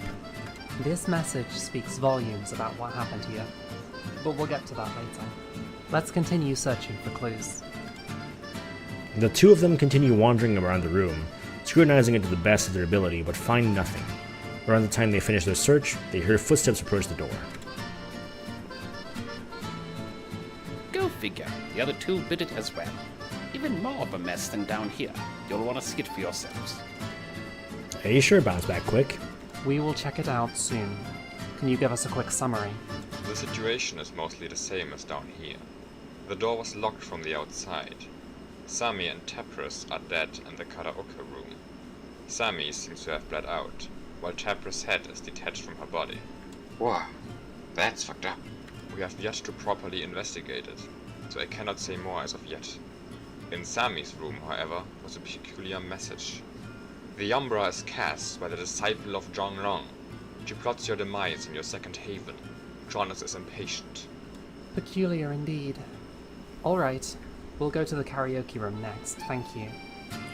We looked through the room while the four of you were upstairs and found a message ourselves. Of different nature, though. Akin points to the open door and you follow her finger to find a series of carved letters. Sorry guys, I think I messed up. Cosmo must have carved that into the door before she bled out. Was she locked in here? It seems that she was. When I went to unlock the door, I needed 2 revolutions of the key, which only happens if the door is locked from the outside. If the door is locked from the outside, you cannot unlock it from the inside, even if you have the key. What? That sounds stupid. Yeah, it's stupid. We were meaning to get the locks replaced, but it wasn't exactly our top priority. Normally, it wouldn't matter. We just agreed to never lock the door from the outside, since there was never any reason to anyway. And now it led to this. Besides the message on the door and the 2 knives on the floor, we didn't find anything. You should still give it your own look over to make sure we didn't miss anything. Agreeing with Akin's suggestion, you spend some time investigating the room, but find nothing that she hasn't already mentioned. Prepare yourselves. The sight up there is nasty. You make your way back to the karaoke room with the others, mentally getting ready for the sight. Yep, definitely fucked up. Compared to Tapris's abominable state, Sammy looks as peaceful as you can imagine a bloody corpse to look. Wolfie said that Sammy bled out. I might be imagining it, but it almost seems like she was at peace when she died. I have to agree with Fiction and Kiyoshi. This sight is rather gruesome. Let's see what we can find here. I wish I had Akin's nerves. The group scatters as well as it can in the confined space and you join the others in looking for clues. Besides the 2 bodies, the first thing you notice is a knife next to Tapris's head. The knife you find is ornately adorned, the blade shining in a golden hue. I didn't find a knife like this when I looked through the mansion. Perhaps dagger would be a better word for it. You make another dagger and continue on to find another knife on the floor, just a generic kitchen knife this time. Easy to guess what happened here, but why? You make your way around the rest of the room, trying not to get in the way of the people present. Despite your best efforts, the only other significant seeming change to the room are the puddles of blood. I'm honestly having a bit of a tough time here. I can't find anything relevant besides the obvious, but it might just be that I'm too distracted by, well, this. Makes sense. Not something we're used to. I can't find much either, but I don't really think it's because I'm distracted. I too would like to think I'm operating unimpaired. There just don't seem to be many clues here. In that case, can we stop jerking off to how much we're not bothered by our friends getting massacred and mutilated and move on? So we shall. We should take a closer look at Sammy's room. It certainly reads like something Sammy would say. Let's see what we can find here.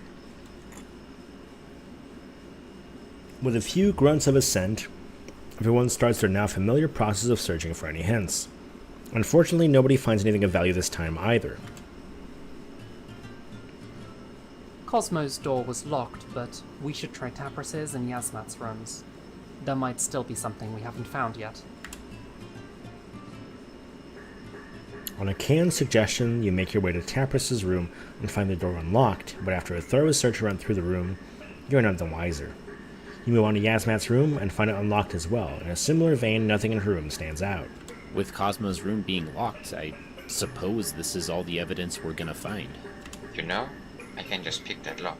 You can do that? Fiction merely shrugs at that and walks over to Cosmo's room, followed by Akin and Arst. The rest of you decide to follow.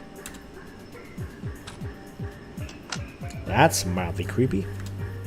Everyone but Cake seems completely unfazed by the sight of Fiction picking the lock to Cosmo's door in less than 2 seconds. The doors to the rooms just have basic cylinder locks. Anyone could pick those. I have a lock-picking set I never actually used. I gotta, not sure if I could handle it. Learn how to use it.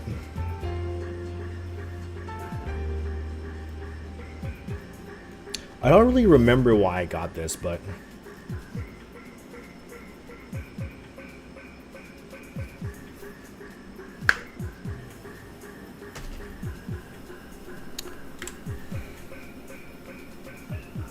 Not answering her comment, the group steps into the room and begins the search, once again fruitless. Alright, let's bury the bodies. We'll meet up somewhere after the whole discussion bit. Unless you guys have the peace of mind to eat after seeing all that. Everyone helps digging holes in the garden, laying the deceased council members inside. For a lack of appetite, you should head to the conference room when ready. It's me heading to the conference room. As usual, let's voice the first possibilities that come to mind. First of all, the murderer could have entered the room together with Cosmo and Yasmat, killed them both, and then left and locked the door from the outside. The same goes for Sammy and Tapras. And then there's the second option, the much more nasty one. Cosmo and Yaz would have killed each other. What I could tell from the corpses, both Sammy and Cosmo were still alive quite a while after sustaining their wounds. If someone killed all of them individually, they probably wouldn't leave them like that. If we assume the perp entered the room with Cosmo and Yaz inside, then either they must have caught them while they were asleep, or there would have been some sort of fight. Nobody here has any visible injury that would have come from that fight, but of course, that doesn't mean it didn't happen that way. The murderer would have gotten bloody themselves if they killed the others directly, but there were no signs of blood in the hallways. Of course, it is entirely possible that the perpetrator intentionally laid out the evidence like this. No, there's something else pointing at the two pairs killing each other. PD Player is taunting us. It started with poisoning Eric, telling us he can get past our defenses. Then he showed us that he had the power to kill us all, but no need to. A natural next step would be killing us without even laying a hand on us directly, making us kill each other. Do you think there's any chance that the original killer is one of the 4 people who died? Very little. It doesn't fit the motif, and it doesn't match the state of the rooms when we arrived. When we arrived at the door to the music room, Ken said it was locked from the outside. Wolfie said the same when he opened the door to the karaoke room. It makes sense for the murderer to lock the door from the outside while the other two are killing each other, but if the killer was one of the 4 who died, then who would have locked the room? It is as Kid says. So the murderer somehow made Cosmo and Yasmat want to kill each other, and then locked the room? It would appear as such. Locking the door prevents from turning tail and fleeing the room to get reinforcements. Something that would certainly lead to the misunderstanding clearing up. Furthermore, it prevented the victor from getting the necessary medical attention, leading to 2 more casualties. Before we move on to more detail, does anyone have a suggestion besides a direct murder and the room occupants killing each other? There's a hypothetical scenario of another non-murder party killing them and then leaving and locking the door, but that hardly makes sense. Nobody voices any other ideas. Then I suggest we start discussing just how the murderer could have set our friends against each other. Sammy's and Tapra's case seems more straightforward, so I shall start with that. In Sammy's room, we found a message reading, "The Umbra is cast by the disciple of Zhang Long. She plots your demise in your second haven. Kronos is impatient." Zhang Long is the kitchen god, so this clearly refers to Tapras.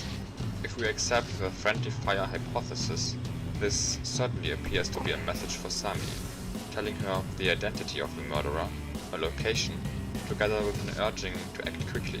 Kronos is impatient. Assuming that Sammy accepted these words for granted, she would not have enough time to get help from others, and set out to deal with the murderer on her own. That weird knife we found in the karaoke room. It looks like something Sammy would have. On my first day here, I thoroughly investigated her room, but I didn't find it then.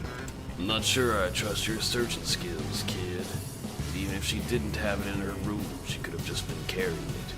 You didn't pat me down when I introduced myself, so I imagine you didn't do it with her either? I didn't pat anyone down, but I have to wonder if I should have. There are more options. The knife could actually have been Tapras's, and seeing it just convinced Sammy further. But since the other knife on the ground was a kitchen knife and Tapras is the acting cook, I think it is much more likely that it was Sammy who brought the fancy dagger into the room. It might not have been hers to begin with, though. Perhaps the knife came together with the message. It would accentuate the point and provide a way to carry out the task at the same time. In the end, I don't think it's all too important who the knife belonged to. The message made Sammy go out to kill Tapras, but how exactly did Sammy receive the message in the first place? It was in her room, so the perp must have laid it out while she was gone. Besides, Sammy is a bit weird, but she isn't stupid. Would she really fall for something as blatant as that? Sammy must have been out of the room. That reminds me of something. 2 days ago, Sammy told me that she performs a ritual in the Sky Garden the night before full moon, which was last night based on what she told me. That ritual takes 2 hours, enough time for the perpetrator to re-enter her room, lay out the message, and leave again. If I recall, she would conduct the ritual to ask for assistance from her gods. She was in a highly stressed state of mind, given the current affairs, and came back from her prayer for support to find a message telling her the identity of the murderer. It is not hard to see that she would believe it. So our local murderer waited around the corner, saw Sammy enter the karaoke room, and locked the door from behind her.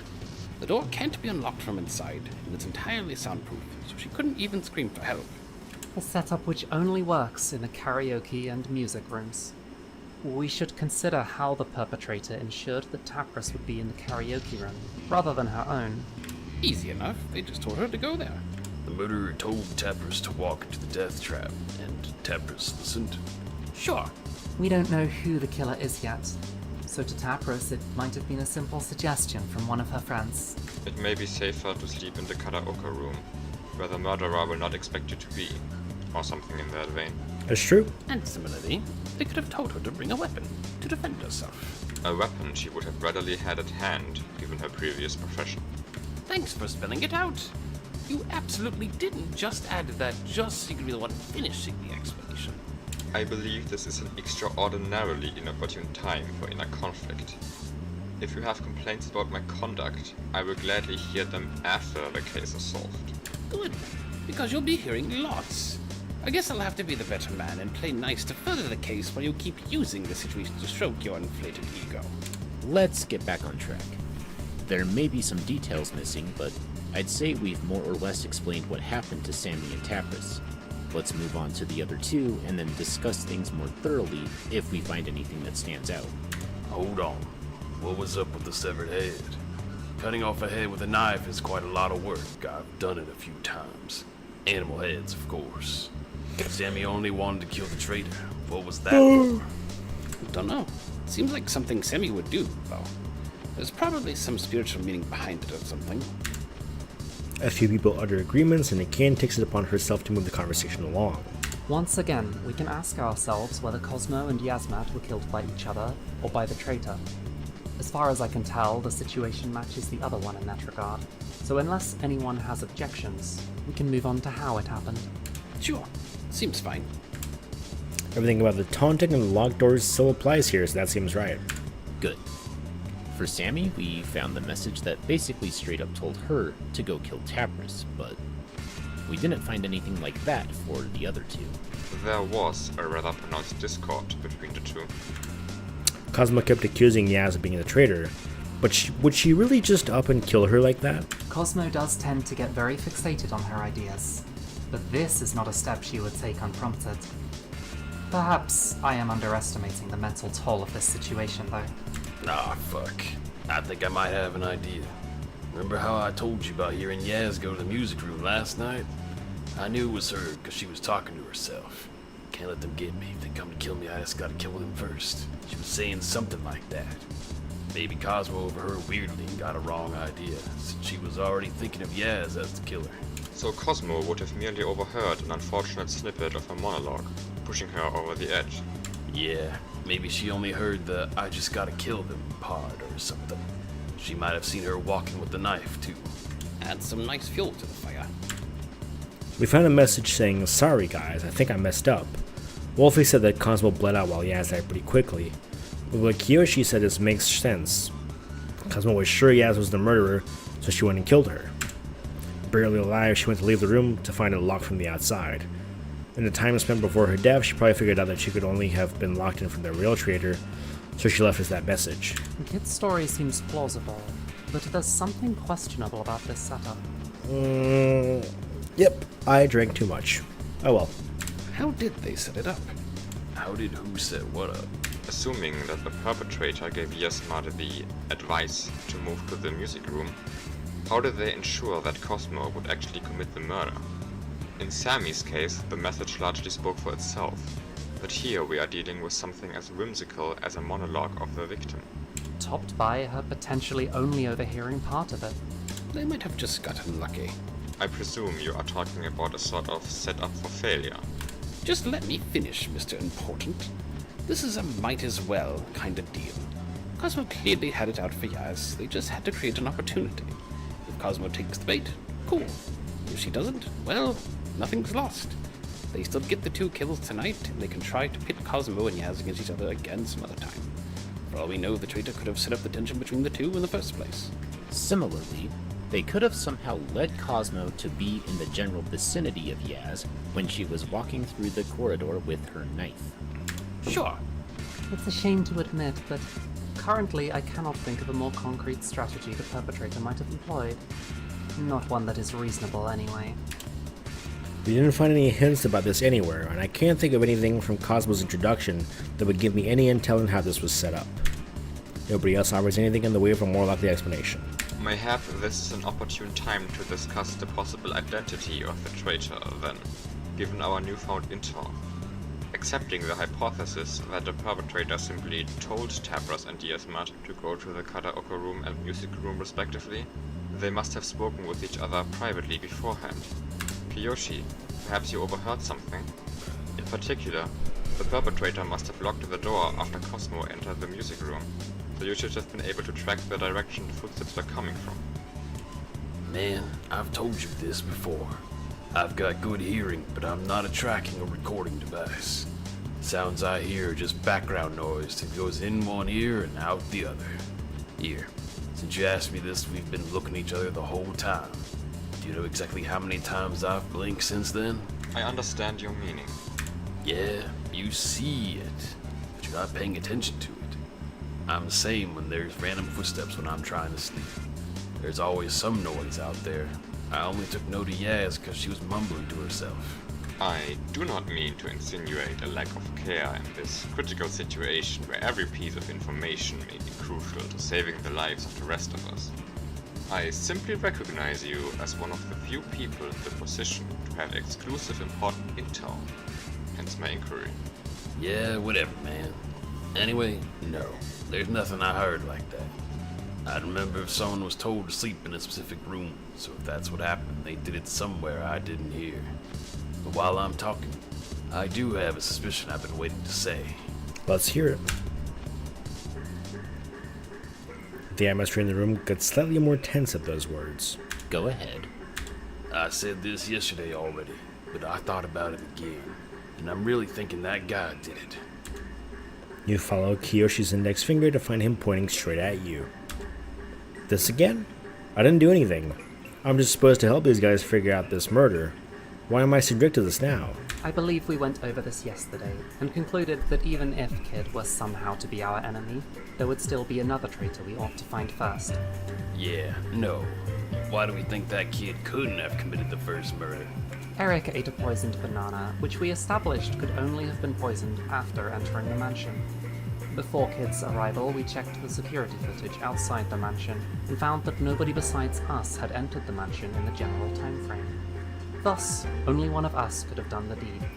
Do you take issue with that line of reasoning? Why do we trust that video so much? For all we know, the camera could have been hacked, or maybe PD Player is the one who made it in the first place, or something. A stretch, to say the least. Is it though? Is it really more unbelievable that someone would have gone through our vetting process than that the cameras have somehow been messed with? The cameras have been scrutinized as much as everything else, perhaps not including Banana Inc.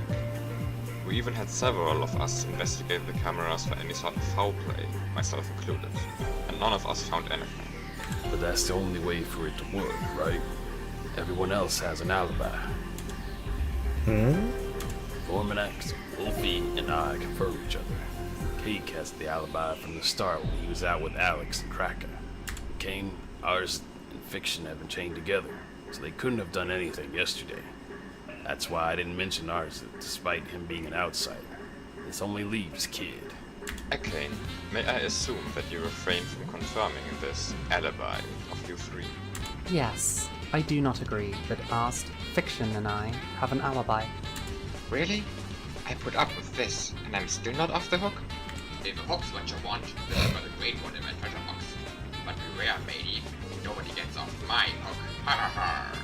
All of this could have been set up long before the actual events. Either of us could have told Yasmat and Tapras to sleep in the music rooms before the bomb even went off. Last night, you had us three go to your room to get a few books. We walked past both of the music rooms then, so one of us could have locked the door while the other was distracted by Art's antics. It's only a quick turn of the wrist, after all. That goes for you, maybe.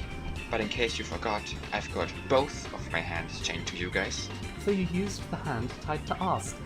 It's not like he'd really complain, and even if he did, I would pay it no mind. Clever of you, really. I'm impressed. Don't praise me like I'm some criminal mastermind. I didn't do it. Well, the two of us are the only reasonable suspects left, and I know that I didn't do it, so there is little reason for me to act like I still have doubts. Of course, I currently cannot prove that I am not the murderer, so for everyone besides the two of us, this case still needs to be resolved, and I will do my best to help with that. What the hell? I didn't do it. If anything, this makes me scared that I'm now tied to someone who just confirmed herself as the murderer. This is probably pointless, but Arsta, can you confirm or deny if Fiction did anything while you were walking past the karaoke or music room? A pirate's code. All the treasure to themselves. Ha ha ha. Figured. So how do you explain the stuff in Sammy's room? Did I just conveniently slip your attention for several minutes while I went and prepared all that? I couldn't have even done that while you were tied to me.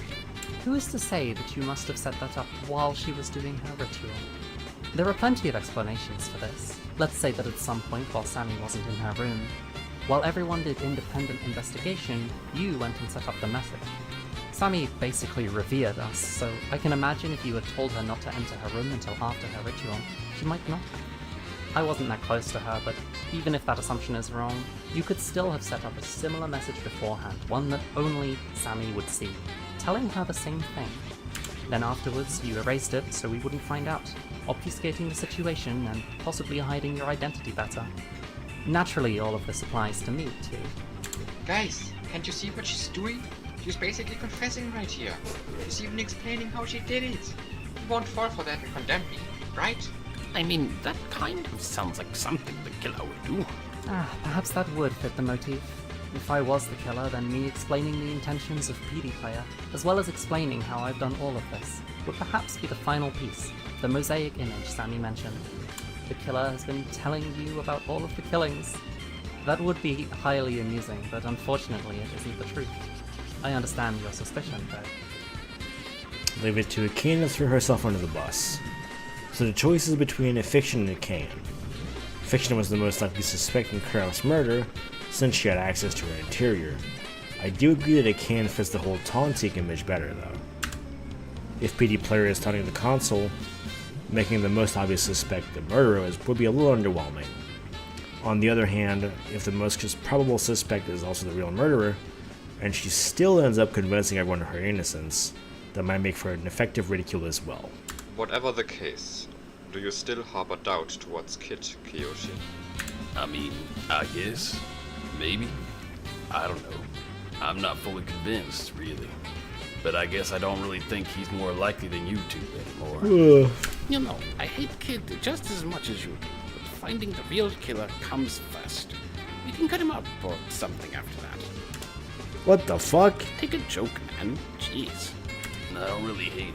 I just thought he made the most sense as the murderer. Sorry, Kid. I'm just glad this is mostly cleared up. Kiyoshi has made some fairly reasonable points. Despite all, there is an ever so minimal chance that Kid is either a secondary murderer, or that we've been overlooking something. If somehow both Fiction and I get an alibi, that is what we will focus on next. But for now, I believe that spending effort on pursuing something as unlikely as this will only distract us, and give the real perpetrator the opportunity to cause more damage. I agree. So, since you two are now the prime suspects, I guess you'll have to put up with each other for a while longer. If anyone else wants to volunteer to oversee them, now would be a good time. As much as I'd like to solve this case, I do want to keep on living. and sticking too close to a murderer seems a little risky. I also certainly don't want to accidentally facilitate another murder by being influenced somehow. I'm not even really a part of all this, so I definitely won't do anything as risky as this. Yeah, I'll pass. I too must agree with Cake's assessment. Yep. The three of us being chained together should give us enough security. But to prevent a repeat of last night, we should take some safety measures. Any impactful action regarding this case should be taken after discussing it with at least everyone except for us three. So don't go and kill us, even if you're somehow sure that you figured out the true traitor. If you see anything weird anywhere, don't interact with it and alert the others as soon as possible. It could be some sort of trap. In general, pay attention to what you're doing and don't do anything rash. It may be more difficult to be influenced if you keep a distance from arcane and fiction, but do not get overconfident and think you are safe just by not making contact with them. We have witnessed the capabilities of the traitor, so keep on your toes. Says something coming from the most overconfident person in town, eh? Or maybe it doesn't. Not sure if you realize. I will manage to stay sharp for at least another day or two, but at some point even I will have to sleep. It will be nice to figure out this case before then. I suspect the traitor doesn't want to wait a long time either, or it would besmudge the image they're trying to paint. Something big might happen soon, so stay alert. No, I was spot on. I said, upon starting this, it's going to take 4 hours. And we're on pace for that. We're approaching hour 3. Well, actually, we're definitely into hour 3. We're approaching hour 4. Strange how these parallels between you and the murderer keep popping up, Indeed, you have done an admirable job setting me up. No, I knew very well that, like, when I entered this would be most of the stream. Cam looks genuinely happy. With that, I suppose we shall disperse. As discussed, be careful as you do what you will. The only problem is I'm drunk as shit. Good, because I really have to go to the bathroom. Cake storms out of the room, and with time, everyone else takes their leave. Something about this sits ill with me. It seems that either Akan or Fiction is the murderers, so one would think the two of them keeping watch on each other would prevent anything else from happening. But it doesn't feel that way. This is true. This game is 3 years old. Maybe I should talk to someone. I can't exactly talk to Akan, Fiction, or Ars, since then the murderer will also get to hear it and might be able to influence me somehow. Well, if he hates me and Kiyoshi kind of suspects me. Vorminax is hard to talk to, so I suppose it leaves Cake. Let's pay him a visit. You make your way up to Cake's room and knock on his door. Ah, kid. Is something the matter? It's kind of fucked up this is your first visual novel. There's so many visual novels out there that are like really good beginner experiences. I wouldn't imagine this to be the first, although it is pretty good. It just seems weird to be the first. DDLC counts. DDLC definitely counts. No, that's 100% it counts. It is unique, but I think it counts. For sure. So, I don't suppose you could talk. Sure, I've got time. Come in. You look around the room and find it in the same condition as the last time you came here. You approach a container of acid and see it at 7,500 milliliters. It appears he hasn't done anything with it recently.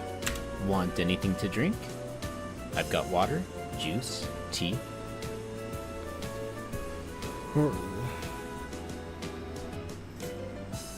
Yeah, I mean, Katawa Shoujo is like... I genuinely think most Western people's introductory visual novels, and I think like over 50% of the people in the Western community that are interested in visual novels, they all started with Katawa Shoujo. It is the introductory visual novel. And no, it's great. It's great. And it's free, and it's fantastic. All those things. It is the entry visual novel. Some juice sounds nice. Some juice coming right up. As there's only one chair in the room, you decide to keep standing. Ah, sorry.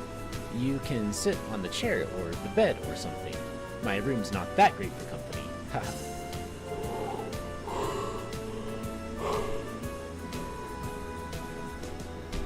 See, I've not even read Higurashi. I have not read Sayano Uta. I have not read Tsukihime. And I have read a lot of visual novels, so, you know, hands in the air. People have very different experiences when it comes to this stuff. You go over to the center of the chair as Cake pours 2 glasses of juice. He walks over to give you a glass and then goes to the center of the bed. You take a sip from the drink and then arm it with some good tasting orange juice. So, what did you want to talk about? Cake 2 takes a big gulp of the juice. I wanted to talk to Cake, but there isn't any super specific concern I have. It's just that something feels off about the situation. If everything works as we think, then we should be mostly fine now, but this doesn't feel like a conclusion at all. So, you're worried that, despite all, bad things will continue happening. I think that's reasonable. The others were saying similar things earlier. Like, I'll probably be reading the most recent visual novel by company that I really enjoy. I completely forgot what they are called. Hold on.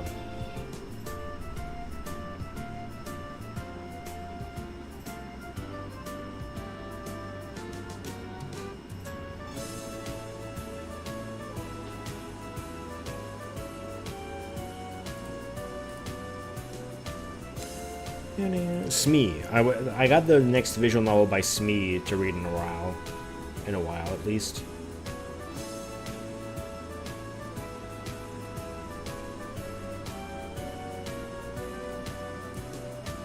And then I've been thinking about reading Baldur's Sky for a while. Which I really gotta get to that at one point. It's not that I'm really scared or anything. Out of anyone here, I'm probably the most capable of defending myself if push comes to shove. It just feels like there's something missing. Something missing? Like a clue we haven't found yet? I'm not sure. I don't have anything so concrete. It's really just a feeling. Yeah, maybe. I'm not sure. You could be correct, or it could just be the stress getting to you. You should mull it over and see if you can come up with anything. Let me know if you do. Maybe I can give you better advice then. I've been pretty stressed myself lately and haven't even found the time to do any chemistry because of it, so my mind might not quite be up to speed to notice all the subtleties. Hashime? I've not heard of this at all.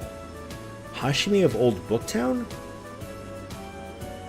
Like, I'm completely serious. As a visual novel fan, I've not heard of this at all.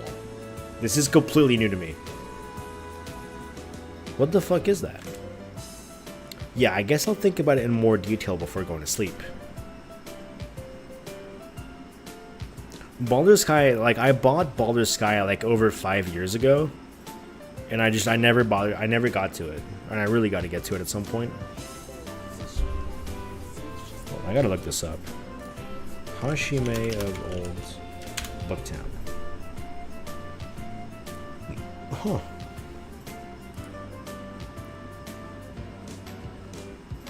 A highly acclaimed psychedelic boys love murder mystery visual novel.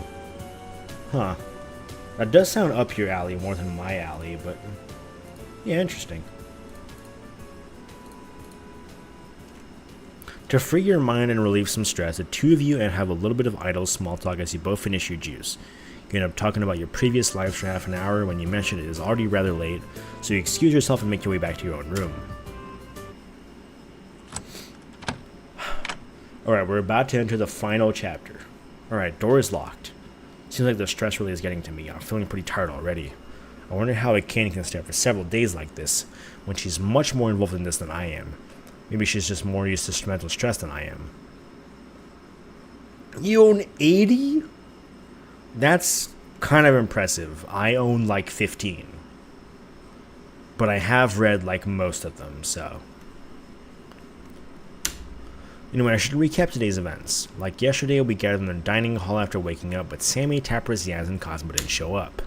We went to look for Cosmo, but she didn't seem to be in her room, which was also locked. Kiyoshi mentioned that he'd heard Yaz go into the music room, so we went there next to find it locked again. After unlocking the door, we found Cosmo's and Yasmat's corpses in the room, and some of us went to look for Sammy and Tapras.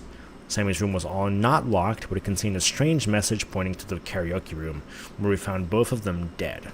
Each of the two rooms also had 2 knives in them, leading us to believe that the room's occupants killed each other.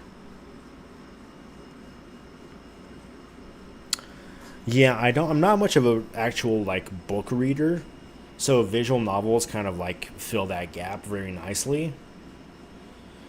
But yeah, if you actually read books, I do think books are probably most of the time more involved, I guess, than visual novels. Yeah, I think involved is the right word there.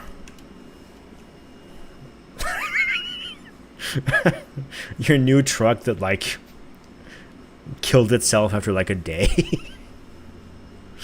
The message in Sammy's room said that Tapras was the traitor, so we assumed that Sammy believed in the message after finding it when she came back from her ritual. Can't let them get me. If they come to kill me, I just gotta kill them first. Kiyoshi heard Yaz mumble that to herself on her way over to the music room, and we guessed that Cosmo might have overheard an unfortunate part of that, urging her into action after having already suspected her for a while. The traitor probably locked doors since nobody else would have.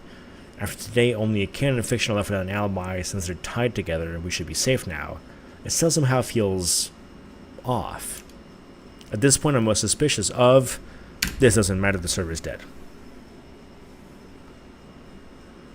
The cigarette lighter fuse was out, and the whole truck just went with it?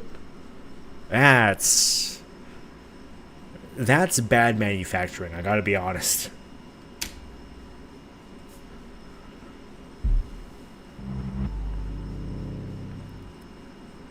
Like, yeah, a cigarette lighter, reasonable in a lot of cars, I gotta be honest. It being out and taking the whole truck with it? Dubious. Dubious at best. You slowly begin to regain consciousness and remember the situation you're in. Right, council mention. You spend a little bit more time in the soothing embrace of your pillow and blanket before opening your eyes. Oh, it still ran? Okay, my bad. Still not entirely awake, you look up at a now somewhat familiar ceiling as your mind slowly becomes a little less foggy. You turn your head to look into the rest of the room. Oh, yeah, okay. Yeah, check engine is always a little scary, but if it's still raining, that's fine. Within a second, your mind is flooded awake by adrenaline as you see Vormonax lying on the floor, wearing blood as an unfashionable necklace. What? How is... You spring out of bed and approach the council member lying on the floor, calling his name. With a lack of reaction, you check for his rapid pulse but find nothing. What the hell is going on? I need to tell the others for now. Right, I locked the door last time, but whatever, let's get the others. You take out your key, unlock the door, and run to the dining room.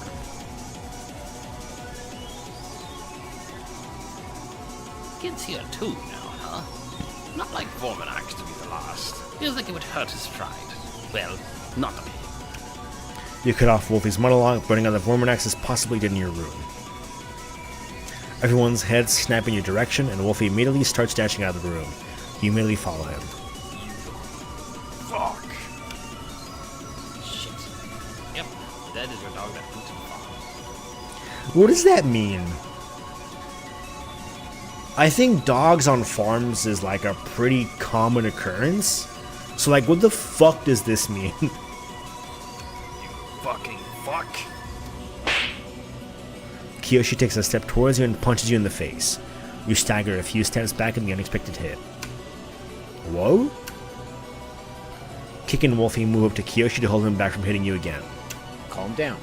This looks bad, but we shouldn't jump to conclusions. We've seen plenty of times how easy it is to be misled. No shit. You don't get it. Fuck. This is my fault.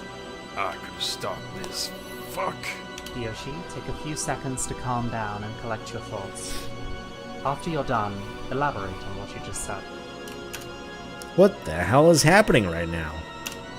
Kiyoshi takes a few deep breaths, and some tension seems to flee his body. Alright, I'm calm, somewhat. Last night, really late, not sure about the exact time. Might have been after midnight. Anyway, someone knocks on Vorminax's door. After a bit, I find out it's Kid who knocked, because he tells Vormax he wants to talk to him. What? I fell asleep early last night and only just woke up. Bullshit. It was clearly your voice. It's totally different from the rest of us. Anyway, so Vorminax opens the door, and they leave the room and walk over to Kid's room, unlock the door, and go in. There was some more talking there, but it was too quiet to make out from that far away. What the hell? None of this happened. I was asleep the whole time. Fuck, man. Only I hadn't listened to this garbage about how Kid couldn't be the killer. I should have gone out and stopped this. Anyway, this is clear fucking proof, right? You make a compelling argument, but let's refrain from hasty actions for now. Is it really that hasty? The main reason we didn't suspect Kid until now is because there's always been a much more likely suspect. But that has changed now, hasn't it? Vorminax was clearly killed very directly, so the murderer must have been in direct contact. And Fiction and I, the only likely suspects left, have been together the entire time since we last saw Vorminax. This time around we do confirm ourselves with proper alibis. I agree with your line of reasoning. I just propose less punching until we've reached a consensus. This is not from Hello Goodbye, so let's see what this is from. It's Umineko.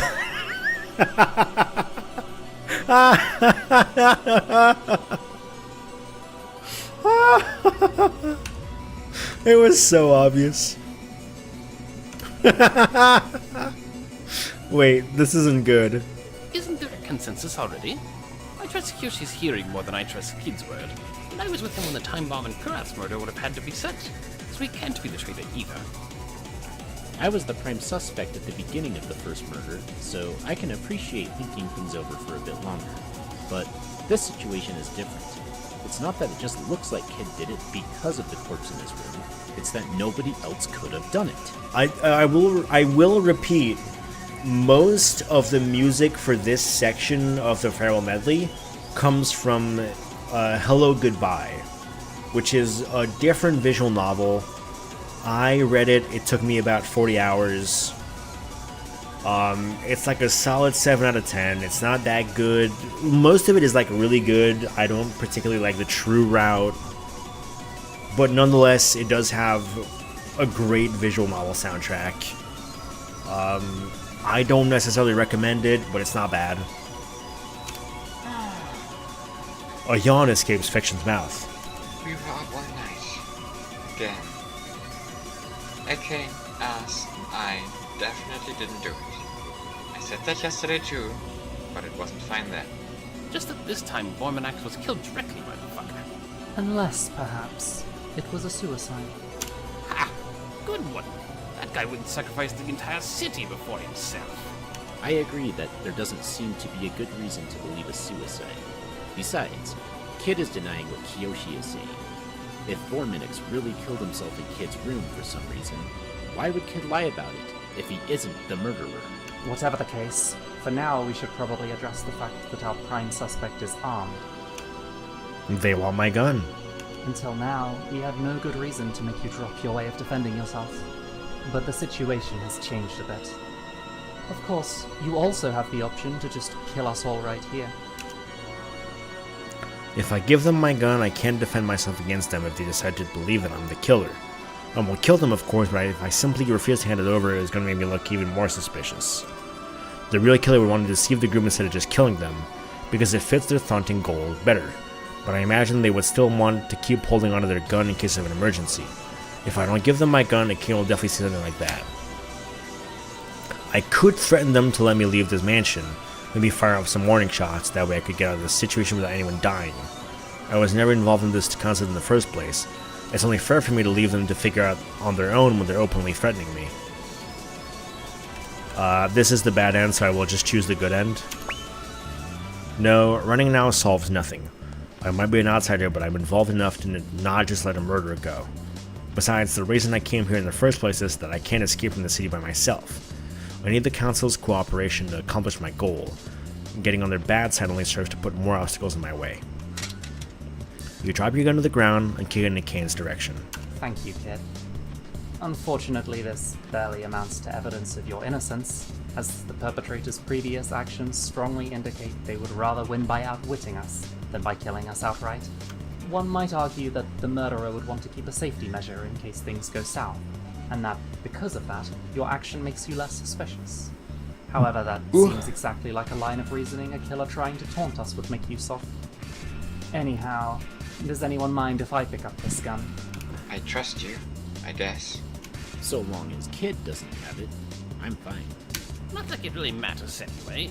Kid's already shown us he could kill us all with those bombs, so whether he has a gun or not makes no difference. Same applies if Kane is somehow the traitor. Wait, the bombs. I only recently arrived at the city. The shop selling the bombs apparently closed 3 months ago, so I couldn't have gotten my hands on them. You couldn't have gotten your hands on them? You're really grasping at straws, huh? The murderer is more than likely PD Player's henchman. He could have given you the bombs at any time, even before you came here.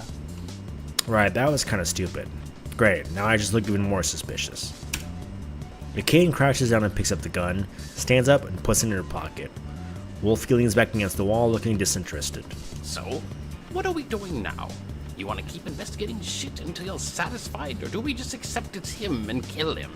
I believe in the previous cases, we have always found relevant clues by discussing how the murder happened, and how the murder fits into the whole taunting business. That is how the rest of us have attained our alibis, after all. The taunting thing is just your pet project. Not like it's actually gotten us anywhere. We might have condemned fiction more easily if her being the culprit fit the motif better. Or at least, I wouldn't have agreed to chain myself to her, in which case who would have readily kept watch on her? So, since I'm not a suspect anymore, can we get rid of these cuffs now? Certainly fine by me. Wolfie, I believe you took Cosmo's keys? Sure. Turn around, hands behind your back. You do as instructed, and Wolfie handcuffs you, a bit more tightly than you'd like, but you judge this to be a bad situation to complain. Don't know if this really does anything. Helps with some peace of mind, though. Can we get back on track and get this over with? Do your investigation or reasoning or whatever. There is probably little to be gained from it, but we should look at Vormanax's room. Alright, let's go. Escorted by Kiyoshi and Wolfie, you make your way to the room right next to yours. The council members and you immediately start looking around the room, but give up after a few minutes without a find. I mean, yeah. I told you they immediately went to Kid's room after he opened the door. This was expected, but there was little reason not to make sure. Next in line would be discussing how the murder happened. I told you that. Kid came over to him, asked to talk to him, and then they went back to Kid's room. Then he killed him there somehow. Kiyoshi insists that he heard me speak last night when I was asleep. Screaming and Kiyoshi is the killer, but he has an alibi, just like everyone else. If he isn't the killer, maybe the real culprit could change their voice?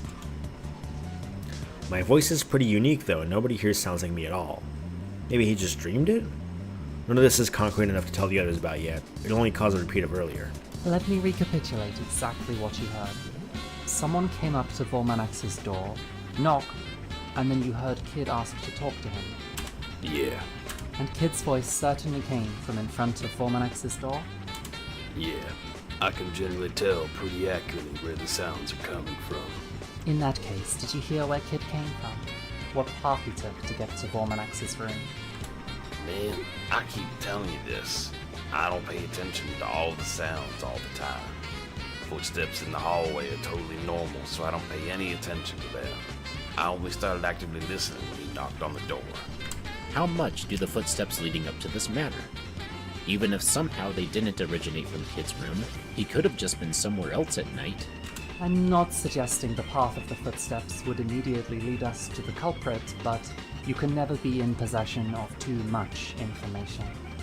Moving on, there was knocking on Vormanax's door, and then Kid, from in front of the door, said he wanted to talk to Vormanax. Kid, you deny this point, correct? Yes. I was asleep long before that time, and I certainly don't sleepwalk or sleep talk. Then Vormanax opened the door, and with a complete lack of further exchanged words, the two made their way to Kid's room. Yeah, I guess there was some pause between Vormanax opening the door and them walking to Kid's room, but they were talking again in Kid's room. Right, one thing at a time. The two of them quietly walked to Kid's room. Before entering it, did Kid have to unlock his door? I think he unlocked it. I don't know. I was paying attention, but that's really specific. They entered his room. Did they close the door behind them? I think so, yeah. Otherwise their talking wouldn't have been so quiet. That is the next point. You said you heard them talking, but it was too quiet to make out the words. Are you certain you heard Vormanax and Kid talking? No, this one's hello goodbye. I don't need to open, I mean I can open it anyways, but yeah, this is hello goodbye. That much I know for a fact.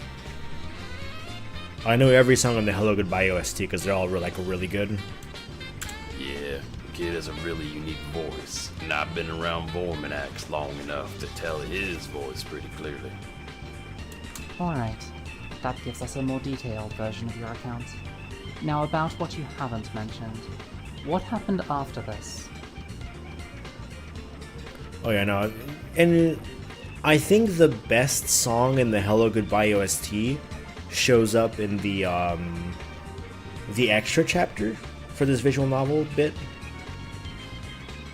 It is really good, but honestly, I think a solid 75% of the Hello Goodbye OST is just it's Peem, quite frankly. What do you mean? They were talking in Kid's room. For how long? What happened after they stopped talking? Did you hear any struggle? A body hitting the floor? I kinda zoned out the talking after a while. Like an hour later or so, when I still wasn't sleeping because of this stupid full moon. I noticed they weren't talking anymore, but I don't know when they stopped exactly. I didn't hear anything that sounded like the murder then either. Did anyone leave or enter the room after that? Not that I heard. Is this true for the entire night? Between the two of them entering the room and you going to the dining room, were there no other sounds? Well, I fell asleep at some point. I don't know the exact time, but usually I fall asleep at 3 or 4 on a full moon. It's probably the same last night. Would you have woken up if there were any sounds after that? Well, depends on how loud the sounds would be. Would you wake up from a door opening and closing? From someone being stabbed with a knife? Probably not, unless Vormanax yelled after being stabbed, of course. My sleep's fairly deep, I guess. I probably would have woken up from an active fight, though. Kid, you have repeatedly claimed that you were asleep at the time Kiyoshi heard you talk to Vormanax. When did you go to sleep last night? I left Cake's room before 9 p.m. and fell asleep shortly after, so it should have been before 9:30. You were in Cake's room yesterday evening. Cake, can you confirm this? Yes. He said he wanted to talk about something. He ended up mentioning something feeling off about the situation. He talked about how we might still be missing something, and that we might not be as safe as yesterday's conclusion led us to believe. In hindsight, it almost feels like he was announcing the murder. That would somewhat fit the motif you were talking about, no? So it would. In general, the image seems to depict Kid, but I will get to that aspect later. Kid, do you confirm what Cake just said? Yeah, what he said seems about right, except the part about announcing a murder, of course. Moving on, after leaving Cake's room, you immediately went to your room? Yes! Between the time of leaving Cake's room and falling asleep, have you seen anyone else? No, there was no one in the hallways on my way back. You got to your room and fell asleep. Did you wake up at night at all? Now that I remember, when I woke up it was already morning. Please explain what happened in the time between you waking up and entering the dining room. You retell this morning's events. You woke up, saw Vormanax lying on the ground, checked for his pulse and breathing. Tried to leave the room but had to unlock the door first, and immediately rushed to the dining room. You say you had to unlock the door. Did you lock the door before going to bed last night? Yes. What? Are you suggesting that someone killed him and then teleported the corpse into his room? Locked doors are of relatively little relevance, as fiction has shown us. I presume a door could be locked just as easily as unlocked. Yeah, same deal. Does anyone else have any account on what happened between 9 PM yesterday and, say, 5 AM today? Nobody offers anything. Then let's move on to the motif. As I have reiterated in abundance, PD Player is trying to taunt us, and I believe it fits the role of murderer here quite nicely. To begin with, so far we had only been suspecting one another. With the perpetrator being an outsider, they would be completely safe to keep enacting their schemes without having to worry about the scrutinizing eyes of all the others. After all, until today, he or she had been the only one to suspect Kid at all. Everyone else kept backing him up, that includes myself, of course. Because we saw him as a neutral party, some of us have been going the extra mile to help him set up anything he needed. It would have been easy for him to mess with Fiction's tools, or tell Tapras to go to the karaoke room. He was the most trustworthy person around, after all. Besides the ease of deception that comes with being an outsider, it has another certain effect. Don't you think it would greatly amuse PD Player to see us openly distrust each other, all while actively helping out the true murderer? Then we get to this murder. I've mentioned this yesterday when I falsely accused Fiction, but I think it would make for a great taunt for the murderer to almost openly reveal themselves. In this case, by having a corpse in their room, in addition to having an ear witness, and then still somehow manage to get out of it. So far we are strongly suspecting Kid, but if he comes up with some great arguments, maybe he can manage to sway us. Imagine that beyond that all, he is actually the true perp, stringing us along through all of this. This is strengthened further by Kid's remarks about how we have been missing something and how we may not have been as safe as we believe. Announcing a murder before carrying it out in a situation where everyone should be highly alert would truly fit the image rather well. Ken has been very intent on this image thing. I wonder if there's a chance it was all just to set me up here. It seems overkill, but I guess it's worth bringing up. I don't think it's particularly likely that it was just to make you seem more suspicious, even if you are not the murderer. If the goal was to simply kill you, they could have done it with Dina's bomb. If the goal was to pit us against you, then there would have been easier ways to do so, especially since the motif is weak evidence against you at best. It only serves to round up everything that speaks against you otherwise. I think I agree with that. If the Council and PD Player are great enemies, then me being the ultimate target would certainly seem strange. Of course, it is also entirely possible that the point of this murder was to make the outsider seem like the true culprit, in a way of showing us that they can even shatter the strongest belief we've held up so far. But I personally find that to fit the mosaic less nicely. Now that we've established the general frame of reference, let's turn to this murder specifically. Oh god, they're still not done. Suspecting anyone besides Kid would have us revisit the previous cases, but let's suspend that minor inconvenience for now. As Kiyoshi claims to have heard Kid yesterday, the most obvious alternative suspect would be him, as Kiyoshi lying would simply negate a great deal of evidence against you. We can also think of unlikely hypotheticals like sleep-talking, Kiyoshi mishearing, or similar, but there would need to be strong further evidence for those. Kid, since you are the most involved in this, you should have the first chance to come up with a possible way someone besides you could have committed the murder. And of course, having to present a story means that if I am the true culprit, I risk letting something slip or contradicting myself.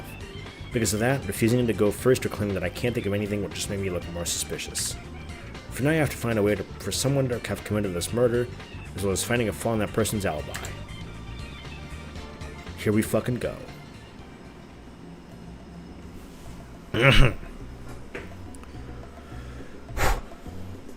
As Ikan said, Kiyoshi is the easiest target as a suspect for this specific murder, so let's start with him. He has the same alibi as Wolfie, as he was together with him and Vormanax around the time the culprit of the second murder had to activate the bomb. We figured out that unless Fiction was the culprit, the perp must have had access to Fiction's toolbox in a very narrow time frame. Vormanax, Kiyoshi, and Wolfie all confirmed that the three of them or together in that time frame, with lots of buffer size in either direction. The council members are very convinced that there is at most one traitor among them. But even if I suspect multiple, all three of them would have to be accomplices for the murder to work. One of the three is dead now too, making that possibility even less likely. Most importantly, I have to come up with an explanation that the others might believe, so I can't propose three of them being traitors at the same time. The same argument would equally disqualify Wolfie as a suspect, leaving a K in fiction, Cake in Arst. If I don't assume Kiyoshi's lying, I will have to find an explanation of last night's murder which is consistent with what Kiyoshi heard. True. True. Oh man, I love Akagi, man. He adamantly claims to have heard my voice sometime around midnight, which I'm sure I was sleeping. Besides me speaking, what other ways are there to make him hear my voice from in front of Vorminax's door? I initially dismissed it, but some people are very good at imitating voices. Maybe I shouldn't quite discount it. Other than that, oh, of course, all this time the council has been saying that the traitor must be an underling of their enemy, PD Player. If the traitor had been living in the council mention all this time, it's very reasonable to expect that they've been acting as a spy, telling PD Player about their plans and so on. A traitor would want to keep records of what the council talks about, and what simpler way to do that than to just simply record their conversations? The council members were trusting each other greatly, so even if someone was found with a sound recording device, they could have easily explained it away by saying it's how they like to keep records.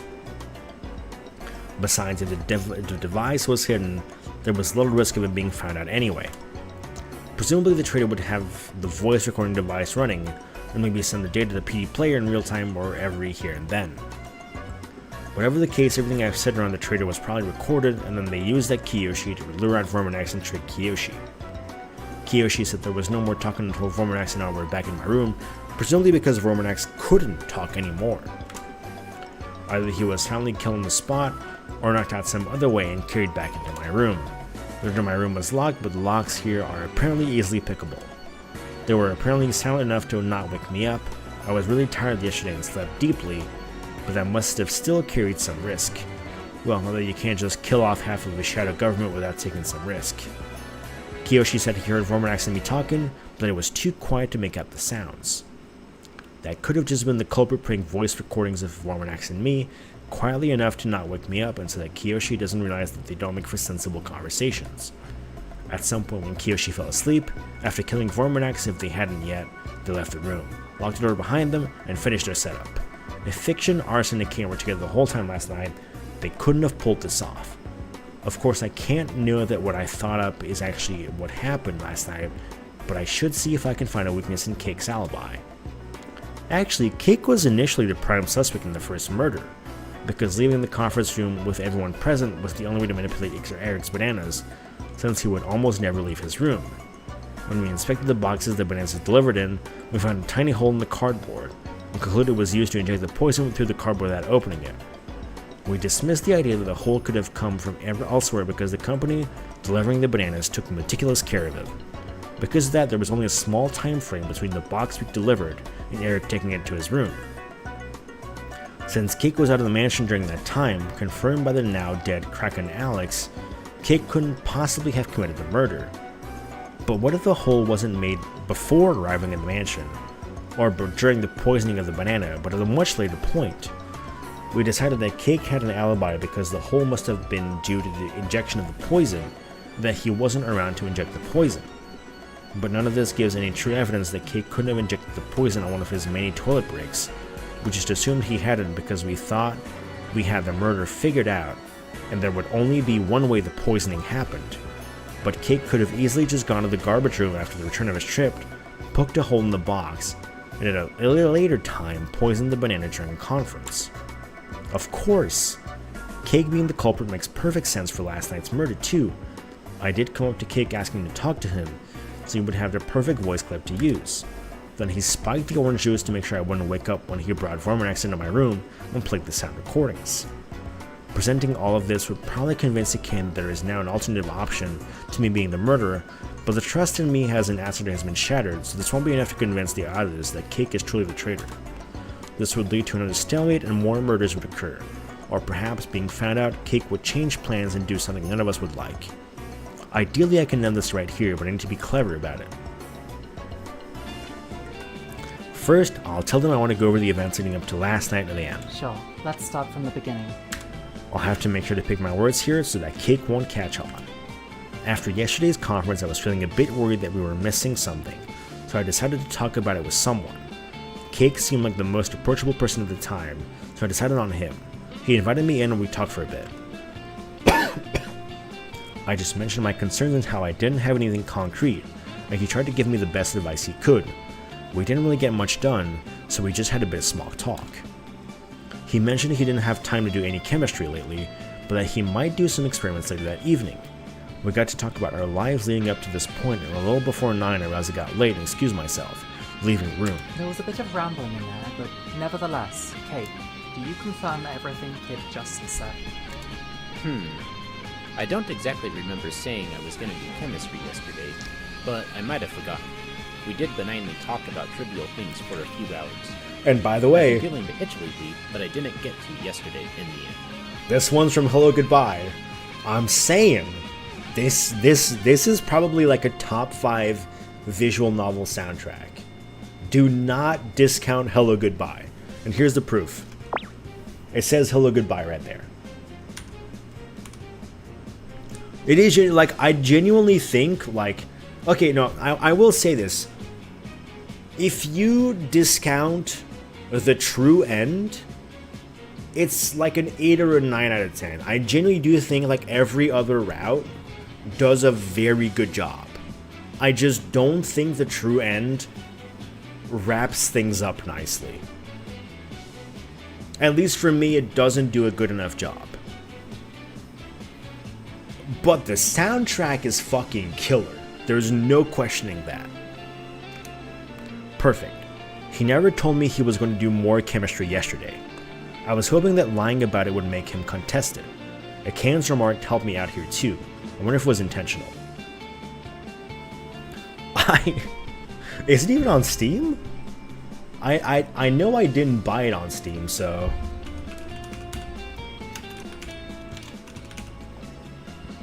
Oh, it is on Steam. What the hell? Damn.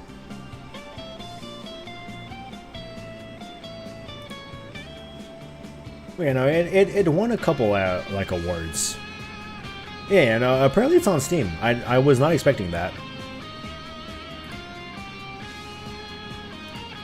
Because I definitely did not buy it on Steam, but yeah. Ideally, I would have liked to have him confirm giving me a drink, as well as the exact words I used when approaching him, but I would have made him too suspicious. Next, I'll have to make sure that I'm not wrong about Cake being the traitor. You turn to Kiyoshi and ask him if he can remember the exact words he heard you speaking in front of Wormanax's door last night. It was something like, I don't suppose you have time to talk. So, I don't suppose you could talk. Oh yeah, that. Are you confessing? Alright, those are the words I used at Cake yesterday, so I'm definitely right. You glance at Cake, who seems entirely unperturbed. Alright, that completes the setup. Time to accuse him. You lay out everything you've gathered from thinking about the case. You explain how everyone except you and Cake has a real alibi, but that Cake's alibi is flawed. You explain that the hole could have been made into the box after Cake returned from his trip, and that he could have poisoned the banana on his way to the bathroom.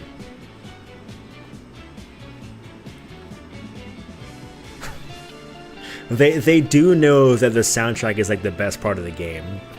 And honestly, it's true, it's true. It really does go insanely hard. You explain that the words Kiyoshi heard you say were exactly the ones that you said to Cake, and that Cake has recorded them and played them back to confuse Kiyoshi and Wormanax. You explain that Wormanax was probably either knocked out or killed at the door, that why there was no dialogue until they entered Kid's room. You explain that Cake played back voices of Kids and Wormanax at a quiet volume to confuse Kiyoshi further. Lastly, you explain that Cake drugged you so you wouldn't wake up. Now that's an elaborate way to accuse me. Cake still shows no signs of distress. I agree that we have overlooked the hole in Cake's alibi. and that the situation you describe is a reasonable way Vormanax's murder could have been committed. Sounds like bullshit to me.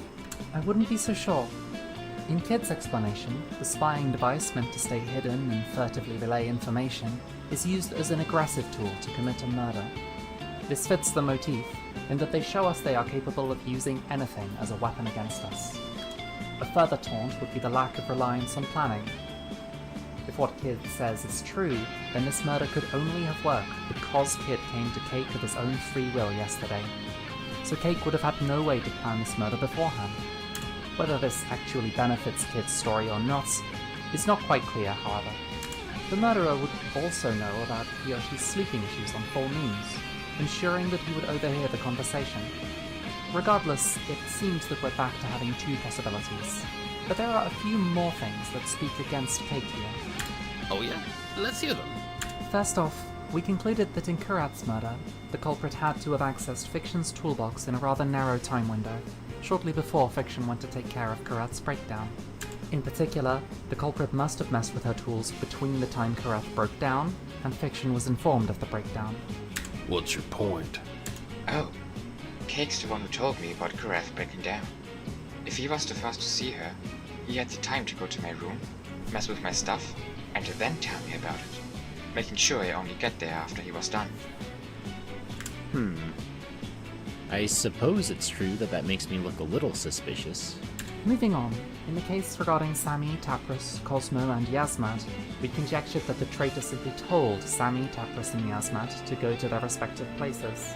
Earlier, we said that the kid could have easily done that, as everyone believed him as an outsider. But at that point in time, Cake had already acquired his pseudo-alibi, so he would have been just as trustworthy. For what it's worth, I did genuinely believe that my alibi proved my innocence. It's not like I realized the flaw in my alibi and chose not to point it out to protect myself. Talking about alibis, there is another point. The traitor's goal would be to create as much suspicion among each other, while staying safe themselves. As such, the fewer people have alibis, the more people there are to suspect, which means that on the one hand, we have fewer people we feel we can trust, and on the other hand, suspicion was more spread out, making the culprit stand out less. Because of that, it was in the culprit's interest to kill people with alibis. Of course, the friendly fire case could not target those with alibis, as none of us in their right mind would try to kill someone they believed not to be the murderer. The second murder, however, showcased how the traitor could have killed us all if they wanted to, so it should have been easy to take out all the alibi carriers at that time. On the second day, Cracker, Alex, and Cake had alibis, two of which were indeed killed, but somehow Cake was apparently not on the hit list. Well, the more I hear of this, the more I feel like I'm being framed rather elaborately. Admittedly, this only serves to counteract the things pointing at the kid being the culprits. Personal tendencies aside, I would say that you two are on about equal footing now. How about we just kill them both? It's gonna stop the murders and just one more victim. And half the time that victim's just Kid. So really, this is really like 3/4 of a victim. For the first time in a while, Kate looks a bit worried after hearing that. Yo, hold on. I'm not a big fan of killing off our own council members. I don't know. It might be the best solution, though. Let's not be rash, okay? If what Kid is saying is true, then I should have a listening device on me all the time, right? You guys can search me. I don't have anything. Not Kid, though. I don't want him to play something on me. If he proposes this himself, he probably won't have anything. Although I was already expecting that, which is what my setup was for. Let's stay quiet for now and see what happens.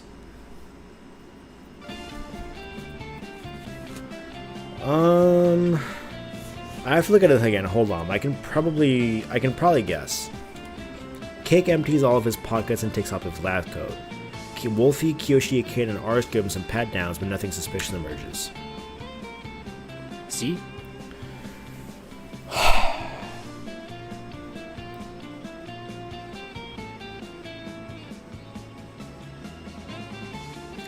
It's not from something I've watched. That being said, I can find out. Hold on.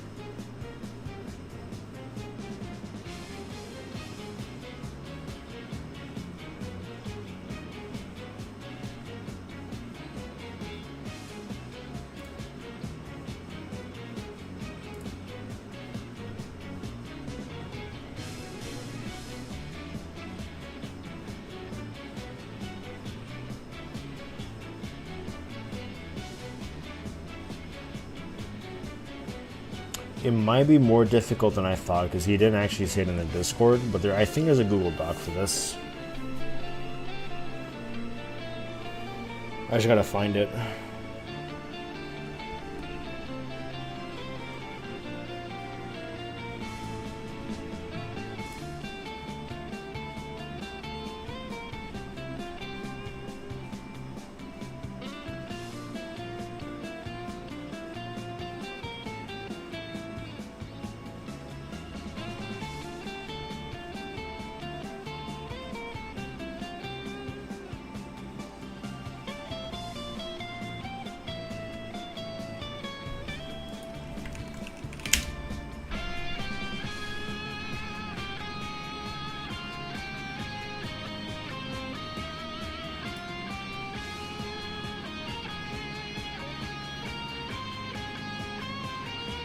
It's from Trickster?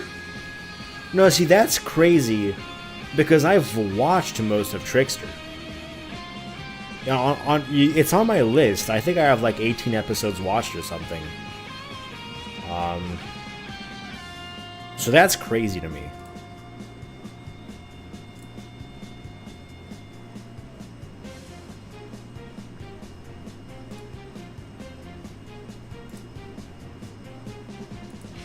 I'll believe you, though.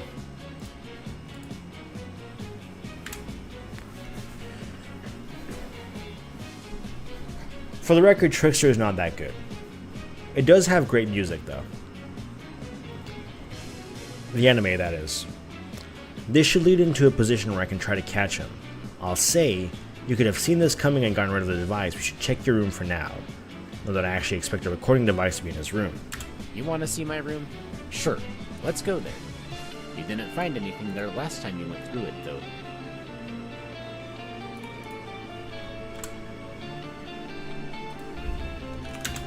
Accompanied by a sigh of Wolfie, the crew moves over to Cake's room. Alright, let's search this place. Everyone sets out to investigate every nook and cranny of the room, but you start by looking at the glass case filled with acid and see it is just as full as you expected. You join the others in their search for a recording device, but after over half an hour, you still find nothing resembling what you were looking for. Happy now? You move over to the glass case and look at the measuring bar indicating the amount of acid in it. 7,510 milliliters. You turn around and address Cake. Just like you predicted being searched for the device on your person, you also expect your room to be searched. So the safest way is making sure it wasn't found was just to destroy it. Because we currently have no way to leave the mansion, you couldn't have just thrown it in the trash, and smashing it or similar would just be more suspicious. Luckily for you, you have this case of extremely strong acid, able to dissolve the listening device but without leaving behind evidence. This is also hello goodbye. When I came here yesterday, there were still only 7,500 milliliters of acid in the case, and now there are 10 more, approximately matching the weight of a small listening device. I already made him admit he hasn't been doing any chemistry in the last few days or last night, so he can't say it's from another experiment. Cake, do you confirm that the acid tank was at 7,500 milliliters when Kid came over to your room yesterday?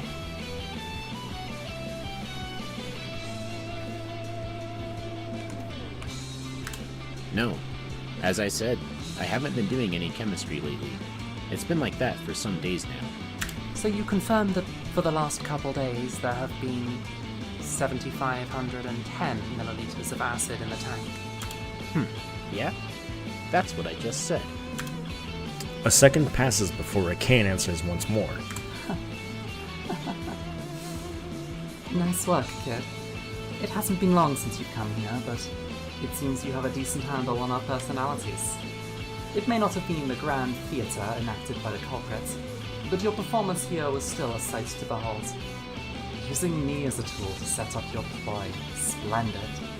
Huh? What do you mean? Nice, just as I was hoping. I've said it before, have I not? You can never be in possession of too much information. If you did not expect me to have records on how much of that acid you had on which days, you've greatly underestimated how much I value said information. You're saying he's lying about having had this much acid for a while. I can get my records if you want. Cake doesn't block the door to his room, so collecting them was rather easy. Not that I always had to do it in secret. From the first murder until yesterday, there have been 7,500 milliliters of acid in the tank. No more and no less. So that's why you've been coming to my room so frequently. And here I thought you were actually curious about chemistry. Cake's voice has suddenly become entirely emotionless. No, I wouldn't say that. I've been looking for chemical information to use for my company. Keeping track of things in your room was only a small reason. Hey, you should. The kid has been locking his room every single night. You should do the same. Does this mean you have a bunch of stats on me too? Of course. So, Cake, any counter-arguments? There is hardly a point. I can contest Decane's records and claim that they are inaccurate, but nobody would believe that. Everyone here knows about Ikayan's meticulous attention to detail. I simply underestimated her addiction to information. Not that that is really why I was found out. Fuck. I can't believe this. It's been you all along? You've been with us this whole time, man. Weren't we bros? We were hanging out, talking about whatever. You always explained those hard things I didn't get, and I'd show you up in sports and all. Man, you seem like you were having fun. And now with this? You kill half your friends and pretend you're the nice guy we can talk to? You're fucking sick. It seems a little late to flip out about this. You figured out that there was a traitor among you within an hour of finding the corpse. It should have settled in by now that one of your so-called friends was just playing you. So you were really just pretending this whole year? You're the worst. Kiyoshi moves up to Cake and tries to punch his face, but Cake swiftly sidesteps to the side. I must say, it was rather tiresome to constantly play the role True. of physically unfit. Surely you don't think PD player would let a couch potato True. Last time I heard about a streamer house, it had a couple pedophiles in it, so, you know, I'm just saying. Don't do it.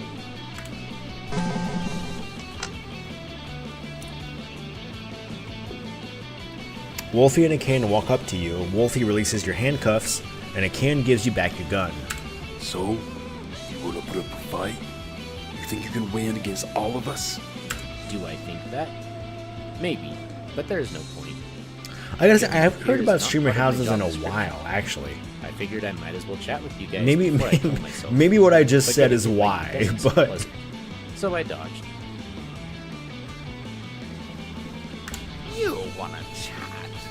Okay, let's chat. Where is PD Player hiding and what are his plans? I shouldn't have to say this, but I won't reveal any sensitive information. If that's all you want to know, I can bid farewell to my life right now. I presume you're carrying a suicide capsule in your mouth? Perhaps. If you move to restrain me or similar, I will set off whichever mechanism I have in place. Damn! I would have really liked to torture you, at least for a little while. I mean, it doesn't help that Smash Bros. Is definitely, like, pretty dead. Honestly, compared to, like, the heyday. But that definitely didn't help. That streamer house absolutely did not help. Then I suppose this really is the end. But will you humor us with a few explanations? I'm glad we both know exactly what we're talking about, though. I may be able to, depending on what you want to know. Because that's absolutely what I was referring to. Well, first off, how close were we with the speculation about this being about taunting us? Sammy noticed that on day 2.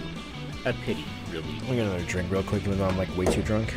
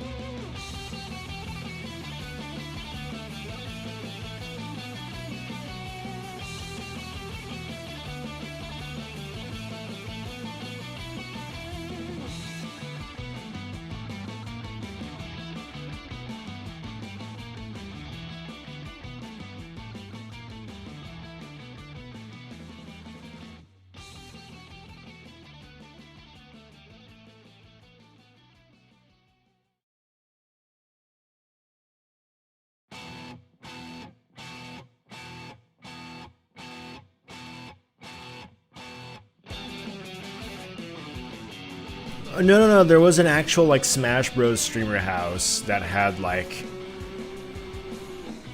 I'm not gonna say at least 2 like pedophiles / rapists, and it was like a very big deal for a while.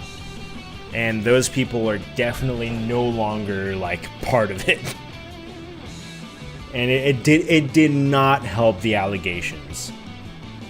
Like there were the jokes about like the entire like Smash and like thing, like those were already happening prior to that. When that came out, it was fucking Jover.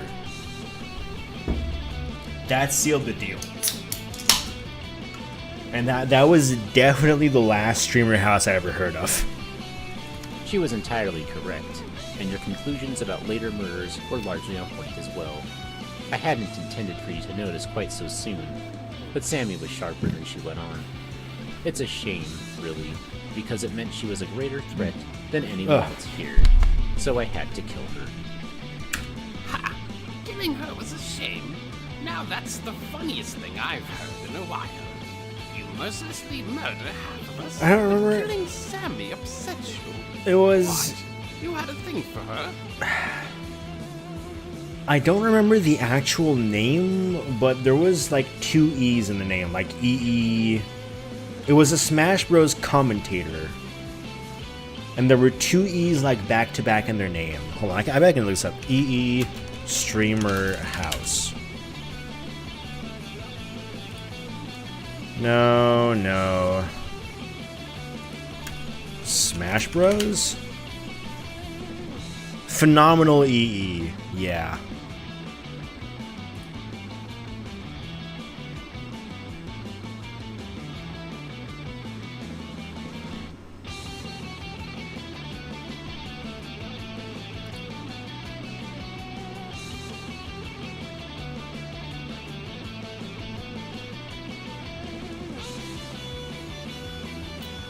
I don't know. I don't remember exactly I don't know exactly the entire details of the situation, but they were in a streamer house.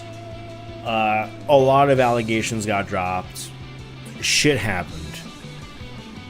Laughable. Killing her was a shame because she was such an easy target. Sammy's obsession with her hocus pocus made her by far the easiest person to manipulate, so choosing her as a target was truly boring. It was necessary, as she was the only threatening presence. Yikayan was really rather helpful for me, discovering alternate possibilities, allowing me to carry out my puppet show for much longer than if he hadn't been around. Earlier you mentioned that underestimating my liking of information is not what spoiled your plan. What were you referring to? In my year as a council member, I greatly studied the behaviors of you all, so that I could plan out my murders accordingly and make decisions on the fly. I knew how each of you would act, what sort of stimuli. It's no coincidence that Cosmo was so fierce about accusing Yaz. I have been working on creating a rift between them for a year, after all.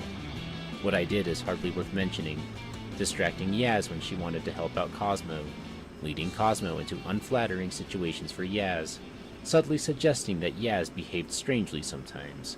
This would hardly sway anyone, but with how aggressively Cosmo convinced herself of anything she came to believe, there was hardly any work to be done. Placing the syringe in Yaz's room all but ensured that Cosmo would not leave the hole she'd dug. That was a bit of a tangent, but what I was getting at is that among everyone here, there was a single person I didn't have enough time to observe. That'd be me. Kid's an outsider who doesn't have much to do with what is happening here. The way he acted when accused by Kiyoshi suggested that he had only limited commitment to helping us out. Because of that, I figured Kid would choose to abandon us to save his own skin as soon as everyone was convinced of him being guilty. Him threatening us in order to make his escape would have solidified any suspicion in him. As a result, with the outsider being the true culprit, it would have greatly strengthened the trust of you in each other as well as in me. From there, not only would I have concluded the play in a victorious manner, but I also would have improved my ability to gain intel. Perhaps I shot for the stars with the decision to try to frame Kid, when I could have easily made you believe any one council member was the traitor. There is little point in mulling over this, however. PD Player would not have allowed me to go for anything but ultimate victory. so choosing anyone but Kid as the scapegoat would have simply been a guaranteed failure. Not sure how long you want to let him keep talking. He might be planning something and stalling for time. I'm just sick of hearing his voice anymore. Cake, you want to kill yourself now? I can do it for you if you prefer. Personally, I am satisfied. Does anyone else have any questions for him? No, I'm just glad this is all over. Can I punch him in the face first? I am trained in receiving pain, but I am not particularly fond of it. If I see you approach again, you will be hitting my corpse. This is true, but you have to remember, within the context of the larger story, PD Player is not the bad guy. I forgot how I wrote PD Player's characters. This might not be accurate. Please believe me. I legitimately forgot what I wrote. What's up, Toho? Time for your final words, then. I tried to write PD Player and like my entire intention from the start was like I'm gonna write PD Player as like not the true villain because it's a better ending if everyone's happy. But I don't really remember how I got to that point. So, listen. Hands in the air, I don't remember what I did. Final words. I never expected to have the chance to say those, so I will only tell you that I am rather disappointed in how easy it was to manipulate all of you. One would expect that the people calling themselves the saviors of the city would put up a bit more of a fight. There was little need for me to intervene. You've never stood a chance against PD Player in the first place. With that, Cake visibly bites down hard, spasms a little, and drops down to the floor. Yep, dead. Thank fuck. It's over, right? Yes, this is it. Another Hello Goodbye song. Oh man, finally. Fuck, I still can't believe he got this many of us. Operating the council will certainly be more difficult now. Hey yo, kid. Sorry for accusing you and punching you in the face earlier. It's fine, really. Kiyoshi was set up. It's understandable. You're up, bro.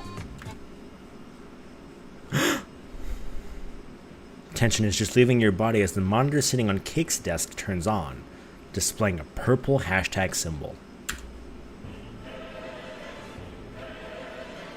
Greetings, Council. I believe this is the first time we have spoken. PD Player. Why hello, Wolfie X. I hope you enjoyed our little game just as much as I have. You're sick. You'll regret this. That's true, we do have like 70 molds right now that we could easily replace everybody with. Oh my, it seems that you were not too fond of our friendly bout. How truly unfortunate. I thought it quite entertaining. I am rather pleased with the outcome, you see. You overcame my pawn at last, after putting aside your precious pride and relying on outside aid. You have shown me a marvelous display of the interplay between admirable determination and hopeless incompetence. I truly appreciate your ability to deliver such high-class entertainment. Vorminax was really good at that, like, specific accent, I gotta say. If you are really so appreciative, then get your ass out here so we can shove your face into it. Believe me, I too have a heartfelt desire to play with you in person, but most regrettably, I have more important matters to attend to. It has been a pleasure, and I look forward to our next game. So long, council members. Cake's monitor turns off and his computer with it. You're just gonna leave like this? Akane walks over to Cake's computer and tries to boot it up, but it shows no reaction. It makes sense that PD Player would have access to Cake's equipment, and perhaps even our own PCs. I doubt that there was sensitive data stored on his computer, but frying it like this still seems like the safest option for him. With that, your role ends here, kid. It appears it was thanks to you that we ended up finding out the traitor. We will take the rest from here. Yeah, right. If Kid wasn't here, it never would have come this far. Kid was only able to set this up well because he had the outsider to fall back on. If it had only been us, we would have solved this much quicker. Alright, guys. We've had enough fighting the last days. Ooh. Let's just take a breath.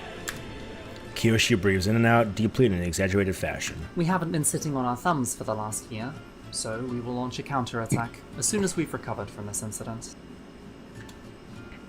While these guys are working in the background, I'll take a more direct approach. I'll defeat PD Player as much for their sake as for my own. Suit yourself. In that case, I welcome our continued cooperation, even if we might not meet again directly. Well, I'll finally go. This is not from Hello Goodbye. I've been awake for almost 3 days now. The group of alive council members gathers all the keys together and unlocks their front door. Breathing in the outside air for the first time in over 3 days, you say your goodbyes and make your way back to the part of the city you're most familiar with. You have completed the good ending. You now have the option to read a short bonus episode following a certain council member during a certain event. You also have the option to return to the world map or to go back to the previous choice to view the bad ending. If you choose to return to the world map, you can return to the mansion at any time and first to reread the story, then bonus episode to explore the mansion.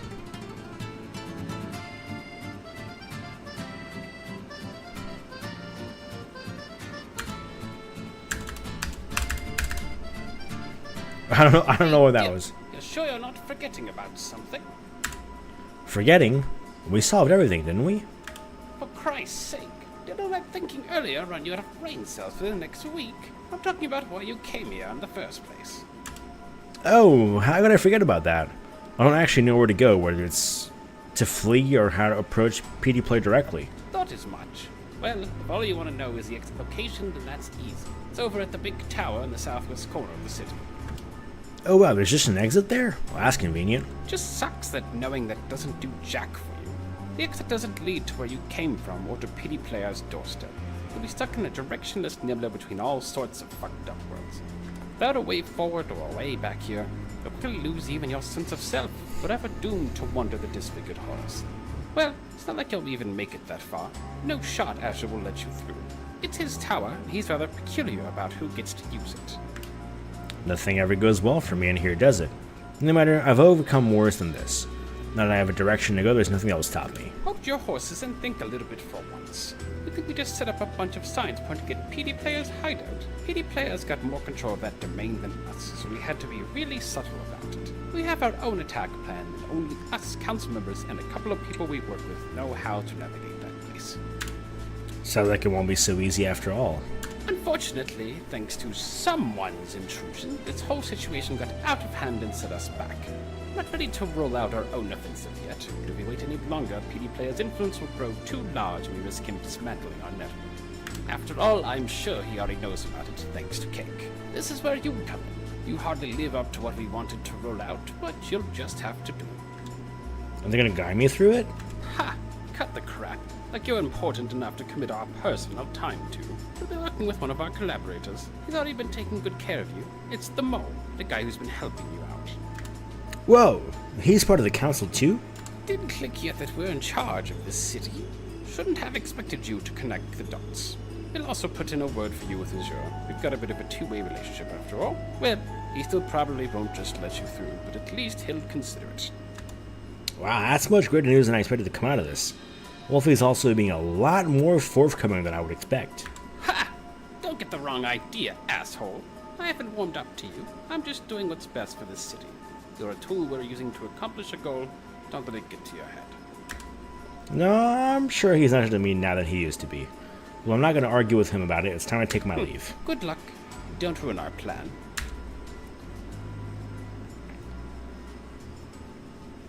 Perhaps our paths will cross again, but for now, this is farewell.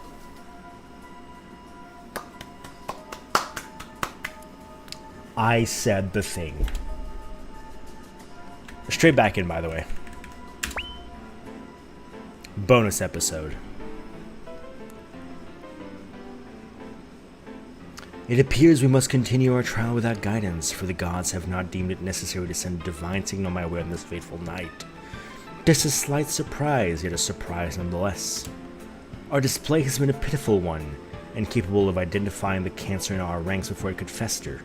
In spite of the mission and abilities that have been bestowed upon us by the gods, we have allowed mere vermin to tear apart our sanctity and cause irreversible damage. Yet neither Kronos nor Metis see fit to aid us in our endeavor, in itself a bright sign of their trust in us. One of lesser devotion may hastily conclude that the gods have forsaken us in their disappointment and our shameful showing, but their faith in us is as clear as Pyrene to one blessed with the curse of the ethereal eye, such as myself. We must live up to their expectations and eradicate the grotesque puppet donning a false mantle of divinity. Lamenting her own powerlessness, Sammy moves back into her room. By the way, I said 4 hours. Excluding the bonus episode, it was pretty much 4 hours on the dot. An expression of shock strikes Sammy's face as she enters the room and finds a magic circle in the middle of it. The Umbra is cast by the disciple of Chanlong. She plots your demise in your second haven. Cronus is impatient. Sammy's gaze moves to a small ornamental blade which lies in the middle of the magic circle. I have been granted assistance by Metis. How foolish and conceited of me to draw the same premature conclusions as the people I look down upon. I must reflect upon my shortcomings and repent to the gods, for I have greatly disrespected their generosity. Nay, there is no time to waste. Metis has anticipated my overcoming with lament, and instructed me to make haste, lest yet another accursed flower would bloom. This divine blade will cut the root of the evil weed which has infected our Eden. Sammy picks up the dagger off the ground and rushes out of the room, closing the door behind her with the other hand. Without a shred of ambiguity, Metis revealed to me that Tapris is on the cusp of enacting her new Ashim. How truly blessed I am to have even Fortuna on my side, for the target of my god-aided vengeance is currently residing in the room adjacent to mine. Sammy quickly approaches the room to the karaoke room and tries the door handle to find it locked. As preordained, a furtive slug would hardly open the portal to their vile lair. 'Tis merely of symbolic value, for no privacy can be found in a public domain such as this, revealing their farce as little more than an admission of guilt. Sammy takes out the key for the karaoke room and unlocks the door with a swiftness that would surely surprise anyone who has not seen her past circus performances. By the way, there's a pretty good-looking circus anime coming out this summer, so like 2-3 weeks from now. I'm not sure about it yet, but the previews looked really good. Like, I'm definitely looking forward to it.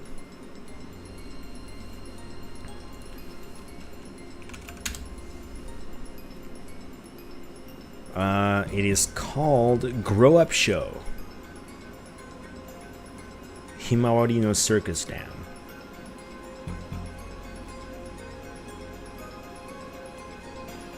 I really don't know much about it, but it had a couple previews like a couple months ago, and it looked really good.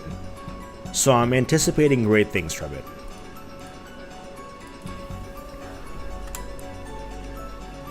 Sammy steps into the room and quickly closes the door behind her. Tapris, bewildered, stands up from the couch she was sitting on. Sammy? What are you doing here? Tapris nervously looks over Sammy and finds the ornamental dagger in her right hand. She quickly scrambles to grab the knife she had left on the table. Dare not call me by that name. It is an excruciating affront for vermin to address me as an equal. One such as yourself, who bathes in pitch, shall not call me by anything less than my full title. There is little cause for you to fret about such trifling matters, however, for your hour of judgment has arrived. I shall personally see to smiting the ever so elusive darkness. Fuck, what? Are you the traitor? Shit, he was right. Yours is a futile attempt to confuse me. Reprobate, gremlin. You should be aware that I am blessed by Athena herself, so put an end to this shameful display. Nay, I shall put an end to it myself. Have at thee! Previously relaxed, Sammy's knife arm suddenly whips out in Tapris' direction. The dagger leaves her hand and takes a straight path at her target's neck. Tapris' reaction is more of a flinch than a real attempt to dodge, but the projectile fails to strike its intended mark nevertheless, burying itself in Tapris's left shoulder instead. Yeah, Goodbye Lara, I've heard good things about. I probably won't watch Goodbye Lara, but I have heard very good things about. The new Bank Dream, I am completely uncertain about, because it looks completely different from the previous, like, 3 or 4 Bank Dream entries. Having heard some of the music that, like, this new group is doing, I really don't know what people should expect from it. I'm not a Bank Dream watcher, but as someone who's like roughly in tune with what the Bank Dream meta has sort of been, I don't know what people should expect from it. If it's good, then hey, congratulations to everyone involved. I don't really expect it to live up to like Maigo and Ale Mujika, however. Jesus fucking fuck! Tapras briefly doubles over at the pain but manages to keep hold of her knife. Inconceivable! I tapped into Perrin's blessing to launch the divine blade at the speed of lightning itself. Not only did she manage to react to my surprise attack, the dagger is imbued with holy energy, sufficiently potent to disintegrate even lesser demon upon contact, yet she barely suffered a minor injury. To think our adversary had the main supercurator puppet capable of such a feat, mayhap I have given this insect too little credit. Yeah, I don't really know what's going on with that. I just have to assume it's like a management thing, like, this is the big band we're going in on, and, you know, fuck it. I don't buy it.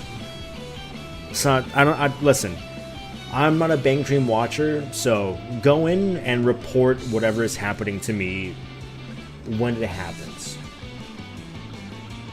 I would love to know what the fuck is happening with this shit. Sammy's shock only gives Tapras momentary relief as Sammy dashes for her before she can fully recover her bearings. Tapras haphazardly slashes in Sammy's general direction with her own kitchen knife to try to hamper her to the advance. Unlike when their positions were reversed, Tapras' attack does not find purchase as Sammy is able to narrowly avoid the awkward vertical string.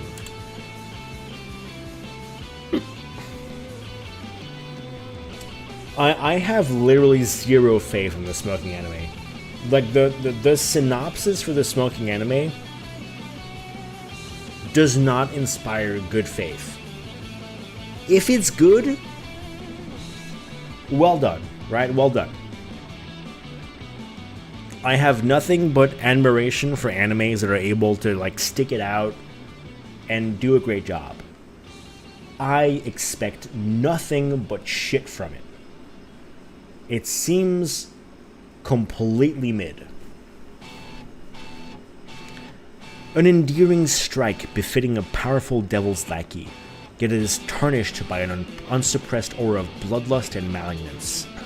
Mayhap one without Shukra's blessing would be incapable of perceiving the attack before it rends their flesh. 'Tis truly fortunate that the mission of extermination has been bestowed upon none other than myself. Sammy closes in on Tapras, grabs the handle of the blade lodged in her adversary's shoulder, and pulls it out. Wincing with pain, Tapras makes use of the proximity and stabs her weapon at Sammy's abdomen, this time striking a clean hit.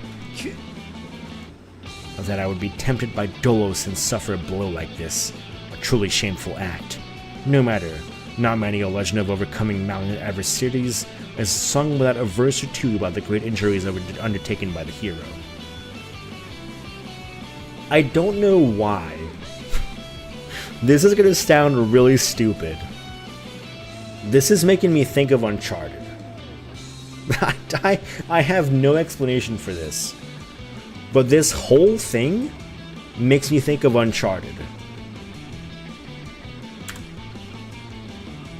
Sammy backs up and Tapras naturally pulls her own knife out of Sammy's wound. Both opponents face each other with their respective weapons raised. Sammy is standing tall, full of confidence, almost happy with the situation despite the wound in her abdomen, and Tapras' full body shaking in the greatest despair of her life. I don't know if this makes sense. Like, I'm thinking about it and like, this doesn't make sense. Uncharted is like,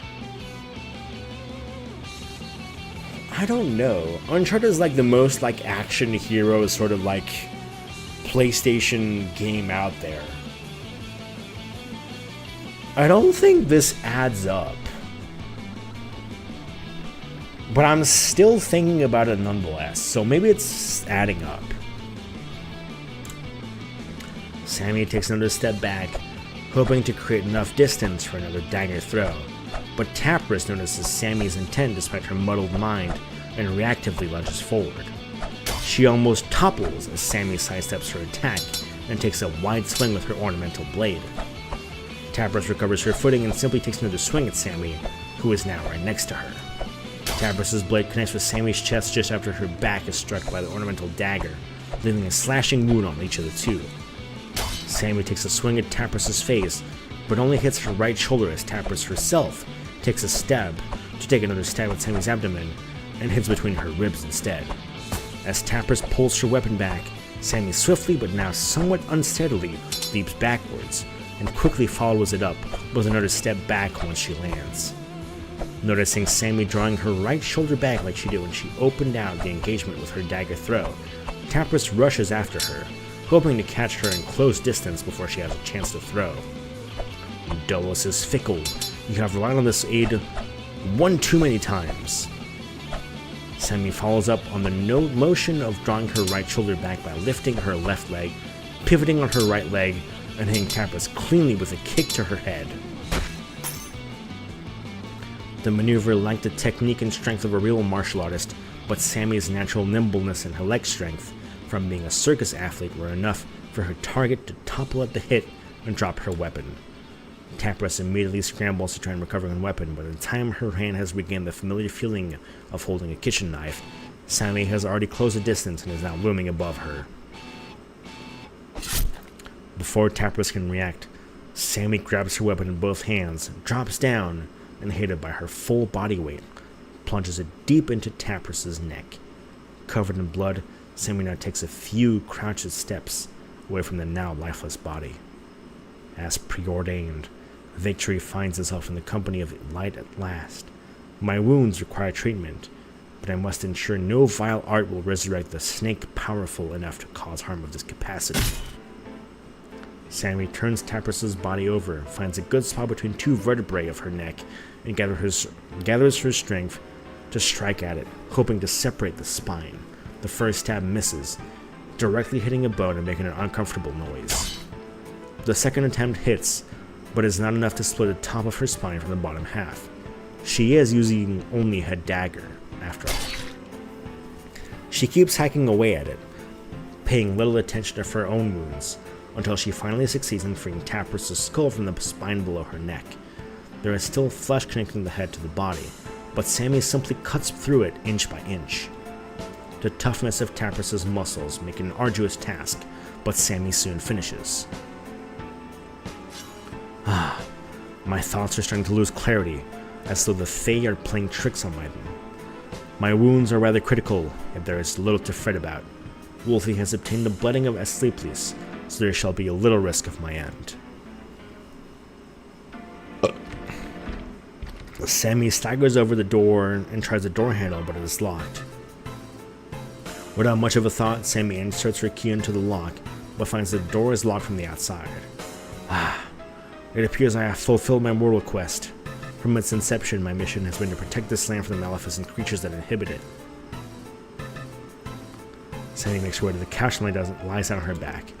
There is not a person in this mansion with the cause to bar the door, for I have slain the one evil that resided here. Nay, this is a message from Kronos.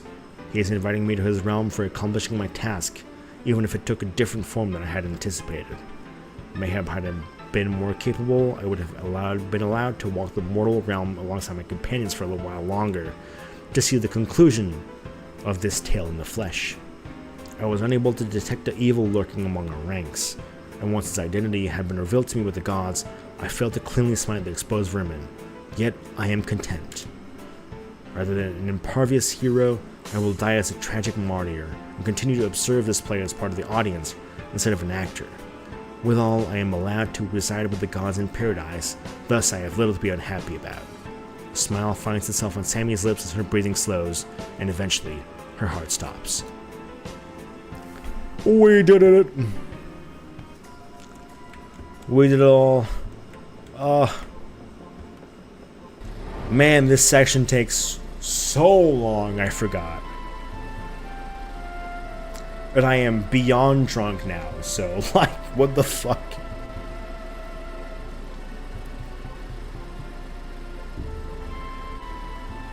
I'm thinking about it, like, I have played some of Uncharted, but not all of it. It is a good series. I should do it again one day. As if I didn't have enough to do already, so. Yeah, we can do Needle.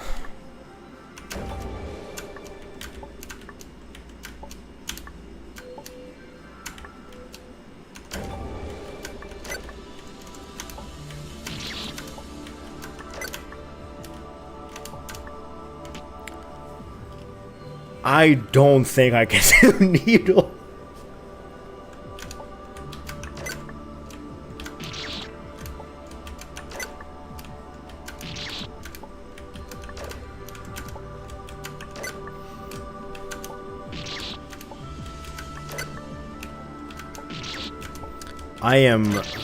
Yeah, no, I'm way too drunk for this.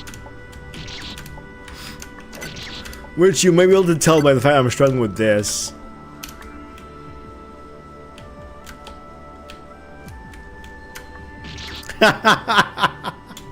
Yo, let's get out of here. I can't do it. Oh, I'm beyond fucked for this.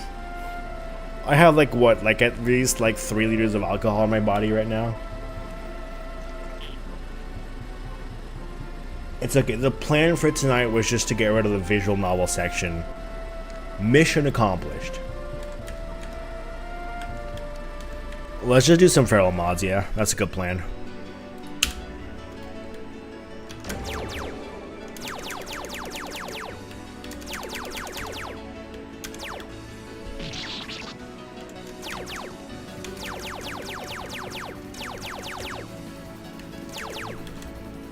Like, it doesn't matter how drunk I am, I know how to do the Farewell screen, so.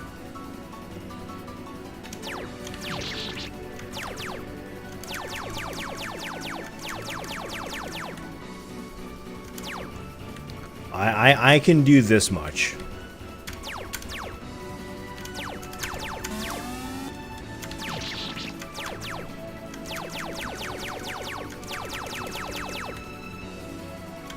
I mean, okay, let's be like completely honest for a second. Like, how many times do you think I've done this screen by now? Like, spoilers, it's like over 500. Like, I know exactly how to do this screen.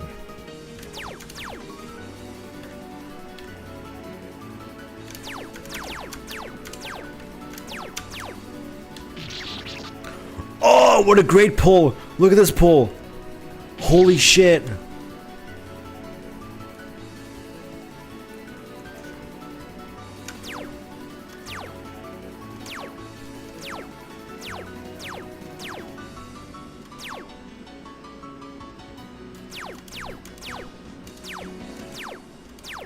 This is like maybe the second most proud mod I am of. Like, it's either this or Fuckerball. Like, it's either this or, the classic, like, dash jump mod.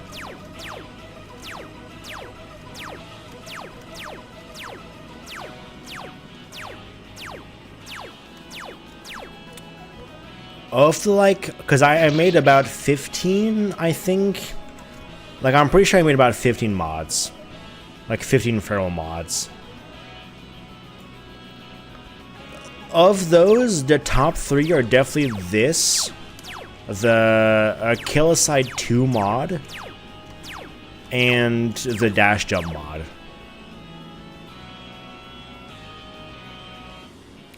That's my top 3.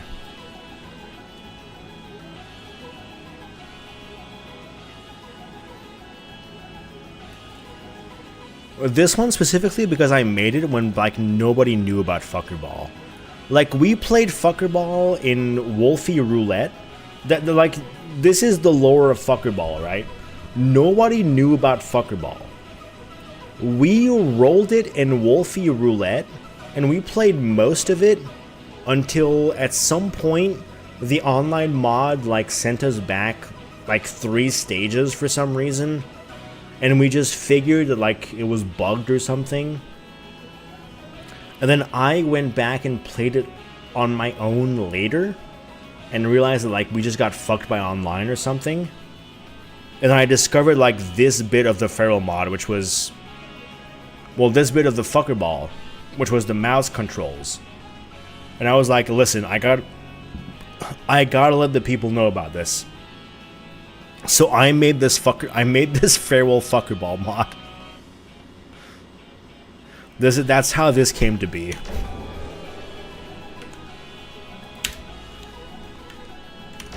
Fuckerball is truly like, it's amazing. Alright, this is how is this working? Alright, I see.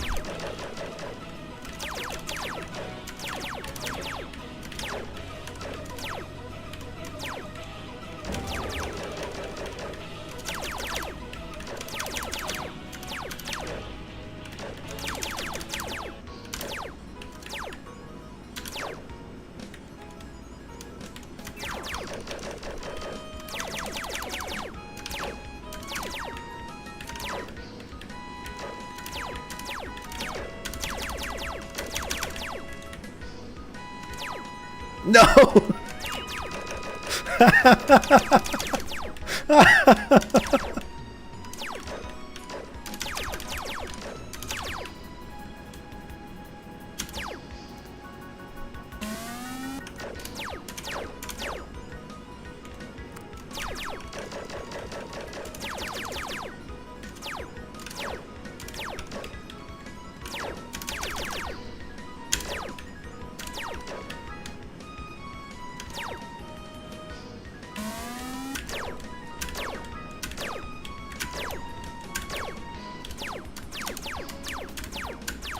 Boom. I already did this one. This is one of my mods, by the way. This vertical mod is one of my mods. This is, I believe, a Kurath mod.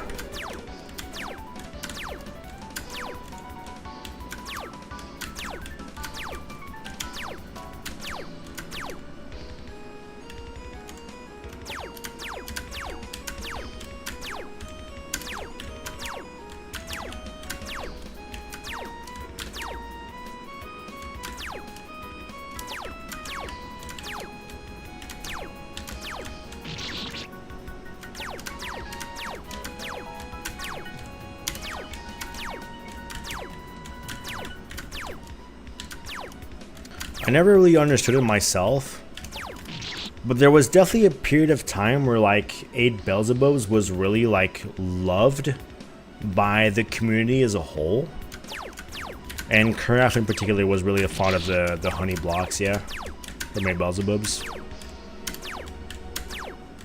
So they found their way into here.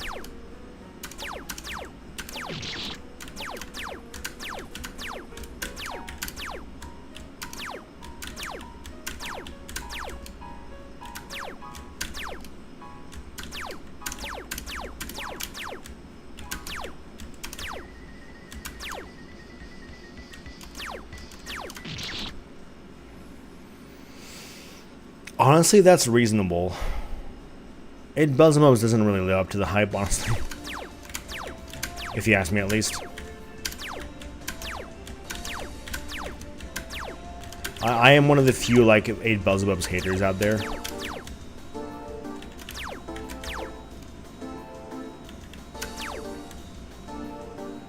Well, that didn't work out great. Let's see if I can fix it.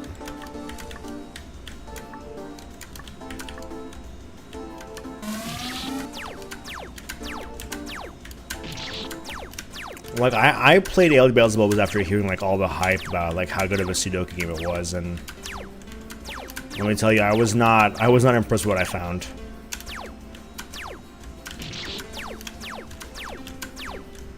There are much better Sudoku games left out there.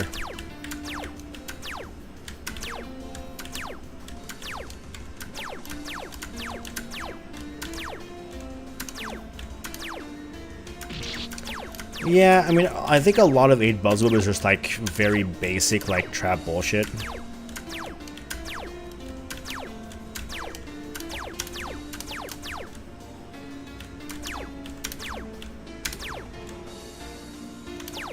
Like, it really doesn't live up to the promise of a good Sudoku game.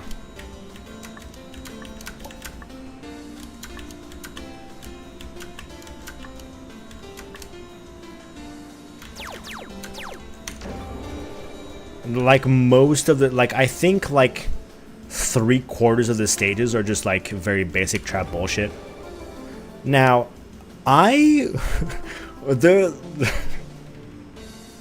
the reasoning behind this stage is kind of crazy. I saw Geezer playing Zakiwana, which the people would know is an insane game that we put on FSR B-side. This was like way before we made FSR B-side though. This was back in like 2019 or 2020, like a full year or two before we made the B-side. I saw Geezer playing Zakiwana and I saw this gimmick and I thought, that's crazy, I gotta do something with this. And I made this.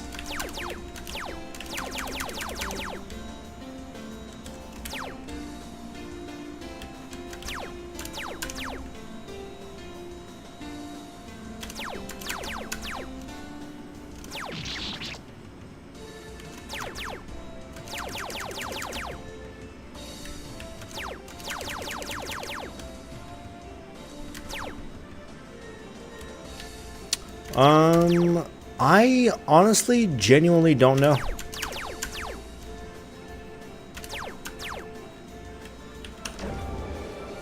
I fucking hate this one, but I gotta get it over with. Like, there's a strong chance that somebody else besides Geezer, me, and Juan played it, but we wouldn't know about it.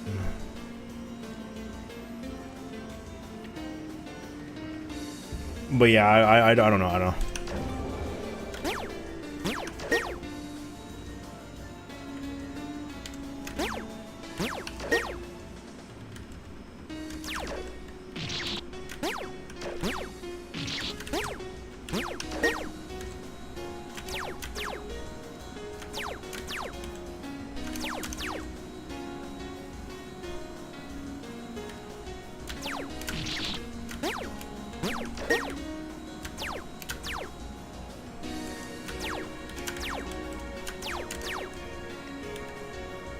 I think that's reasonable. Like, I was aware of it, but like, I think the very reasonable expectation was like nobody had heard of it.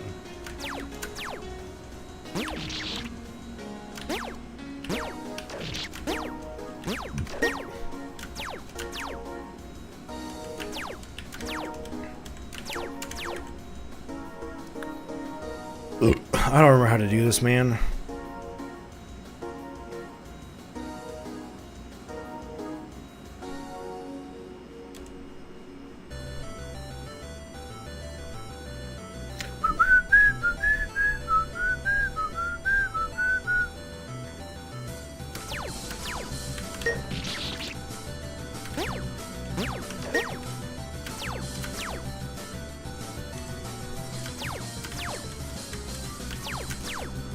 What, Zakiwana specifically? I bet I could convince Wolsk to play Zakiwana. If you like really like push me to remember it. Like, obviously, like neither me or Wolsk are playing anything new until Fangame Marathon's over. But if you pushed either of us after that, I think you could convince.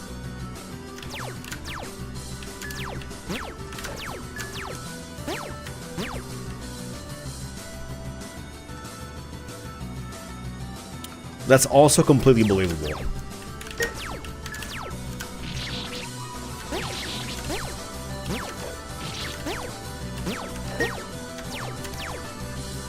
Walls cast basically play like every single game, yeah.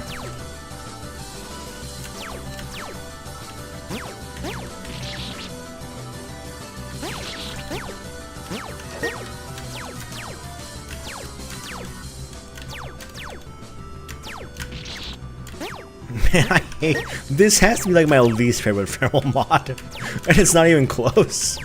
I fucking hate this one. Oh man, I hate this one.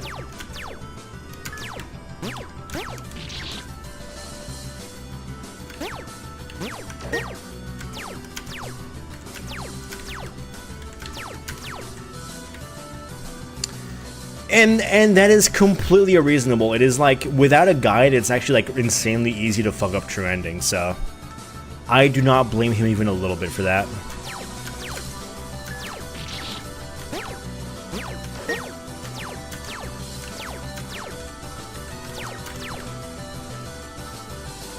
Died in the escape sequence? Yeah, that's a... It's insanely easy. Like, if you fuck up the escape sequence, you're just done forever, so...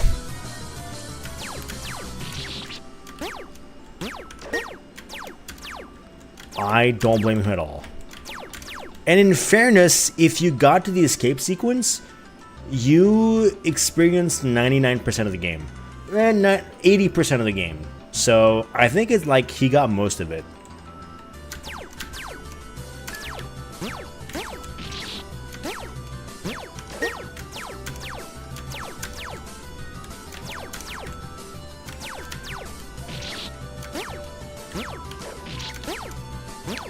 Canis, can I reveal to you a bit of egoistical, like, knowledge that I, like, gleamed upon yesterday?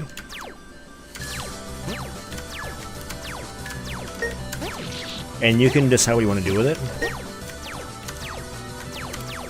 People nowadays refer to P.O.P.O. Trap as if it was, like, mortal knowledge. I like to believe that it was us who made the FSR B-side who made it so that a P.O.P.O. Trap was like a known game. Do you agree with this statement or not?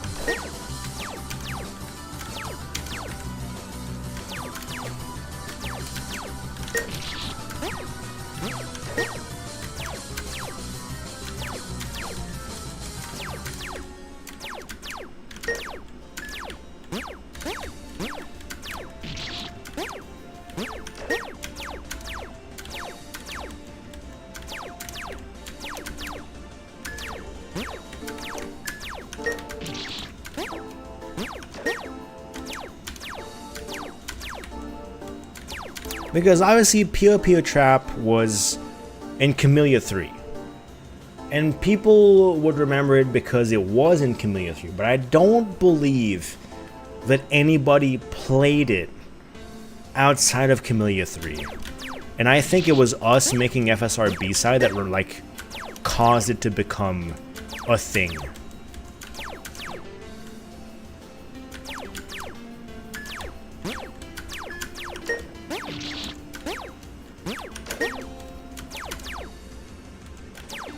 That's what I'm saying. I generally, like, even though it wasn't Camellia 3, I think it was us making FSR B-side that caused people to play and acknowledge P.O.P.O. Trap.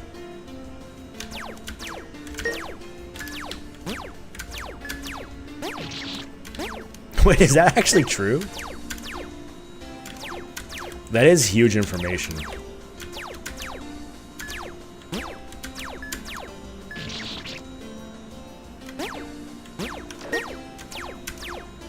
Well, yeah, I guess that's true. Like, nobody knew about Zakiwana until fucking we made the list.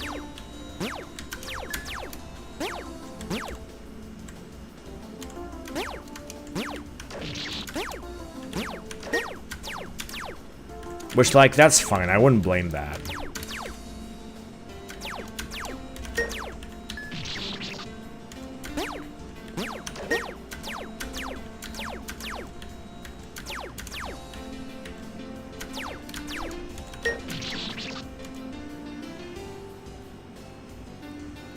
I honestly, no, I don't think people knew Zakiwana. Like, a couple people were aware of it because they had rolled it and, like, played it and knew that, like, it was kind of insane.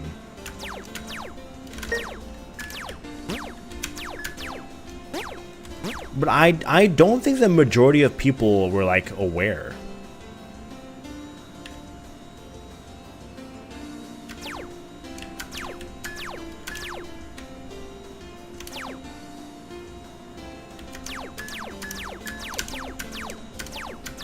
Oh, thank God. I, like, actually thank God. That's the worst. That is actually unironically, like, that's the worst Farewell mod done. For me. Like, I genuinely don't think people knew about Zakiwana. Like, people, like, a very few people knew about it. But it was not common knowledge.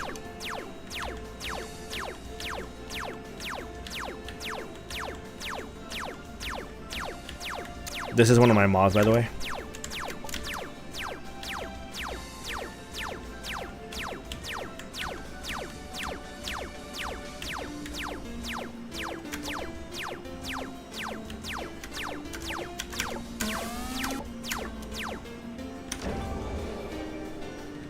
Zakiwana has a review of posts someone posted before even Geezer of someone who just didn't understand what all to do. Yeah, no.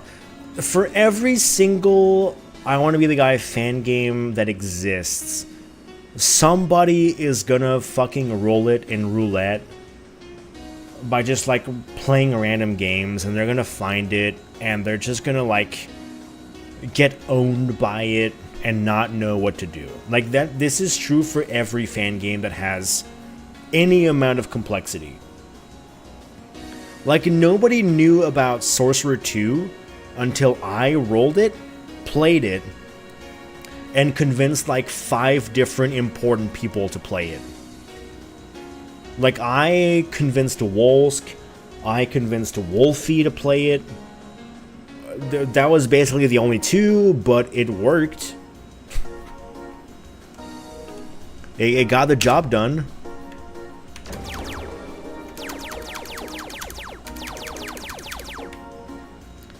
This must be Wolfie's.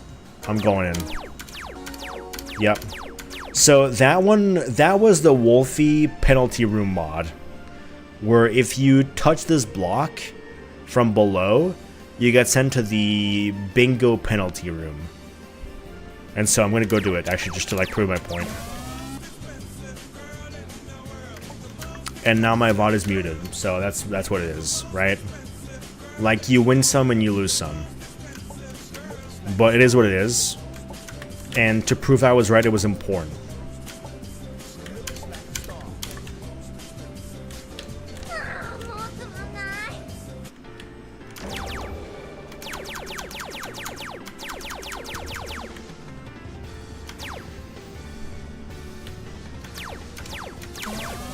I forgot.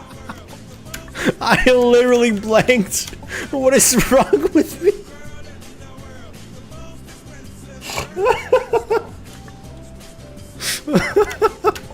Dude, I'm worse than a Wolfie remembering traps. What is wrong with me?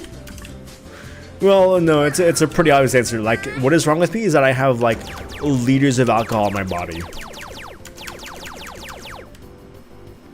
It's fine, it's fine.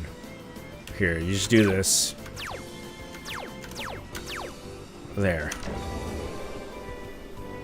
I gotta say, like, the more I think about it, the more that, like, we did a good job on the FSRB side.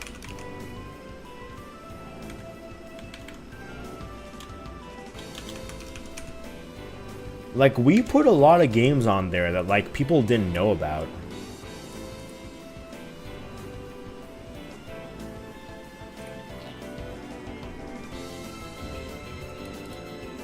We definitely made some games that weren't popular.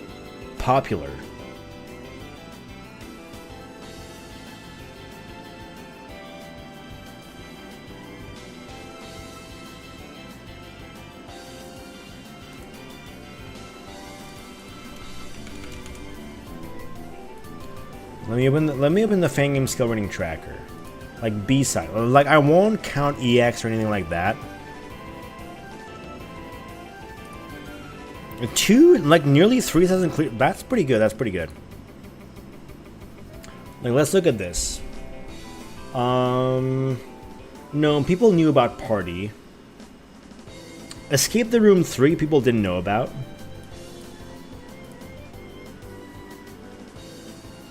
A-side, okay, but A-side has the, like, it's the big one. It's the big one. Escape the Room 3, defeat the villains.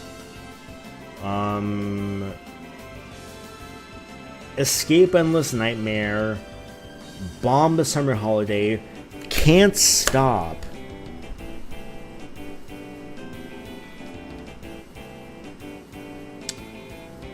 A Written Challenge from Death. Kick-Ass Dr. Cherry. Arrive the Ambitious. 8 Weapons. P.O. Trap. Honestly, Cocktail. People don't fucking talk about Cocktail. Nurse. OW. Fucking OW. People fucking still to this day are like, what the fuck is wrong with OW? I will stand on a fucking hill. You can snipe me on this hill. OW is like a top 10 fan game. I will stand and die on this hill.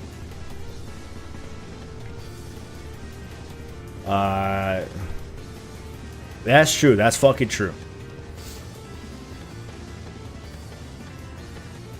Honestly, dude, it is crazy that Kill the Guy is not on A side and we had to put it on B side.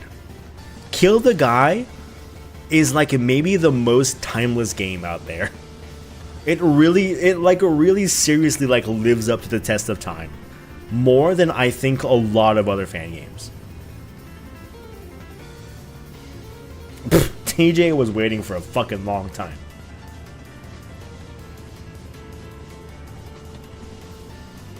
BLB 2? I still haven't played the new version of BLB 2. I gotta do that at some point.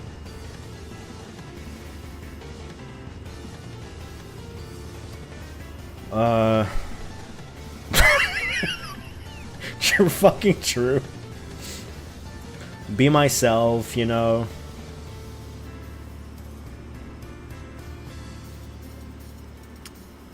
Alright, should we do BLB 2 at some point on Saturday? I think we should. And like I'm not looking at games that came out between A side and B side, like I'm ignoring those.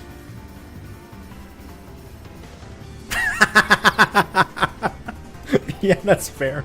Treasure Hunter, dude, I was like one of the few. Me and Kuraf, I think, are like the two people that really like stood up and defended Treasure Hunter.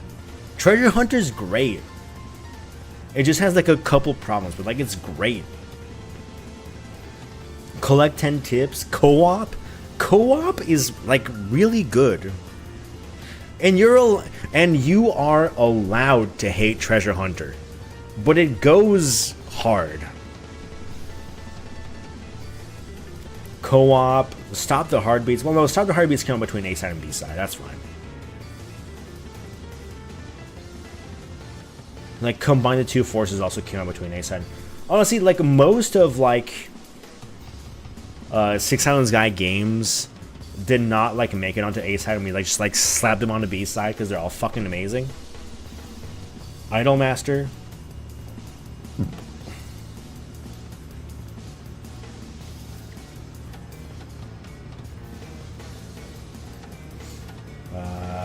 A lot of this came out between A side and B side. Get Wrecked. Wrecked was on there. Yeah, but that was TJ, so that's fine. Whatever. Permanence. Ponder? I'm pretty sure Ponder came out before A side. Moster? Holy shit. Me and Ars were like the two people who would defend Moster for sure.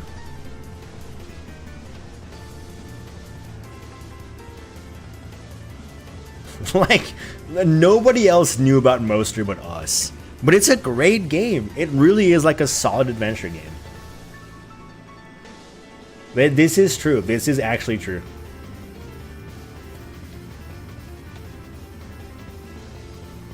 Angel.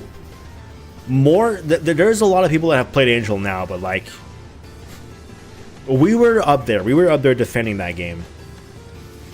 I will still say Angel is in my top 10 adventure fan games of all time for sure. No, like, I'm not even like a little bit like afraid of saying that. Like, Angel is a top 10 adventure game, and it's definitive. Bashi, how is Bashi not an A-side? Like, what are we doing here? We're out here putting Bashi in B-side? What's going on? Dude, Mao Trap? Mao Trap, holy fuck. Butterfly, unknown? Like, honest to God, our Diamond B-side is ridiculously impressive. It took a lot of back and forth and arguing to get to where we are nowadays, but B-side Diamond is good. It's straight up good.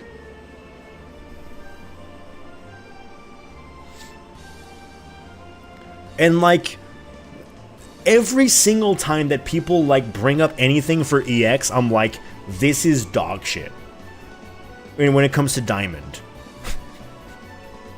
Every single time. But we managed to pick like every single like decent game that was left, that was like everybody could universally agree that this is good, and we put it into B-side Diamond. We fucking killed it. It's amazing.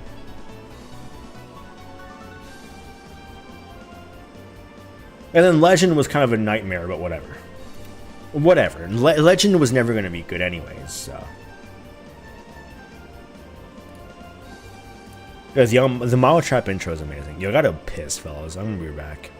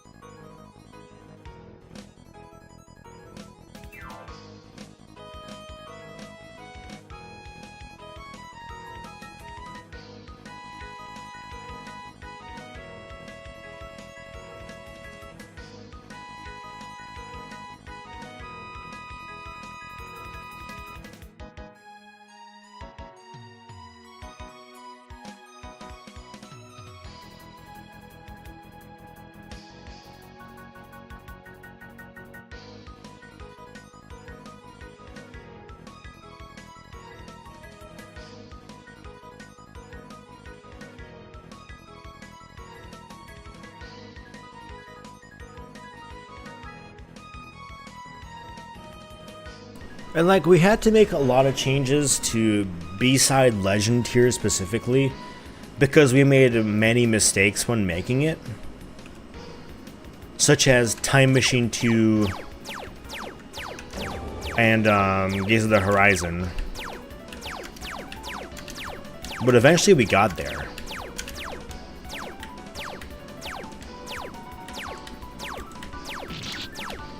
And that's what really matters.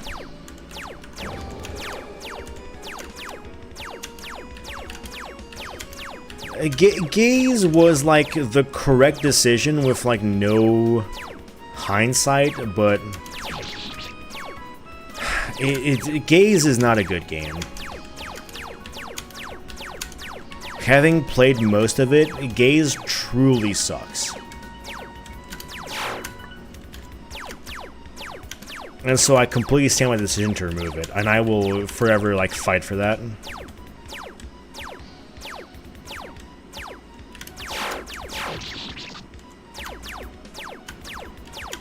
Like, yes, it is why B-side started.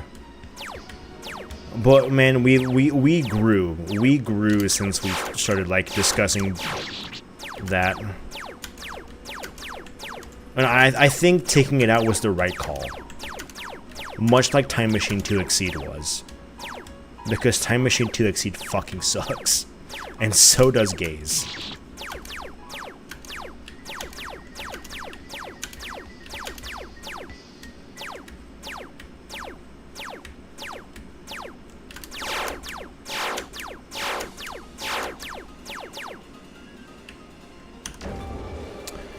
Yeah, I mean, letting somebody who wasn't any of us pick a game for B-side was, in hindsight, maybe one of the worst decisions we could have possibly had. And them picking Time Machine 2 Exceed, just the worst. Just truly the worst. I forgot about this one.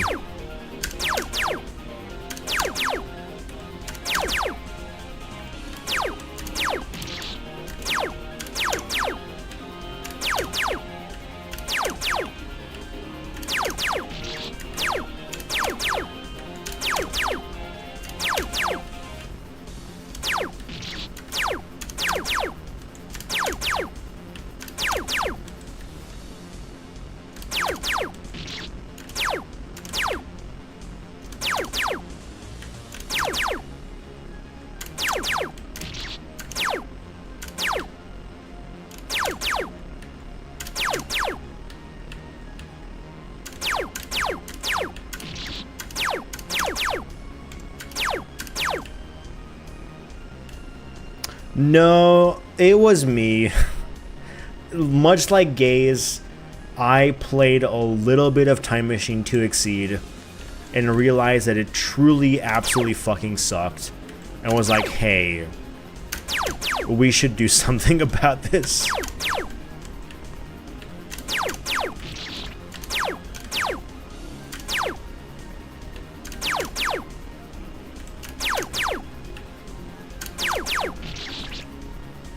What are they picking instead? Nothing. I think we just picked in their stead.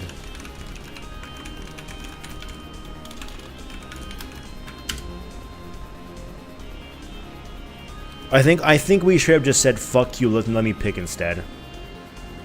It might have been RG Dungeon, yeah. That or Explosive.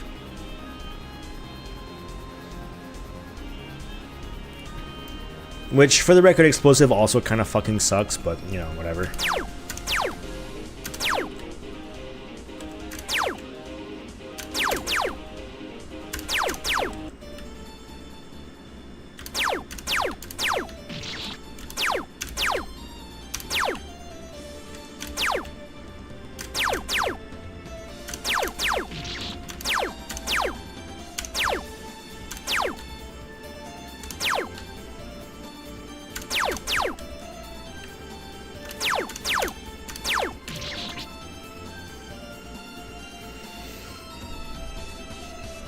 Yeah, I think Explosive replaced either Gaze or Time Machine 2, and RNG Dungeon replaced the other one.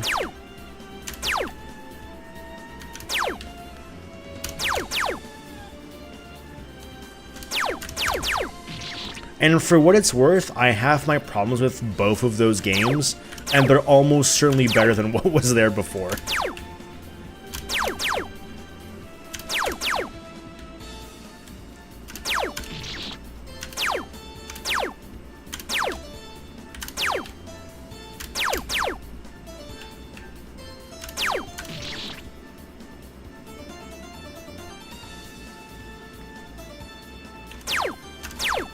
This is true. This is true.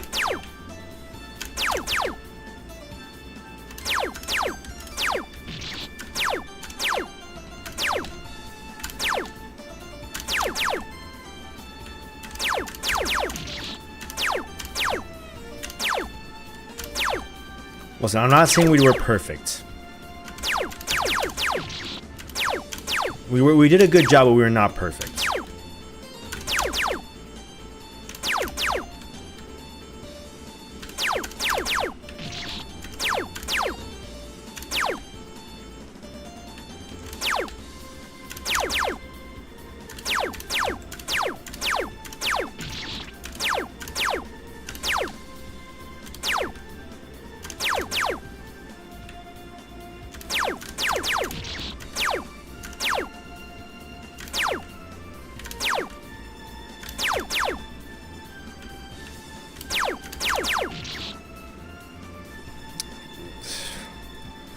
let me take a quick look at it again.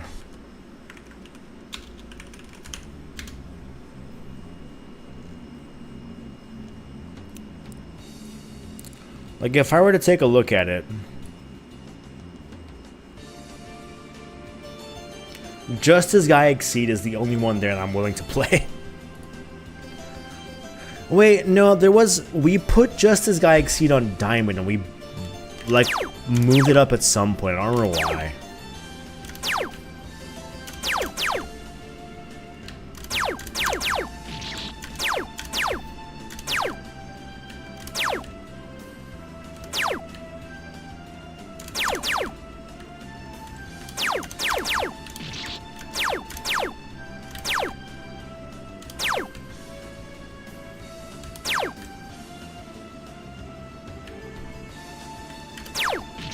This is true. I remember you saying that a million times. This is true.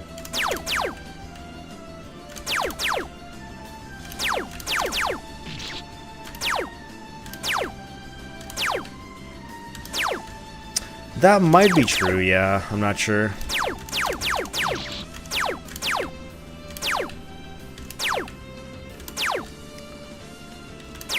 It sounds like if I were to like try to advocate for anything to replace Time Machine 2 Exceed, I probably would have put Justice Guy Exceed, yeah.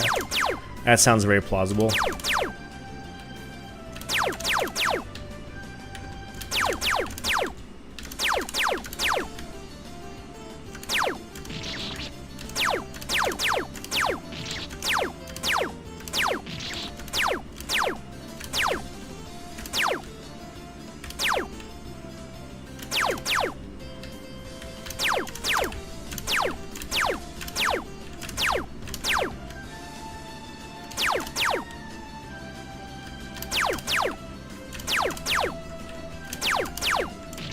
God damn it.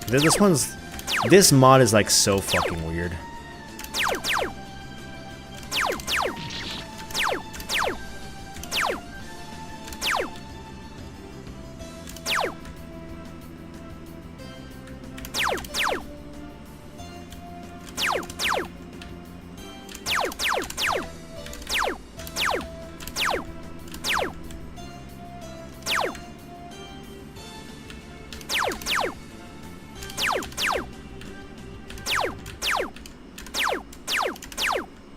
Thank God. Thank God.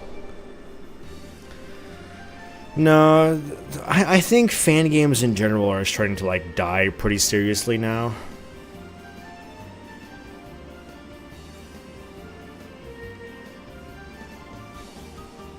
And for the record, you'll know fan games are dead when Saturday Legends stops.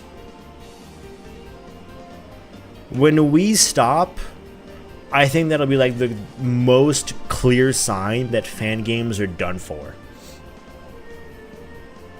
Until then, you're fine.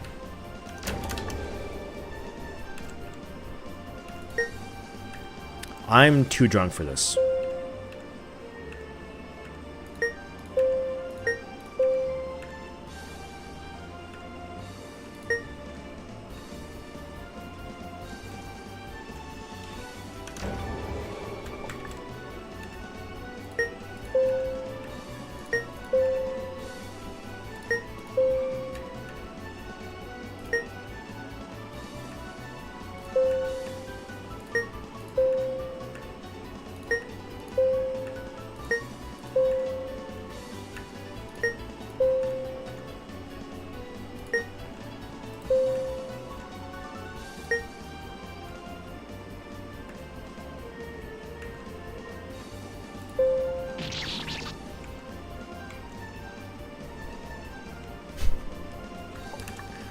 No, hold on. Play the Needle Game guy is like, he's a legend. He's a legend.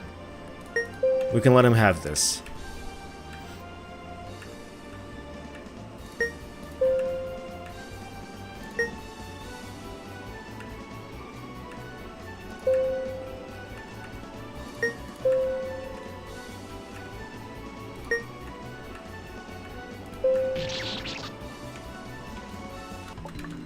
Listen, we've got more games than that. Don't worry about it. We've just also got a fair amount of brick to get through, alright?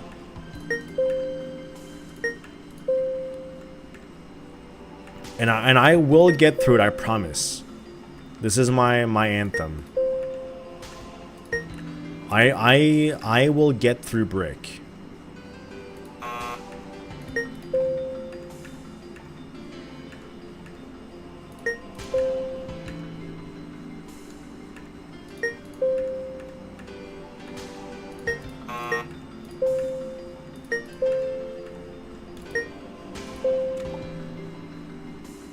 Oh! I had to push that pretty hard. Which is fine. Listen, we just rolled a game that I don't want to play either.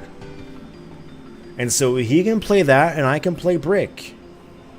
And I don't think it'll take me too long to get through the brick avoidance we're on. Alright? Like, it'll be fine. Tag team?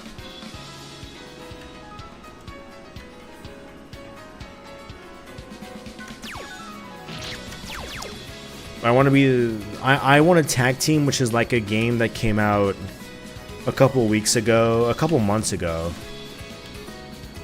Yeah. Do not worry about brick, I got it. Oh, let's fucking go. This is a top 3 Farewell mod that I made.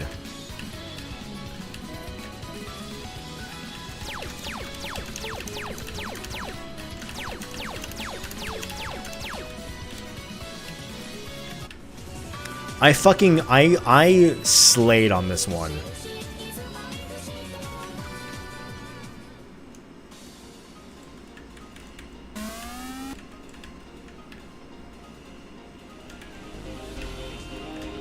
This one is pure nonsense distilled, which is exactly what it should be. Beautiful.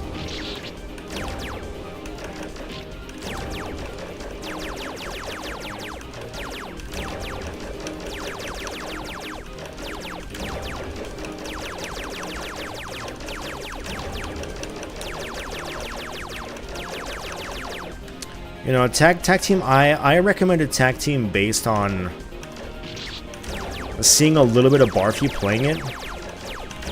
And I'm like not entirely sure that was a good idea, but it's there anyways.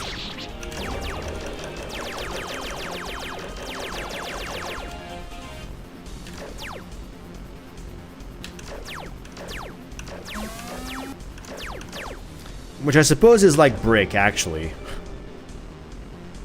I put brick in our folder based on nothing but just terrible ideas, and, well, here we are, I guess.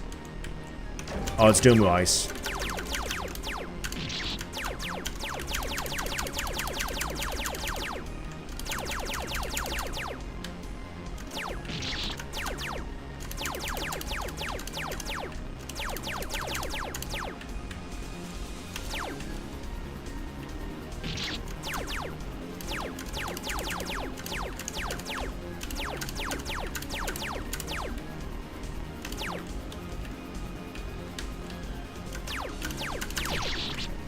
The only reason I really linked brick was we were talking about it in the Fangame Awards, like, post-show chat. And I don't really know why, I just thought it'd be funny. So I put it in there, and then I guess you picked it, so... here we are, I guess.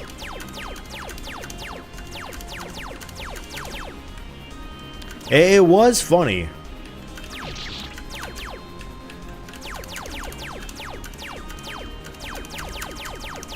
You know what the only, like, noteworthy fan game is that, like, isn't really popular that I'm sad about? Is to this day? It's Black Room. Black Room is fucking insane.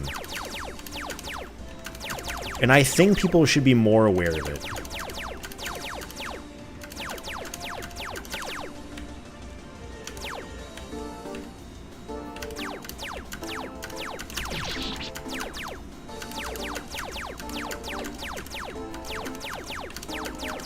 Nobody knows about Black Room except us.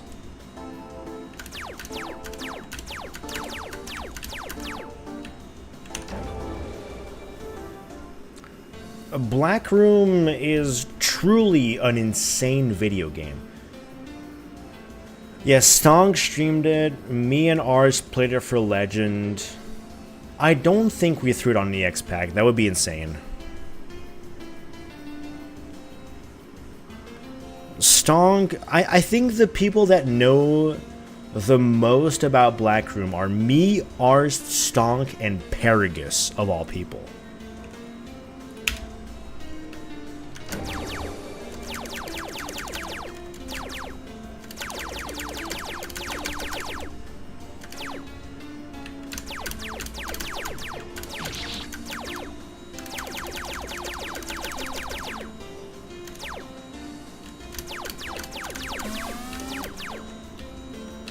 Huge. Sunblood? Okay, Sunblood's pretty big. Yeah, no, but Stong recommended it to us to play for Legends because they had played it, because they had seen Para played it. Para is the origin of Black Room for sure. And it's... what is it? It's like Rage Moment 2 or something on Para's channel. Is from Black Room.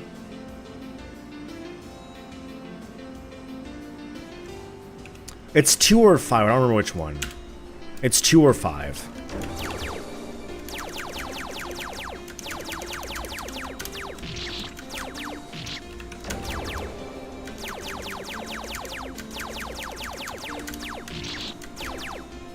That's the Pac-Man boss, yeah.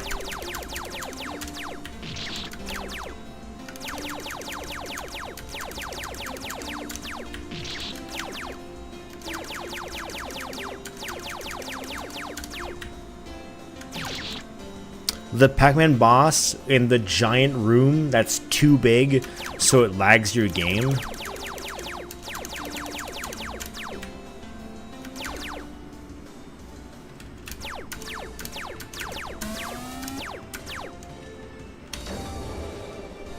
It's iconic.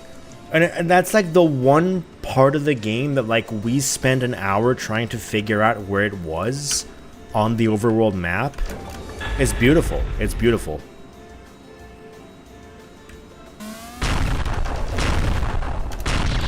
We could probably make a new EX pack for sure. I don't think anyone would care, but we could certainly make a new EX pack, yeah.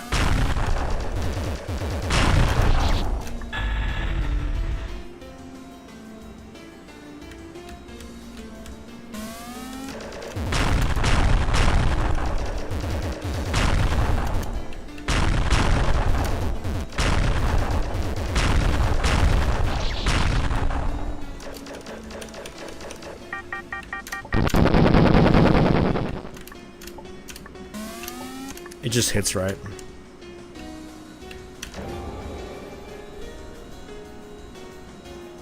There's definitely enough new stuff to make a new FSR list. I just don't think anyone cares, yeah.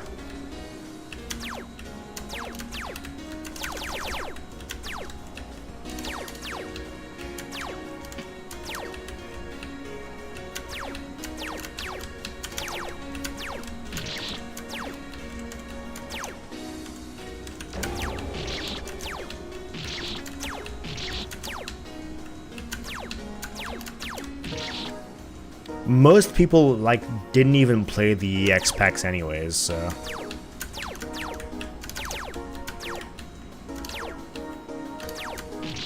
I don't think there's much of a reason to actually make one of those anymore.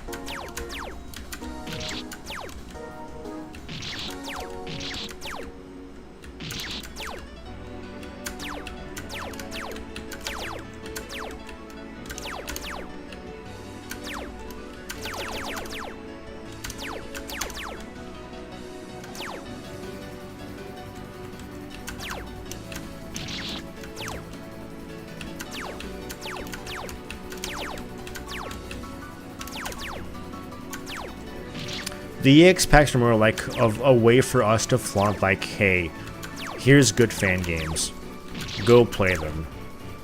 But like, I don't think anybody actually gave a shit about them, unfortunately.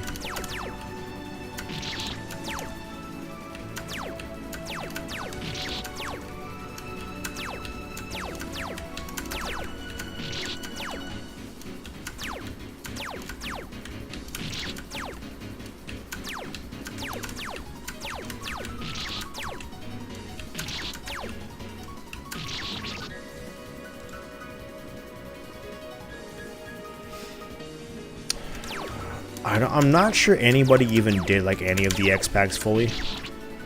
Oh, she did? Okay.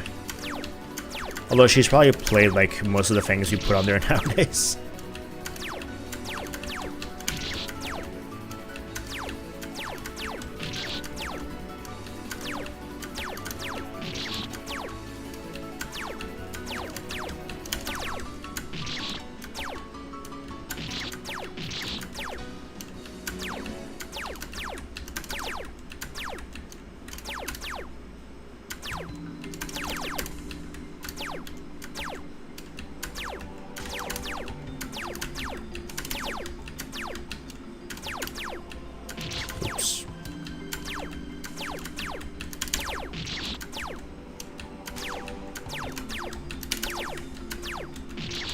They've been along the block now long enough that they've played the stuff we would recommend.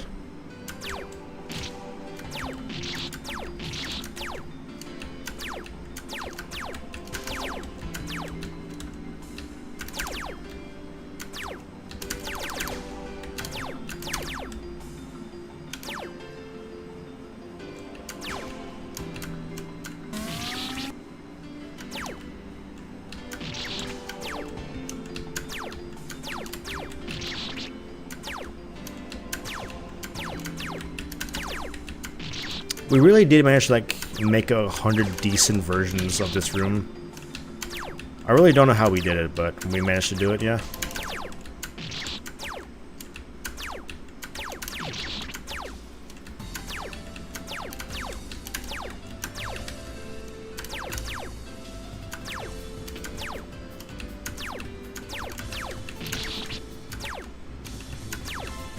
There is an illegal room. Yeah, it's true, it's true, it's true.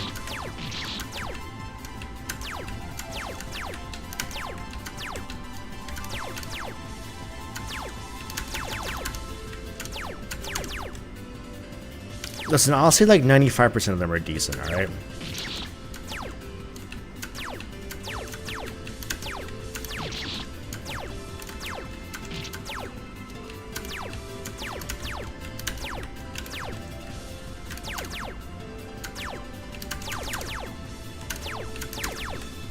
That's true, we came up with a power-up, so like anything that was weird, you could just do that on them. Alright?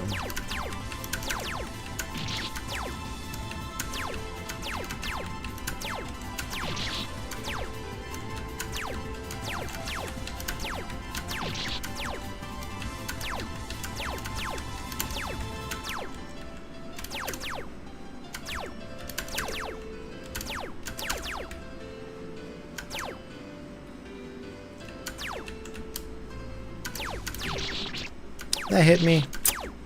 Come on now, brother.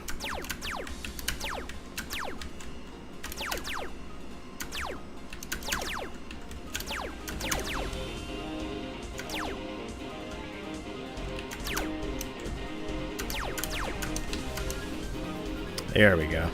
It's the same room!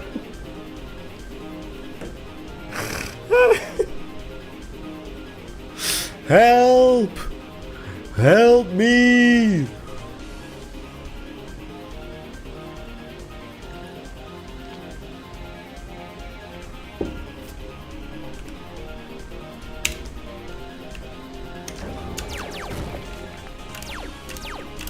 I hadn't done this one yet? Damn.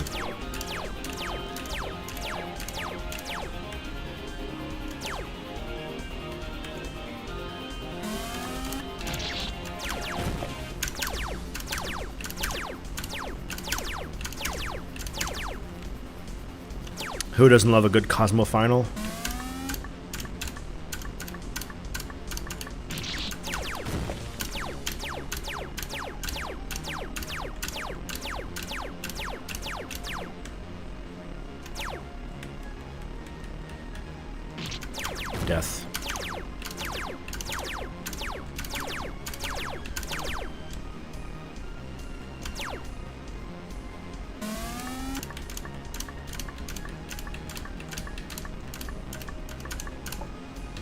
Boom. Hey, I am too tired to do this. I will admit that with no shame in my voice. No can do. Hey Skull, how you doing?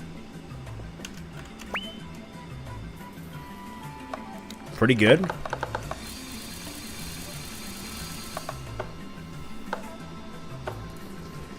Alright, we'll auto sell a lot then. Keep old. Ooh. That's a lot of damage for not much auto though.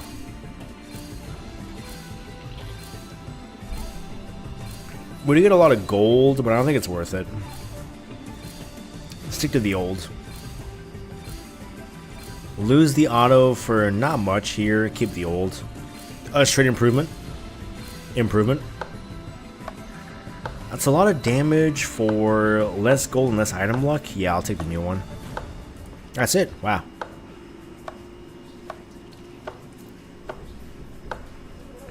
It's all about the auto speed.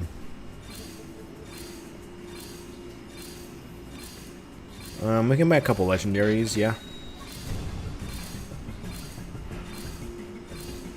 More auto speed, more gold, more item luck for less EXP, less damage. Ooh. I'm not too sure about this.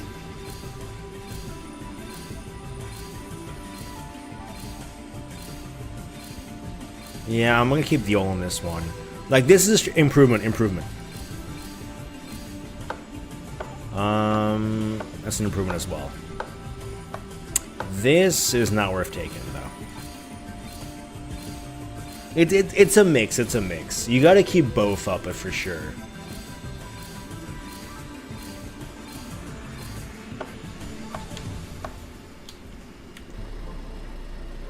So far, so good. I'm too drunk to do this. We did a lot of this. So the only reasonable thing to do is to do TIS mods now. Let me get the RNG number up.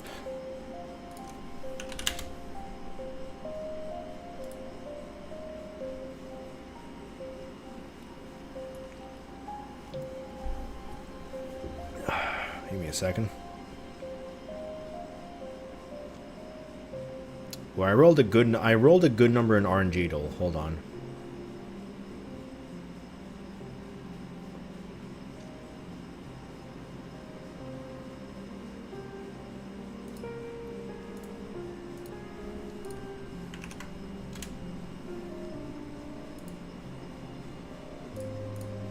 Okay. RNG. There we go. 1 to 100. 77. This is 8987. There we go.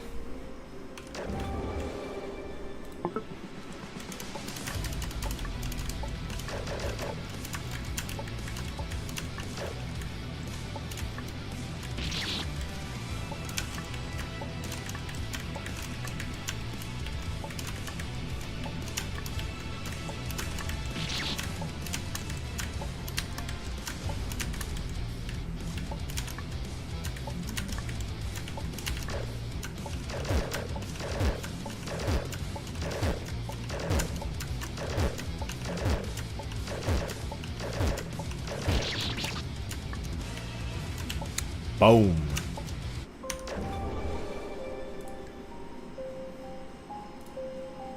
$34. 987654.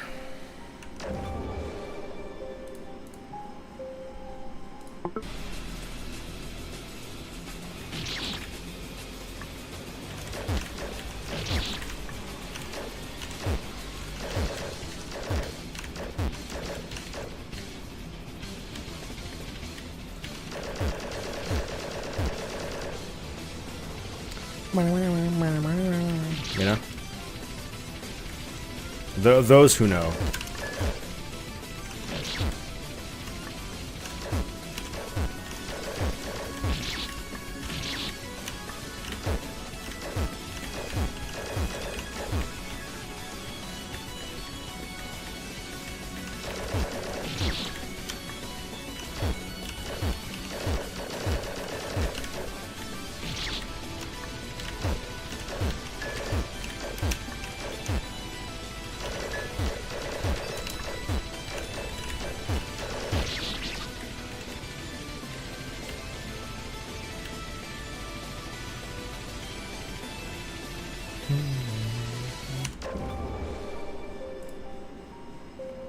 10. 1, 2, 3, 4, 5, 6, 7, 8, 9, 10.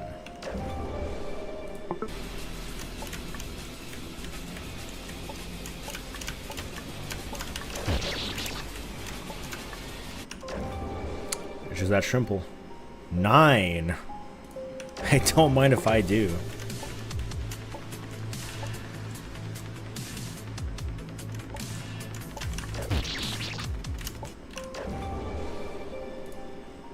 $15. 1, 2, 3, 4, 5.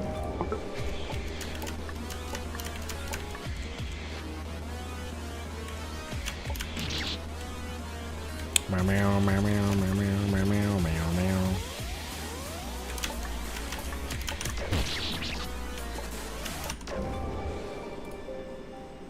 $95. Uh-oh. 98765.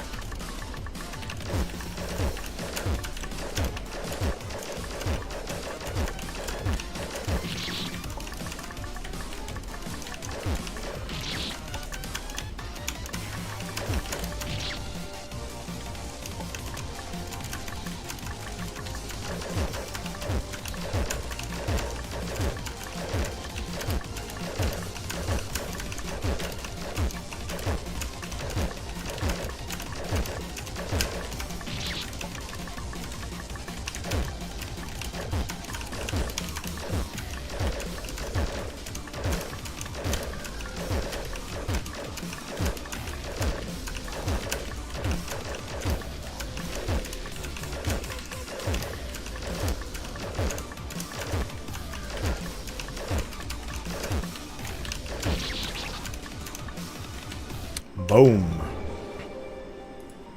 Simply the best I would do it. 1, 2, 3, 4, 5, 6, 7, 8, 9, 0. Already got this one. 6987. Already got that one. 28. 1, 2, 3, 4, 5, 6, 7, 8. Oh no.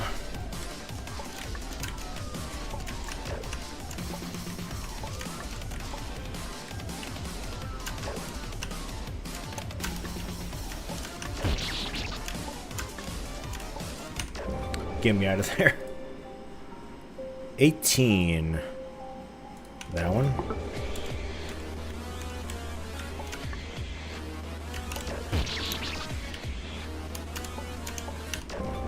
It's just that trimple.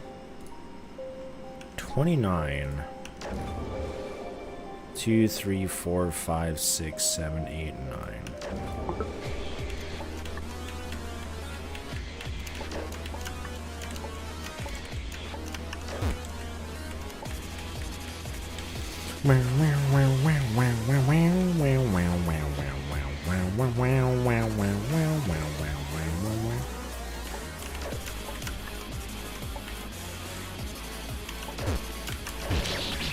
Damn it.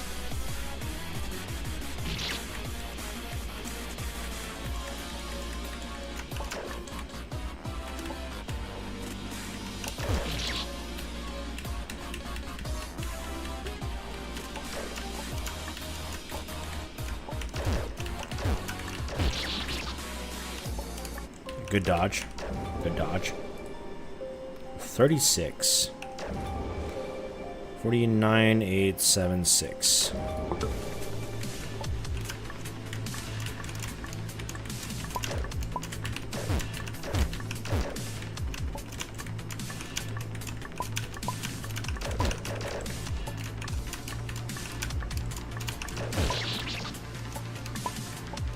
Boom.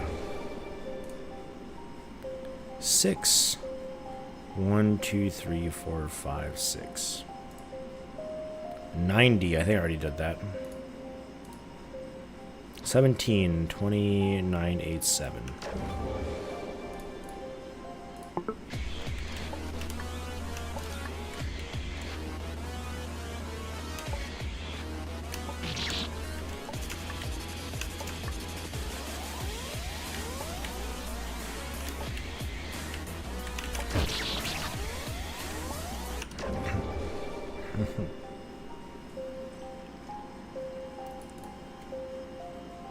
Let's do 5 more and then call it a day. 37, 49, 87.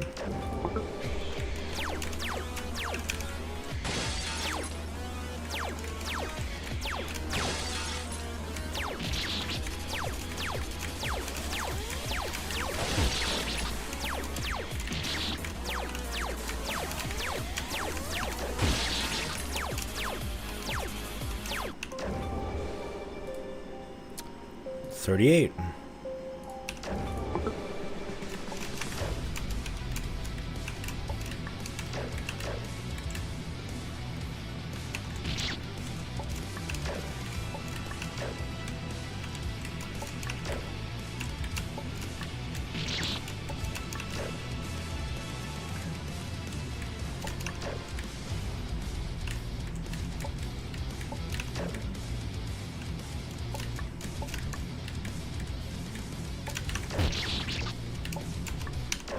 Boom.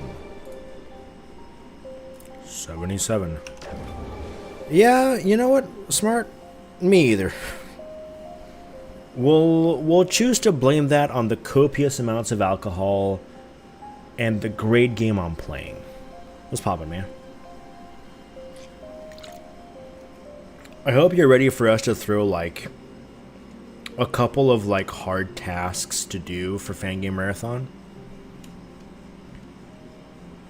Ooh, spicy. My large Dorohedoro like loving friend hasn't watched season 2 yet, I think, so I actually don't know shit about it. 79? That'd be this one. I already did it. 69. 2, 3, 4, 5, 6, 7, 8, 9. There we go.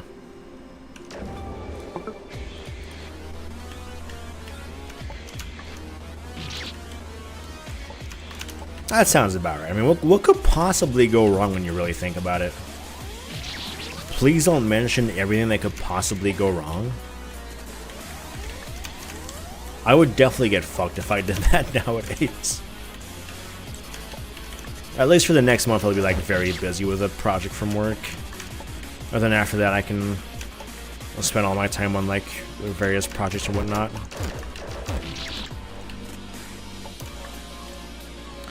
I gotta investigate the servers from last year's Fangame Marathon and why they were like fucking up. And if I can make them possibly better. What's it, 7 PM? Listen, you're fine, you're fine.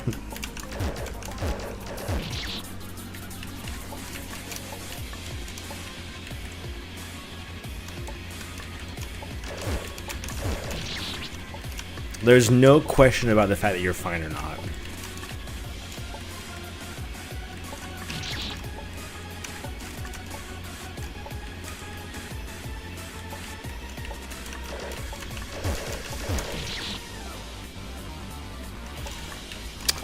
Yeah, that is always the problem with Linux, and that's kind of like why I haven't done it yet. That's because whenever you go on Linux, it's like, well, shit, now I gotta figure out how to do everything that I already did before. Everything that's like really easy on Windows is no longer easy.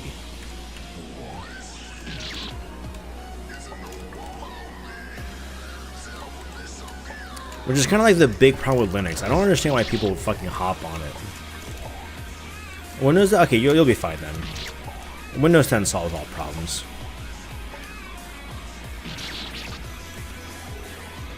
It's like, part of me definitely understands why people hop on Linux, because it's truly like a horrible hellscape on Windows and Mac nowadays. But also, Linux is just like so much of a fucking hassle.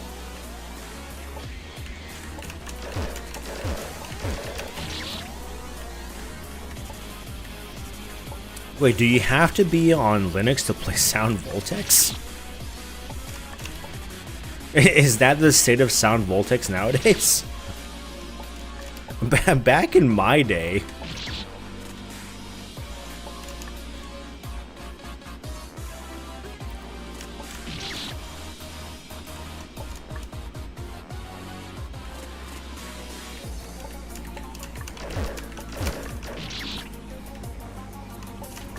Okay, okay, I'm listening, I'm listening.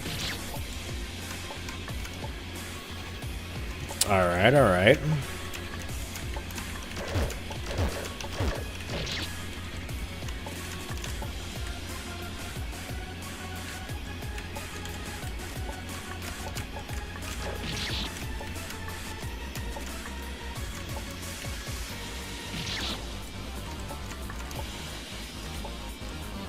For the record, I haven't used Linux in like 10 years, so like I'm a little behind on this shit, but I do roughly get the terms, I think.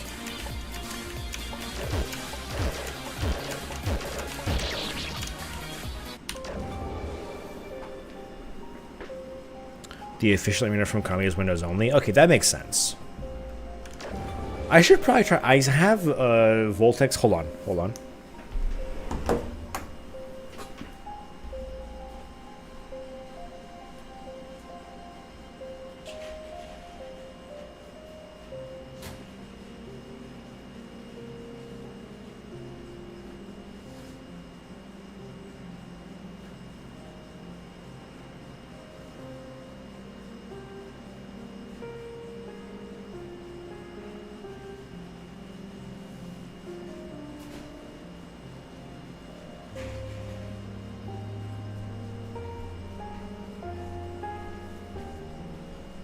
I haven't used it in like 5 years, but I do still have this. It's been sitting around for a while. I should probably try to use it again at some point.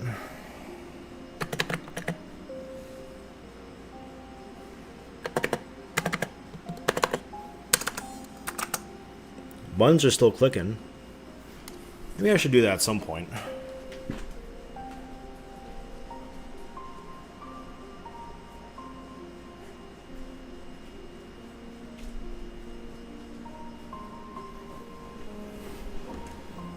Honestly, I've already got you beat on that. I did meme Rabby Ruby playthroughs on Sound Voltex controller back in the day. And I was racing against somebody who was doing meme playthroughs on 2DX controllers. we were ahead of the curve for sure. 9876543, already did it. 7, 1, 2, 3, 4, 5, 6, 7. Holy shit, we got it.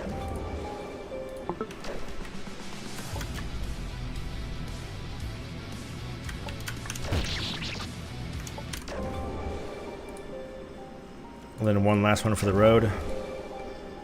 1, 2, 3, 4. Already did it. 98765. Already did it. 1, 2, 3, 4, 5, 6, 7, 8, 9. Already did it. 69, 8. Already did it.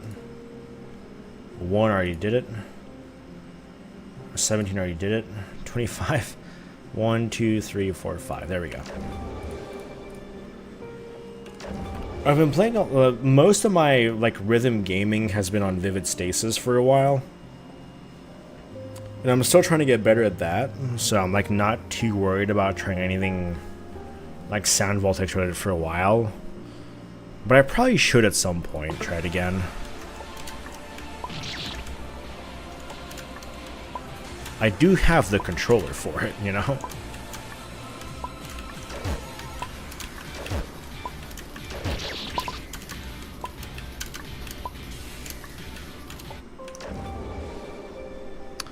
Yeah, reasonable. I only got to play Sound Voltex twice as well. And I think both times... No, that's not true. 3 times? Once at ESA 2019. No. Once at ESA 2022. Once at ESA 2022, once at ESA 2023, and then once when I was visiting Stonk for that You Laugh, You Lose that we did. So that's 3. Yeah.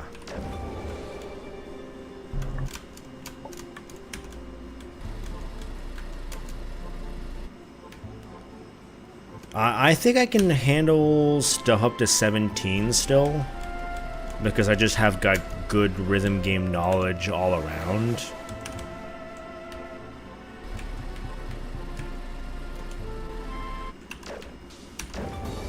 In fact, let's see it. Let me try it. I am drunk as fuck, right? Like, I have probably about 3 liters of alcohol in my body. Let's see if I can handle rhythm games right now. Let's fucking see it, right?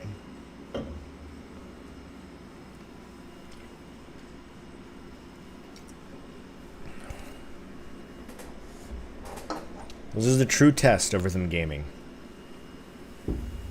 I'm French Canadian. We're born with like good blood handling. Why is this not capturing?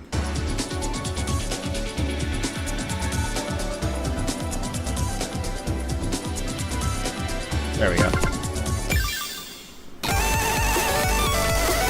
This is true. You don't have a good reason to not be like crazy on this front. I don't know. The French Canadians are like very good at handling literally anything you throw at them. Let me start for like a 14 or so.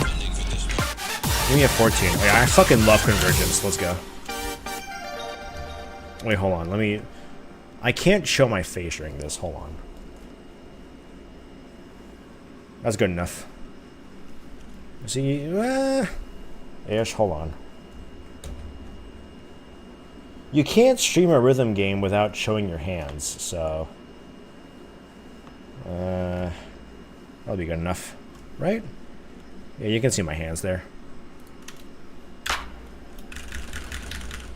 If I play shit, I'm drunk, alright?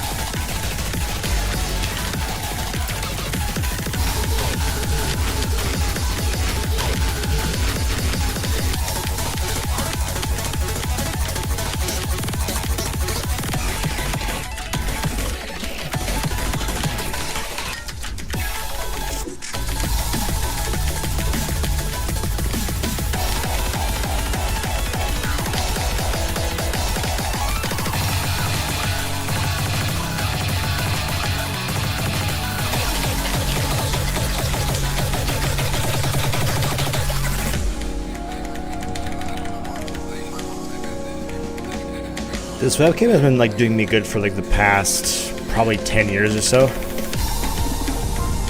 I try and recommend it.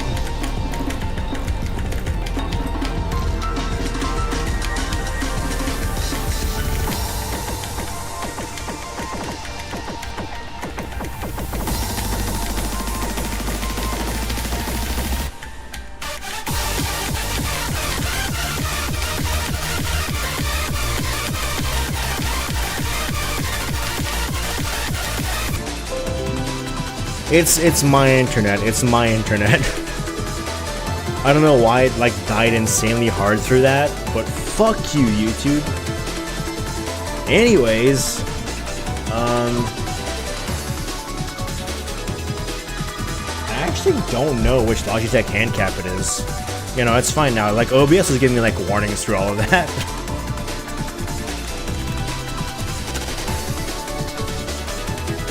Let me see, let me see.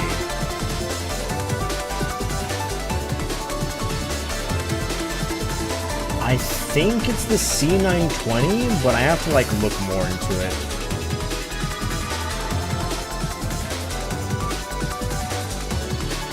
Because the 270 doesn't look right. Is it like right on the back of this, maybe? No, it's not.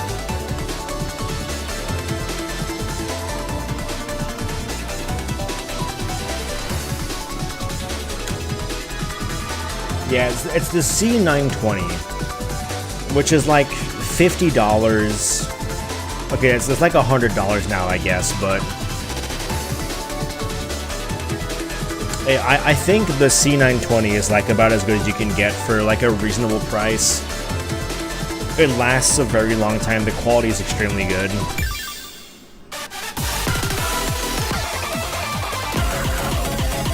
I bought it like over 5 years ago and I have literally like no complaints about it.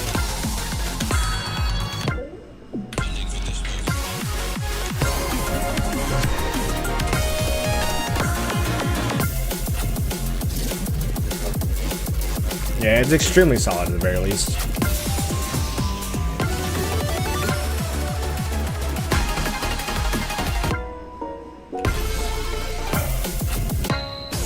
Give me something I can play now.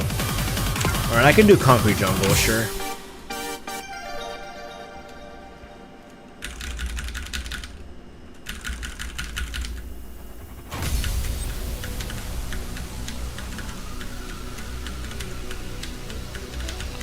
The skyline, dominated by cold, impersonal structures of glass and steel, reflects the stark pragmatism that defines this modern metropolis. Yet behind the gleaming facades lies a narrative of struggle and adaptation.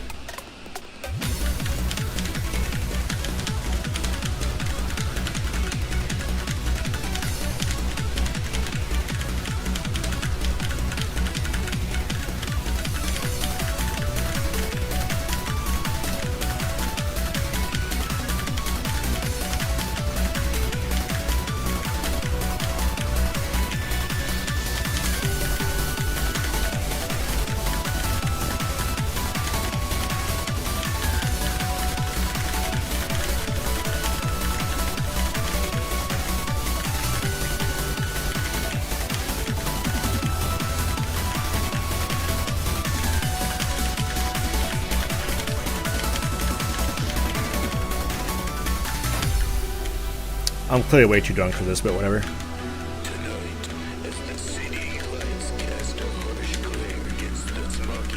Same with him as at work. Your IT guy has good taste.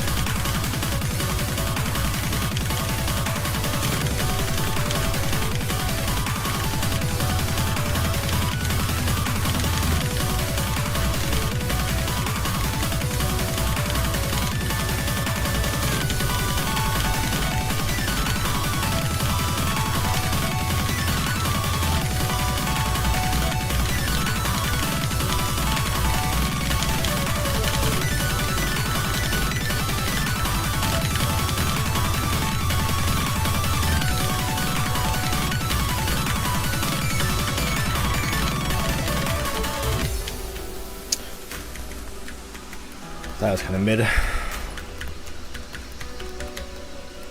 I do love that stream though. Feels good to get it right.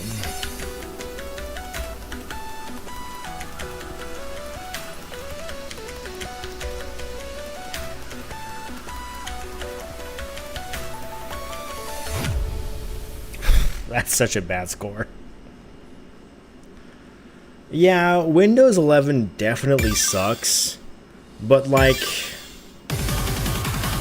I get it, it's kind of their job to force Windows 11 upon you because Windows 11 gets security updates. So it's like, yeah, they definitely have to force you onto that.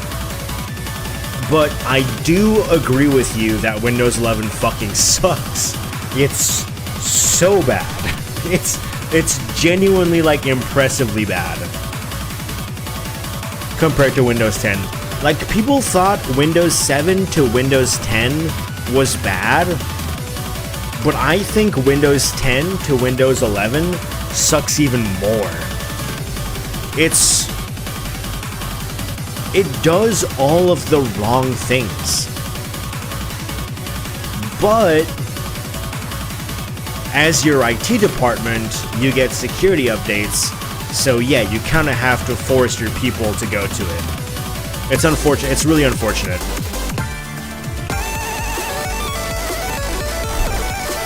Yeah, sure. I wish I didn't have to use it, but I do have Windows 11 on my laptop as well, my work laptop.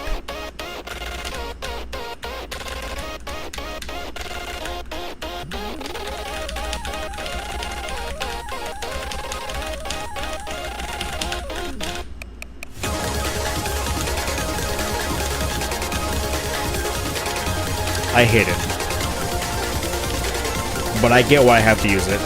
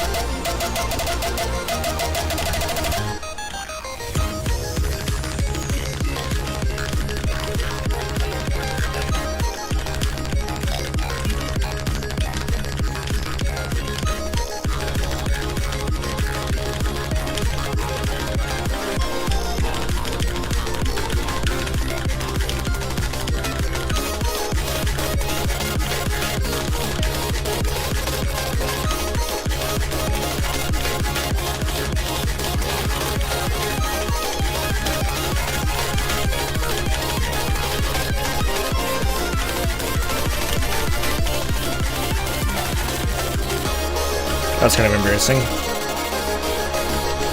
How did I do that well?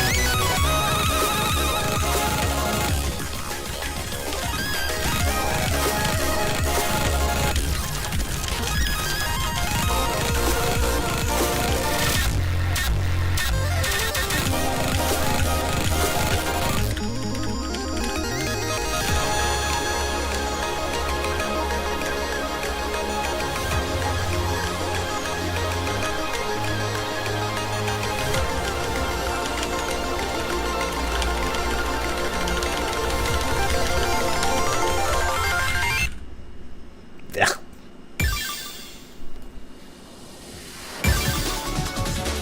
$9.85? What am I doing? I'm so bad right now. Or there's some people that might do the software but use it works. That is a classic Windows 11 right there. The IT department just shrugging is not a classic IT department thing, though. That is very lame of the IT department. They should be on their asses trying to fix that. But the software not working is classic.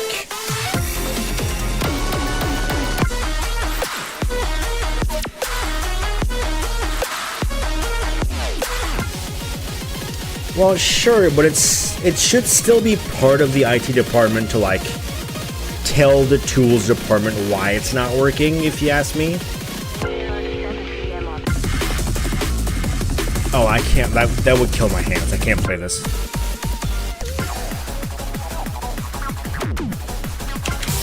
I can play this probably. Like, there's got to be communication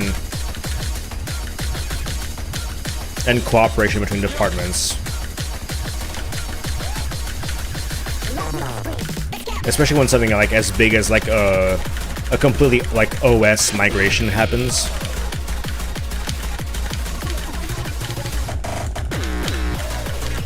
Maybe that's just me though.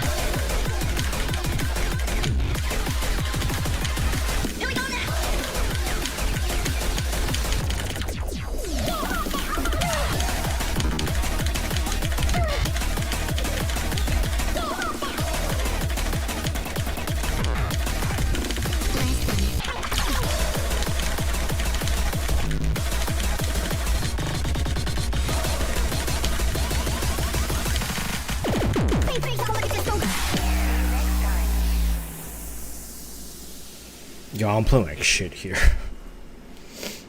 Well, hey, listen, put it this way.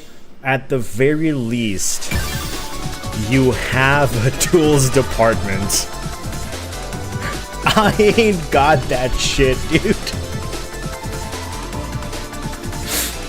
I ain't even got a tools department. We're fucked over here, dude.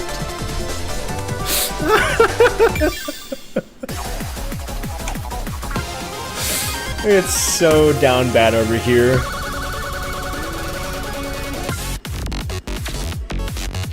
We're just eating shit constantly, being like, man, it would be great if we had a tool for this. And then we, like, 3 years later, we're like, man, we still don't have a tool for this.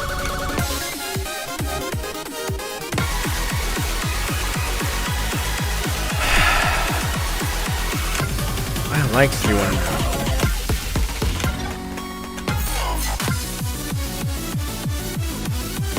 Surely I can handle the Night of Fright. I still got like most of this to finish, so hold on. My hands are on my keyboard.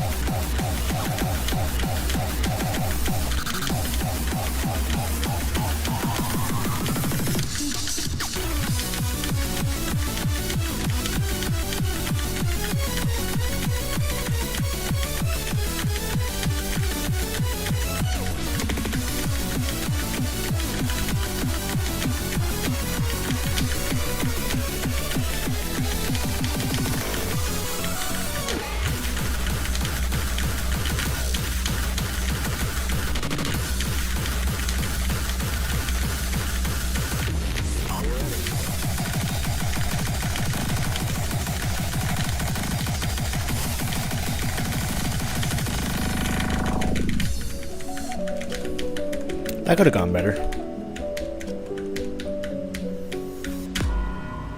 I forgot how short this song was.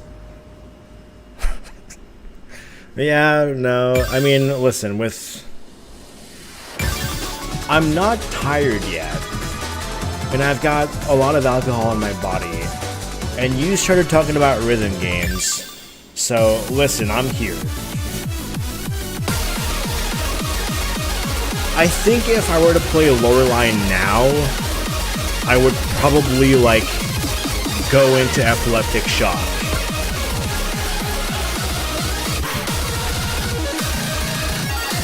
So I'm gonna do it.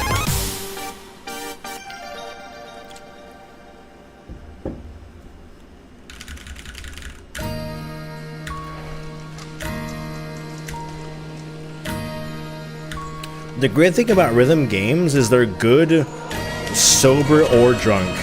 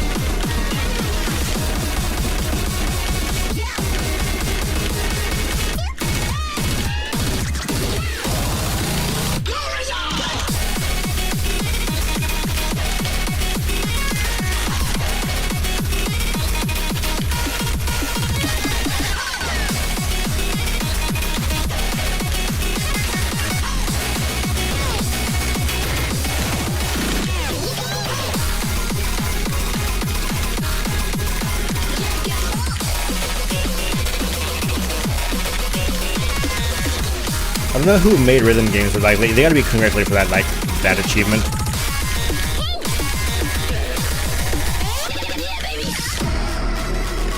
It's just always good.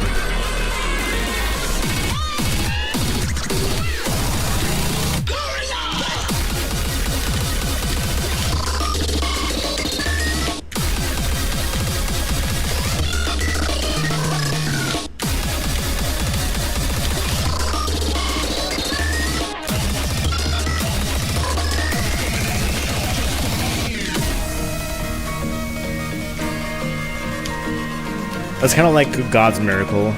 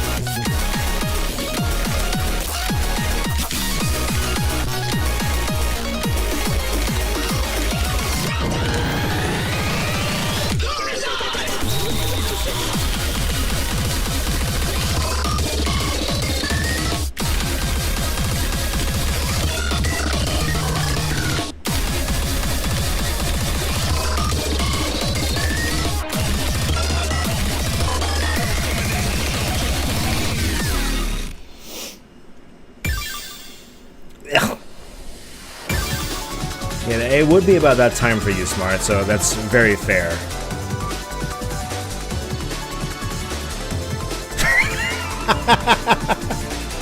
That's fucking true. And I cannot say you're wrong about that, so that's very fair.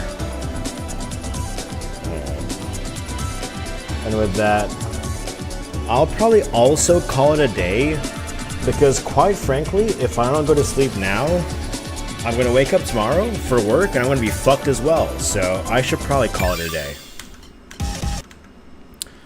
All that to say, people should play Vivid Stasis. It's free on Steam, so there's kind of no reason not to play it, you know? Anyway. Thanks for watching. I'll be back next Saturday for sure. I've got too much on my plate to stream any day except Saturdays. Oh yeah. Good night or good day, depending on where you are in the world. But anyway, thanks for watching. Peace.